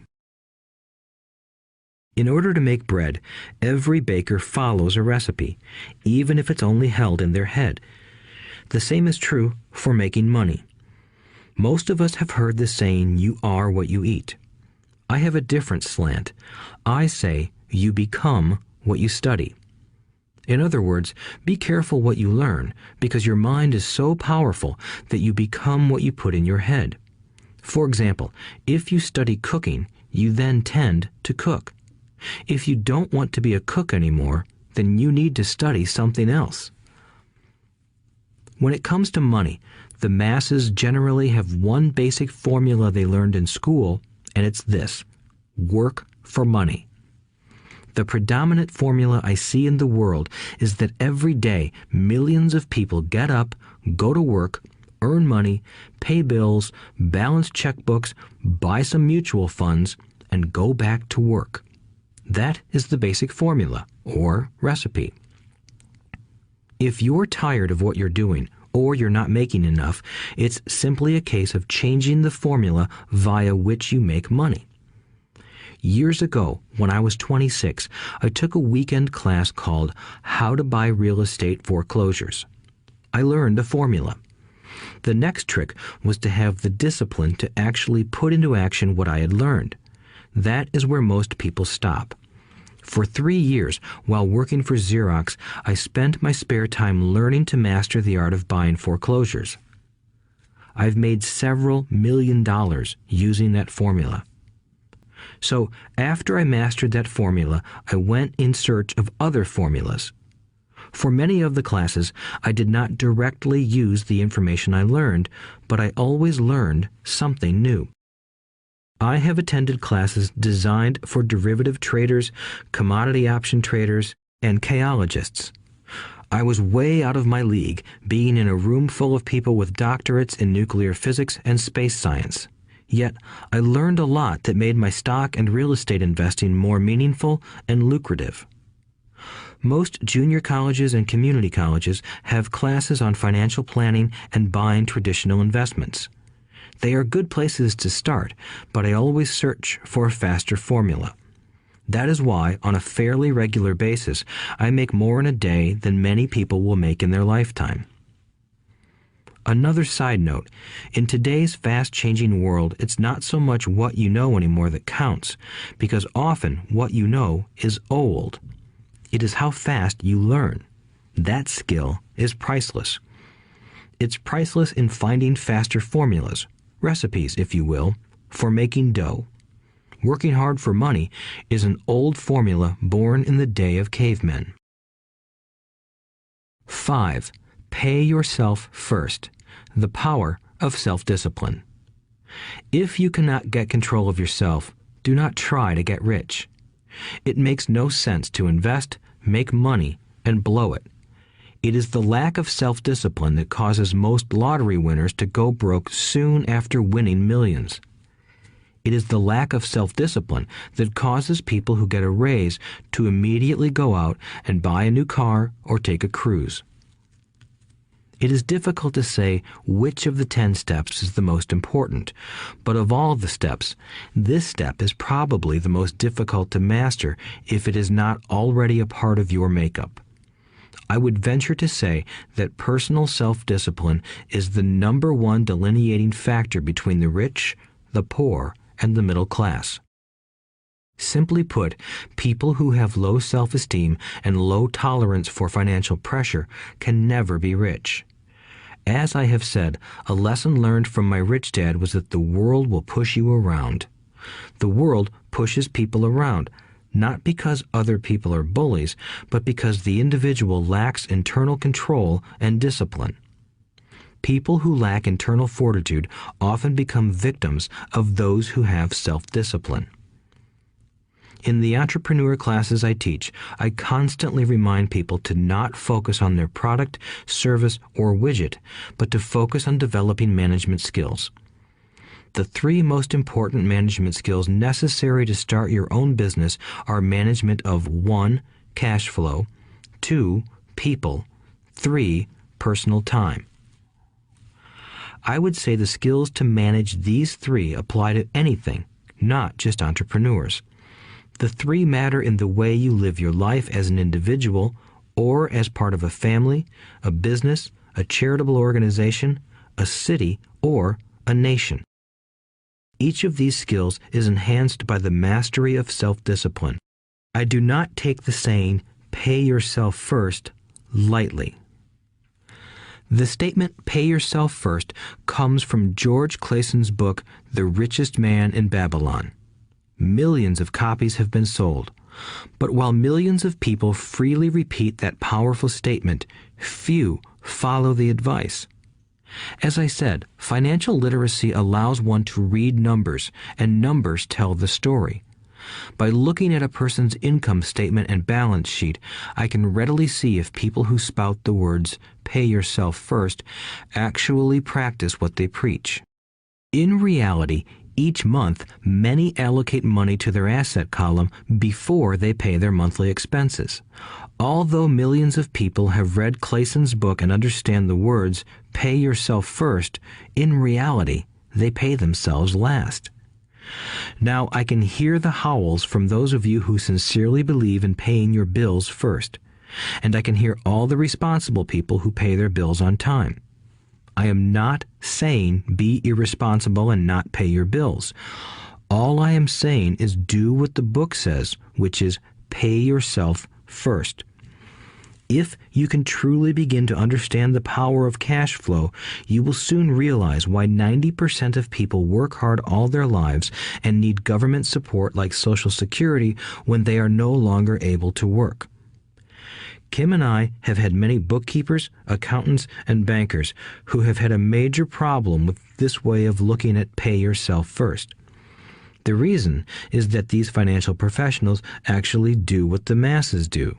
They pay themselves last. There have been times in my life when, for whatever reason, cash flow was far less than my bills.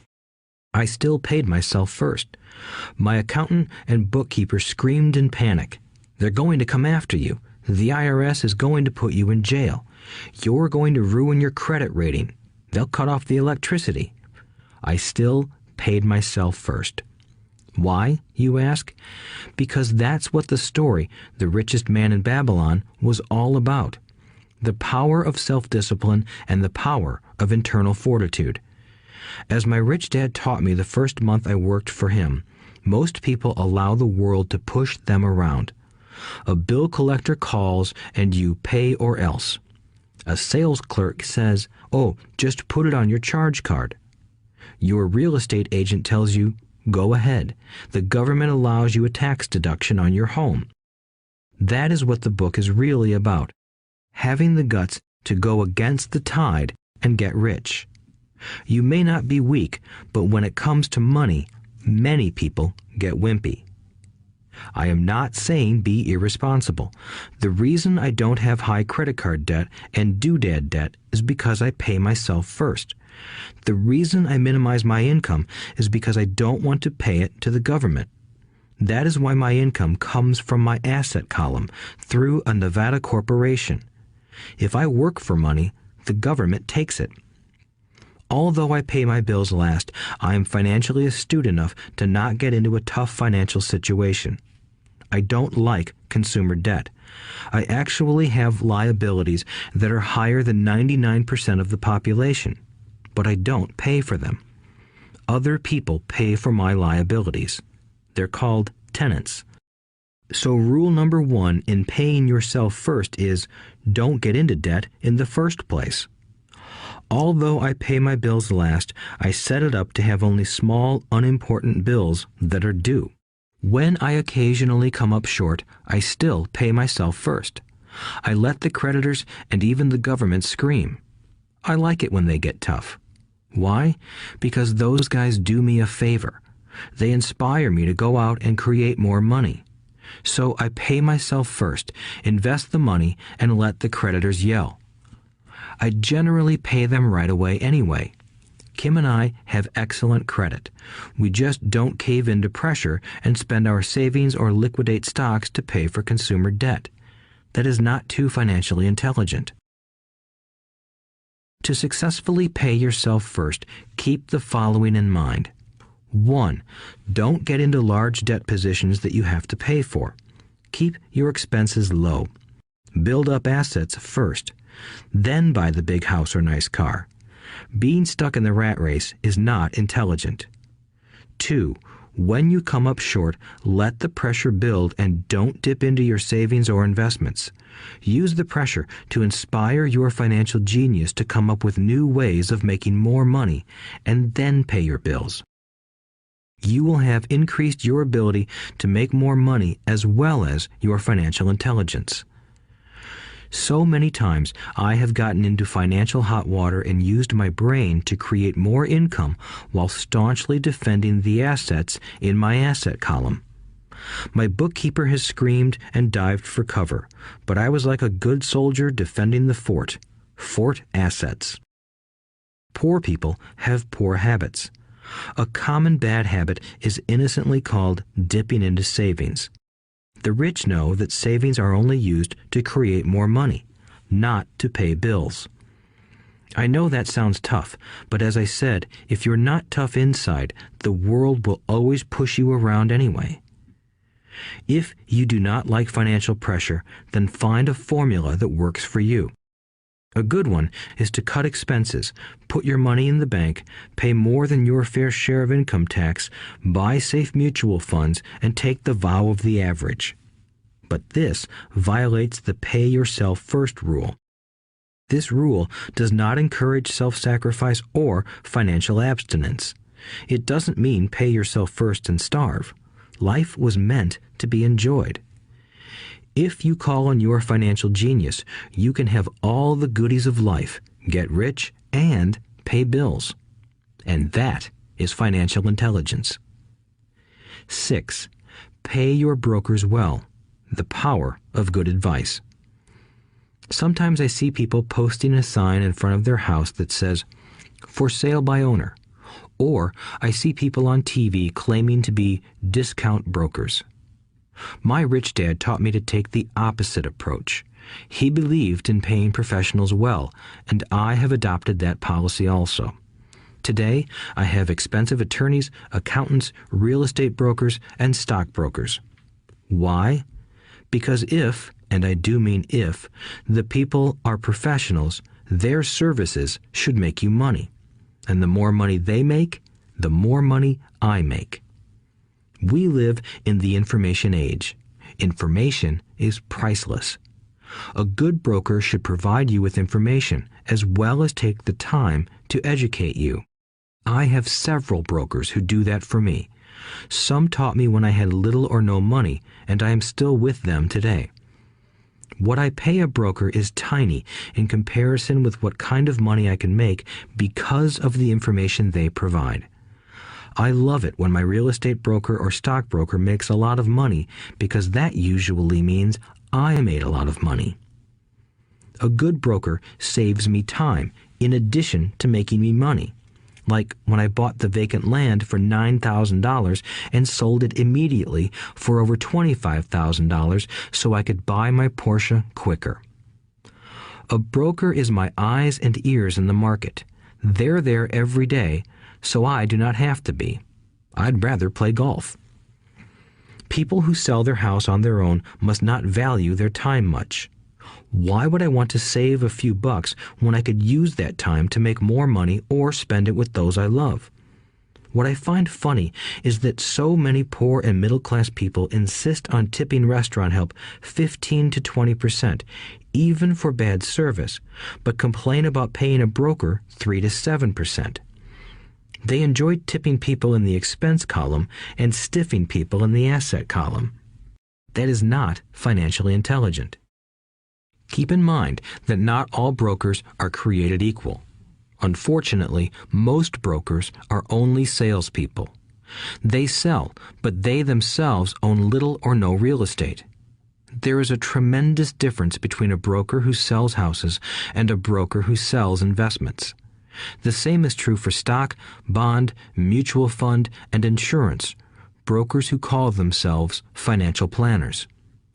When I interview any paid professional, I first find out how much property or stocks they personally own and what percentage they pay in taxes. And that applies to my tax attorney as well as my accountant. I have an accountant who minds his own business. His profession is accounting, but his business is real estate. I used to have an accountant who was a small business accountant, but he had no real estate. I switched because we did not love the same business. Find a broker who has your best interests at heart. Many brokers will spend the time educating you, and they could be the best asset you find. Just be fair, and most of them will be fair to you. If all you can think about is cutting their commissions, then why should they want to help you? It's just simple logic. As I said earlier, one of the management skills is the management of people. Many people only manage people they feel smarter than and they have power over. Many middle managers remain middle managers, failing to get promoted because they know how to work with people below them, but not with people above them. The real skill is to manage and reward the people who are smarter than you in some technical area. That is why companies have a board of directors. You should have one too. That is financial intelligence. 7. Be an Indian giver. The power of getting something for nothing. When the first European settlers came to America, they were taken aback by a cultural practice some American Indians had. For example, if a settler was cold, the Indian would give the person a blanket. Mistaking it for a gift, the settler was often offended when the Indian asked for it back. The Indians also got upset when they realized that settlers did not want to give it back. That is where the term Indian giver came from, a simple cultural misunderstanding. In the world of the asset column, being an Indian giver is vital to wealth. The sophisticated investor's first question is, how fast do I get my money back? They also want to know what they get for free, also called a piece of the action. That is why the ROI, or return on investment, is so important. For example, I found a small condominium that was in foreclosure a few blocks from where I lived. The bank wanted $60,000 and I submitted a bid for $50,000, which they took simply because, along with my bid, was a cashier's check for $50,000. They realized I was serious. Most investors would say, "Aren't you tying up a lot of cash? Would it not be better to get a loan on it?" The answer is, not in this case. My investment company uses this condominium as a vacation rental in the winter months when the snowbirds come to Arizona. It rents for $2,500 a month for 4 months out of the year. For rental during the off-season, it rents for only $1,000 a month. I had my money back in about 3 years. Now I own this asset, which pumps money out for me, month in and month out. The same is done with stocks.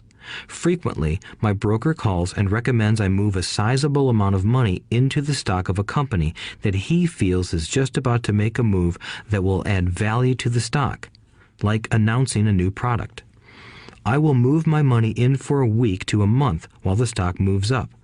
Then I pull my initial dollar amount out and stop worrying about the fluctuations of the market because my initial money is back and ready to work on another asset.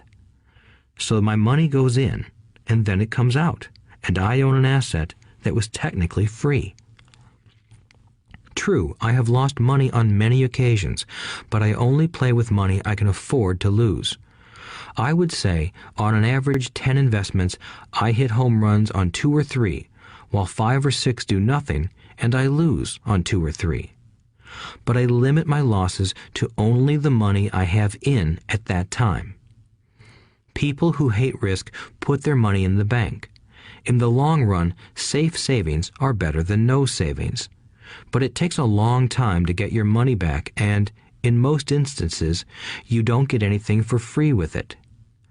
On every one of my investments, there must be an upside, something for free, like a condominium, a mini storage, a piece of free land, a house, stock shares, or an office building.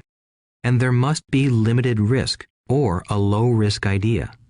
There are books devoted entirely to this subject, so I will not talk about it here. Ray Kroc of McDonald's fame sold hamburger franchises, not because he loved hamburgers, but because he wanted the real estate under the franchise for free. So wise investors must look at more than ROI. They look at the assets they get for free once they get their money back.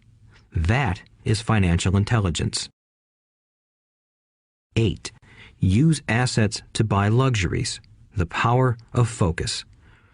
A friend's child has been developing a nasty habit of burning a hole in his pocket. Just 16, he wanted his own car. The excuse? All his friends' parents gave their kids cars. The child wanted to go into his savings and use it for a down payment. That was when his father called me and then came to see me. Do you think I should let him do it, or should I just buy him a car? I answered, it might relieve the pressure in the short term, but what have you taught him in the long term? Can you use this desire to own a car and inspire your son to learn something? Suddenly, the lights went on and he hurried home. 2 months later, I ran into my friend again.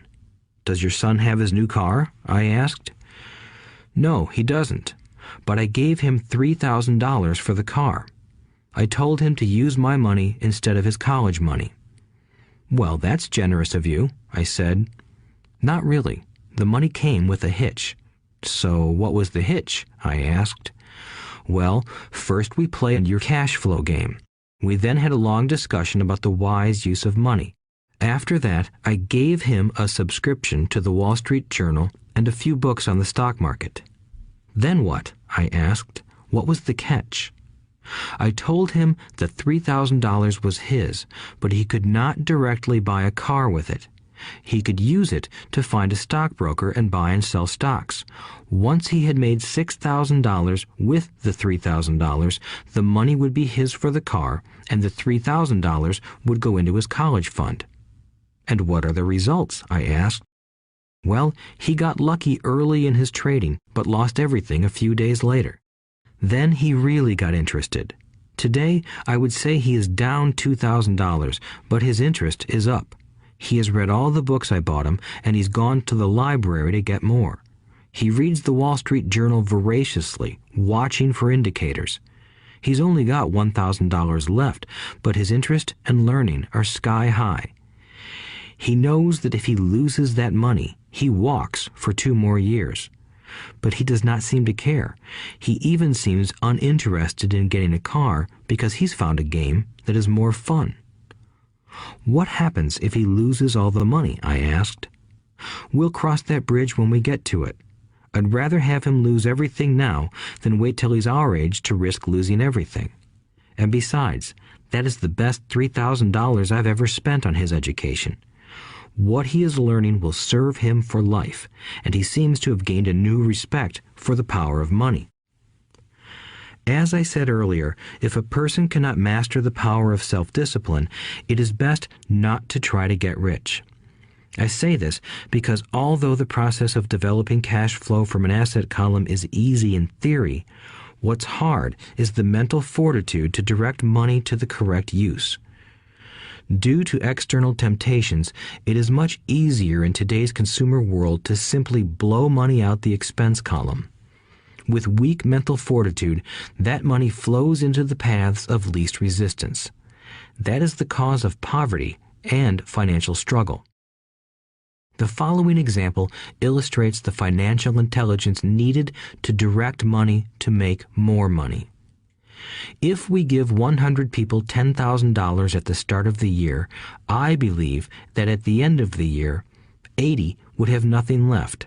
In fact, many would have created greater debt by making a down payment on a new car, refrigerator, electronics, or a holiday. 16 would have increased that $10,000 by 5 to 10%. 4 would have increased it to $20,000 or into the millions. We go to school to learn a profession so we can work for money. It is my opinion that it's just as important to learn how to have money work for you. I love my luxuries as much as anyone else. The difference is I don't buy them on credit. It's the keep up with the Joneses trap. When I wanted to buy a Porsche, the easy road would have been to call my banker and get a loan. Instead of choosing to focus in the liability column, I chose to focus in the asset column. As a habit, I use my desire to consume to inspire and motivate my financial genius to invest. Too often today, we focus on borrowing money to get the things we want instead of focusing on creating money. One is easier in the short term, but harder in the long term. It's a bad habit that we as individuals and as a nation have gotten into. Remember, the easy road often becomes hard, and the hard road often becomes easy. The earlier you can train yourself and those you love to be masters of money, the better. Money is a powerful force. Unfortunately, people use the power of money against themselves. If your financial intelligence is low, money will run all over you. It will be smarter than you. If money is smarter than you will work for it all your life. To be the master of money, you need to be smarter than it. Then money will do as it is told. It will obey you. Instead of being a slave to it, you will be the master of it. That is financial intelligence. 9. Choose heroes. The power of myth. When I was a kid, I greatly admired Willie Mays, Hank Aaron, and Yogi Berra. They were my heroes, and I wanted to be just like them. I treasured their baseball cards. I knew their stats, the RBIs, the ERAs, their batting averages, how much they got paid, and how they came up from the minor leagues. As a 9-year-old kid, when I stepped up to bat or played first base or catcher, I wasn't me. I pretended I was a famous baseball player. It's one of the most powerful ways we learn, and we often lose that as adults. We lose our heroes. Today, I watch young kids playing basketball near my home. On the court, they're not little Johnny. They're pretending to be their favorite basketball hero. Copying or emulating heroes is true power learning. I have new heroes as I grow older. I have golf heroes, and I copy their swings and do my best to read everything I can about them.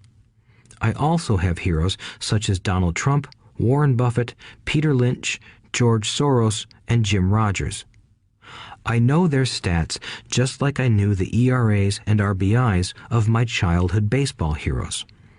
I follow what Warren Buffett invests in, and I read anything I can about his point of view on the market and how he chooses stocks. And I read about Donald Trump, trying to find out how he negotiates and puts deals together.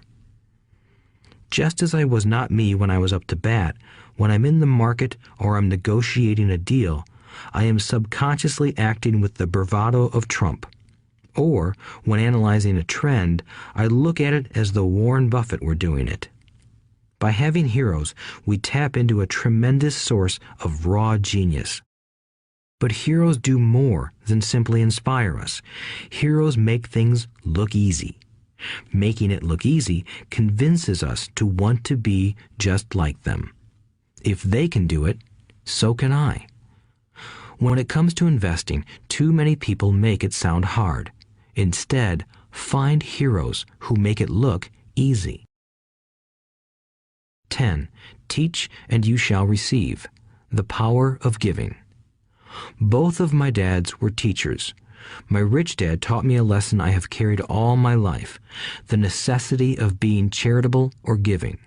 My educated dad gave a lot of his time and knowledge, but almost never gave away money. He usually said that he would give when he had some extra money, but of course, there was rarely any extra. My rich dad gave money as well as education. He believed firmly in tithing. If you want something, you first need to give, he would always say. When he was short of money, he gave money to his church or to his favorite charity. If I could leave one single idea with you, it is that idea. Whenever you feel short or in need of something, give what you want first, and it will come back in buckets. That is true for money, a smile, love, or friendship. I know it is often the last thing a person may want to do, but it has always worked for me. I trust that the principle of reciprocity is true, and I give what I want. I want money, so I give money, and it comes back in multiples. I want sales, so I help someone else sell something, and sales come to me. I want contacts, and I help someone else get contacts. Like magic, contacts come to me. I heard a saying years ago that went, "God does not need to receive, but humans need to give." My rich dad would often say, poor people are more greedy than rich people. He would explain that if a person was rich, that person was providing something that other people wanted. In my life, whenever I have felt needy or short of money or short of help, I simply went out or found in my heart what I wanted and decided to give it first. And when I gave, it always came back. It reminds me of the story of the guy sitting with firewood in his arms on a cold, freezing night. He is yelling at the pot-bellied stove, "When you give me some heat, then I'll put some wood in you." And when it comes to money, love, happiness, sales, and contacts, all one needs to remember is to give first. Often, just the process of thinking of what I want and how I could give that to someone else breaks free a torrent of bounty. Whenever I feel that people aren't smiling at me, I simply begin smiling and saying hello. Like magic, the next thing I know, I'm surrounded by smiling people. It is true that your world is only a mirror of you. So that's why I say, teach and you shall receive. I have found that the more I teach those who want to learn, the more I learn. If you want to learn about money, teach it to someone else. A torrent of new ideas and finer distinctions will come in. There are times when I have given and nothing has come back, or what I have received is not what I wanted. But upon closer inspection and soul-searching, I was often giving to receive in those instances instead of giving for the joy that giving itself brings. My dad taught teachers, and he became a master teacher. My rich dad always taught young people his way of doing business. In retrospect, it was their generosity with what they knew that made them smarter. There are powers in this world that are much smarter than we are. You can get there on your own, but it's easier with the help of the powers that be. You only need to be generous with what you have. Chapter 9. Still want more? Here are some to-dos. Many people may not be satisfied with my 10 steps. They see them more as philosophies than actions. I think understanding the philosophy is just as important as the action. There are many people who want to do instead of think, and then there are people who think but do not do. I would say that I am both. I love new ideas, and I love action. So for those who want a to-do list on how to get started, I will share with you some of the things I do in abbreviated form. Stop doing what you're doing. In other words, take a break and assess what is working and what is not working. The definition of insanity is doing the same thing over and over and expecting a different result. Stop doing what is not working and look for something new. Look for new ideas. For new investing ideas, I go to bookstores and search for books on different and unique subjects. I call them formulas. I buy how-to books on formulas I know nothing about. For example, in the bookstore I found the book The 16% Solution by Joel Moskowitz. I bought the book and read it, and the next Thursday I did exactly as the book said. Most people do not take action, or they let someone talk them out of whatever new formula they are studying. My neighbor told me why 16% would not work. I did not listen to him. because he's never done it. Find someone who has done what you want to do. Take them to lunch and ask them for tips and tricks of the trade. As for 16% tax lien certificates, I went to the county tax office and found the government employee who worked in that office. I found out that she, too, invested in the tax liens. Immediately, I invited her to lunch. She was thrilled to tell me everything she knew and how to do it. After lunch, she spent all afternoon showing me everything. By the next day, I found 2 great properties with her help that have been accruing interest at 16% ever since. It took a day to read the book, a day to take action, an hour for lunch, and a day to acquire 2 great deals. Take classes, read, and attend seminars. I search newspapers and the internet for new and interesting classes, many of which are free or inexpensive. I also attend and pay for expensive seminars on what I want to learn. I am wealthy and free from needing a job simply because of the courses I took. I have friends who did not take those classes who told me I was wasting my money, and yet they're still at the same job. Make lots of offers. When I want a piece of real estate, I look at many properties and generally write an offer. If you don't know what the right offer is, neither do I. That is the job of the real estate agent. They make the offers. I do as little work as possible. A friend wanted me to show her how to buy apartment houses. So one Saturday, she, her agent, and I went and looked at 6 apartment houses. 4 were dogs, but 2 were good. I said to write offers on all 6, offering half of what the owners asked for. She and the agent nearly had heart attacks. They thought it was rude and would offend the sellers, but I really don't think the agent wanted to work that hard. So they did nothing and went on looking for a better deal. No offers were ever made, and that person is still looking for the right deal at the right price. Well, you don't know what the right price is until you have a second party who wants to deal. Most sellers ask too much. It is rare that a seller asks a price that is less than something is worth.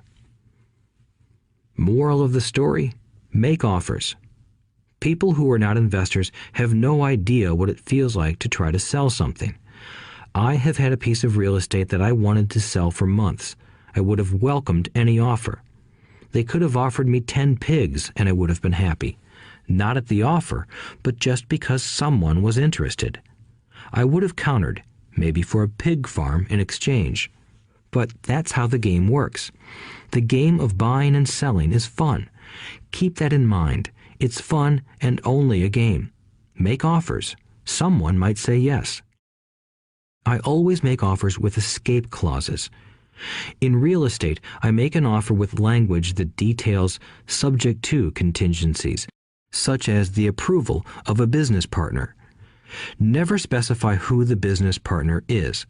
Most people don't know that my partner is my cat. If they accept the offer, and I don't want the deal, I call home and speak to my cat. I make this ridiculous statement to illustrate how absurdly easy and simple the game is.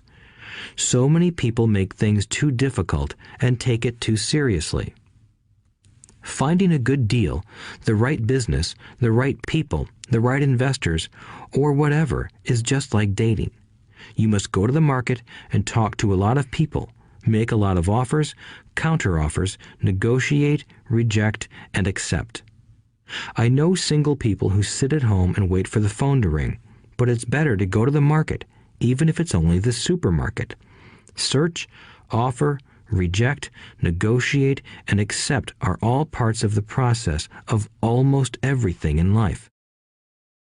Jog, walk, or drive a certain area once a month for 10 minutes. I have found some of my best real estate investments doing this. I will jog a certain neighborhood for a year and look for change. For there to be profit in a deal, there must be 2 elements: a bargain and change. There are lots of bargains, but it's change that turns a bargain into a profitable opportunity. So when I jog a neighborhood I might like to invest in. It is the repetition that causes me to notice slight differences. I notice real estate signs that are up for a long time. That means the seller might be more agreeable to deal. I watch for moving trucks going in or out. I stop and talk to the drivers. I talk to the postal carriers. It's amazing how much information they acquire about an area.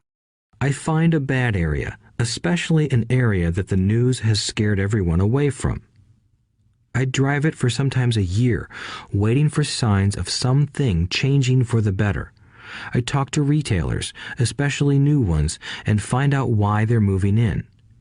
It takes only a few minutes a month, and I do it while doing something else, like exercising or going to and from the store. Shop for bargains in all markets. Consumers will always be poor. When the supermarket has a sale, say on toilet paper, the consumer runs in and stocks up. But when the housing or stock market has a sale, most often called a crash or correction, the same consumer often runs away from it. When the supermarket raises its prices, the consumer shops somewhere else. But when housing or the stock market raises their prices, the same consumer often rushes in and starts buying. Always remember, profits are made in the buying, not in the selling. Look in the right places. A neighbor bought a condominium for $100,000. I bought the identical condo next door for $50,000. He told me he's waiting for the price to go up. I told him that profit is made when you buy, not when you sell. He shopped with a real estate broker who owns no property of her own. I shopped at the foreclosure auction. I paid $500 for a class on how to do this. My neighbor thought that the $500 for a real estate investment class was too expensive. He said he could not afford the money or the time. So he waits for the prices to go up. Look for people who want to buy first, then look for someone who wants to sell. A friend was looking for a certain piece of land. He had the money, but did not have the time. I found a large piece of land, larger than what my friend wanted to buy, tied it up with an option, called my friend, and he said he wanted a piece of it. So I sold the piece to him and then bought the land. I kept the remaining land as mine for free. Moral of the story: buy the pie and cut it in pieces. Most people look for what they can afford, so they look too small. They buy only a piece of the pie, so they end up paying more for less. Small thinkers don't get the big breaks. If you want to get richer, think big. Think big. Retailers love giving volume discounts simply because most business people love big spenders. So even if you're small, you can always think big. When my company was in the market for computers, I called several friends and asked them if they were ready to buy also. We then went to different dealers and negotiated a great deal because we wanted to buy so many. I have done the same with stocks. Small people remain small because they think small, act alone, or don't act at all. Learn from history. All the big companies on the stock exchange started out as small companies. Colonel Sanders did not get rich until after he lost everything in his 60s. Bill Gates was one of the richest men in the world before he was 30. Action always beats inaction. These are just a few of the things I have done and continue to do to recognize opportunities. The important words are have done and do. As repeated many times throughout this audiobook, you must take action before you can receive the financial rewards. Act now. Final thoughts. I would like to share some final thoughts with you. The main reason I wrote this book, and the reason it has remained a bestseller since 2000, was to share insights into how increased financial intelligence can be used to solve many of life's common problems. Without financial training, we all too often use the standard formulas to get through life. Work hard, save, borrow, and pay excessive taxes. Today, more than ever, we need better information. I use the following story as an example of a financial problem that confronts many young families today. How do you afford a good education for your children and provide for your own retirement? It requires using financial intelligence instead of hard work. A friend of mine was griping one day about how hard it was to save money for his 4 children's college educations. He was putting $300 away in a college fund each month and had so far accumulated only about $12,000. He had about 12 more years to save for college since his oldest child was then 6 years old. At the time, the real estate market in Phoenix was terrible. People were giving houses away. I suggested to my friend that he buy a house with some of the money in his college fund. The idea intrigued him, and we began to discuss the possibility. His primary concern was that he did not have credit with the bank to buy another house since he was so overextended. I assured him that there were other ways to finance a property rather than through the bank. We looked for a house for 2 weeks, a house that would fit all our criteria. There were plenty to choose from, so shopping was fun. Finally, we found a 3-bedroom, 2-bath home in a prime neighborhood. The owner had been downsized and needed to sell that day because he and his family were moving to California where another job waited. The owner wanted $102,000, but we offered only $79,000. He took it immediately and agreed to carry back the loan with a 10% down payment. All my friend had to come up with was $7,900. As soon as the owner moved, my friend put the house up for rent. After all expenses were paid, including the mortgage, he put $125 in his pocket each month. His plan was to keep the house for 12 years and let the mortgage get paid down faster by applying the extra $125 to the principal each month. We figured that in 12 years, a large portion of the mortgage would be paid off and he could possibly be clearing $800 a month by the time his first child went to college. He could also sell the house if it had appreciated in value. 3 years later, the real estate market greatly improved in Phoenix, and he was offered $156,000 for the same house by the tenant who lived in it.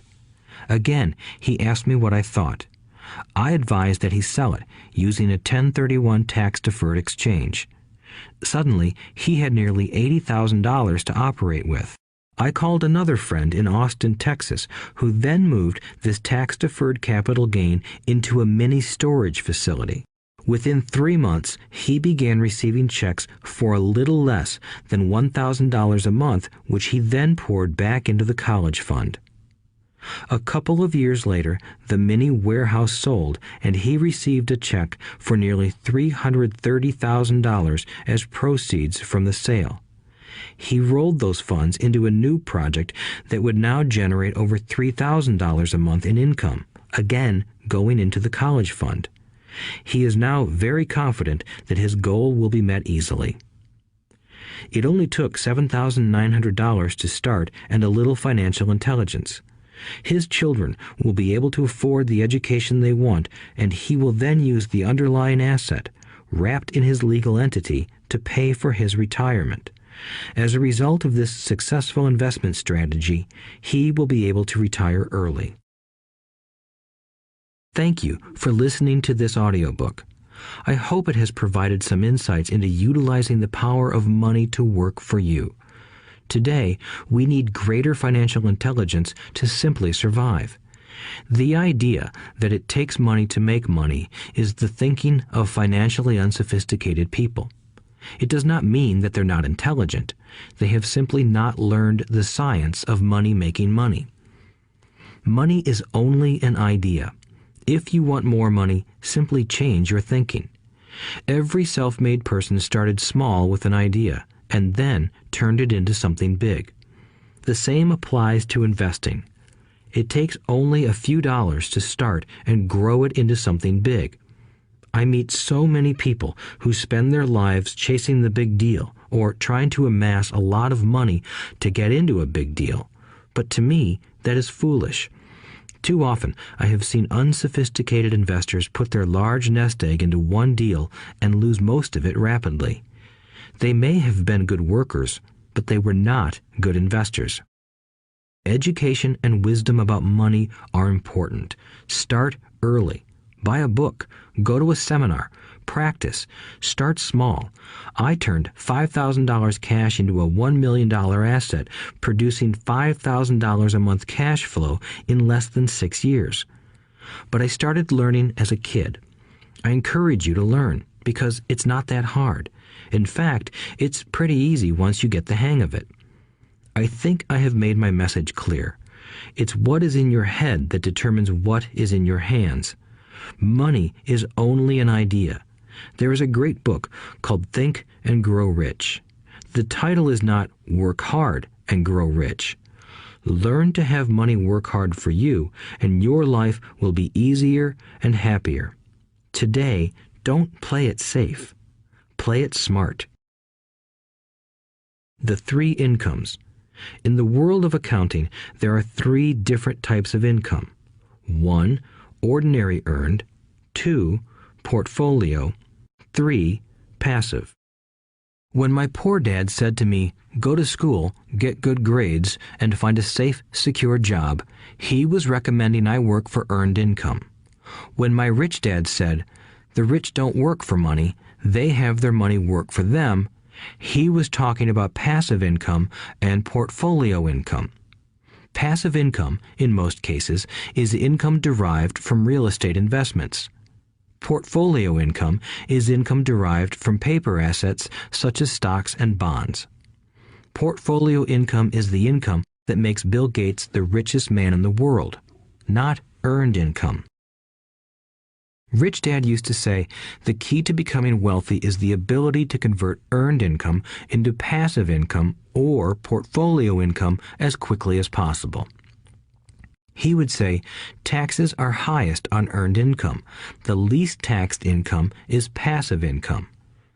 That is another reason why you want your money working hard for you. The government taxes the income you work hard for more than the income your money works hard for. In my second book, Rich Dad's Cash Flow Quadrant, I explain the 4 different types of people who make up the world of business. They are E, employee, S, self-employed, B, business owner, and I, investor. Most people go to school to learn to be an E or an S. The cash flow quadrant is written about the core differences of these 4 types and how people can change their quadrant. In fact, most of our products are created for people in the B and I quadrants. In Rich Dad's Guide to Investing, book number 3 in the Rich Dad series, I go into more detail on the importance of converting earned income into passive and portfolio income. Rich Dad used to say, all a real investor does is convert earned income into passive and portfolio income. If you know what you're doing, investing is not risky. It's just common sense. The key to financial freedom. The key to financial freedom and great wealth is a person's ability to convert earned income into passive and/or portfolio income. My rich dad spent a lot of time teaching Mike and me this skill. Having this ability is the reason my wife Kim and I are financially free, never needing to work again. We continue to work because we choose to. Today, we own a real estate investment company for passive income and participate in private placements and initial public offerings of stock for portfolio income.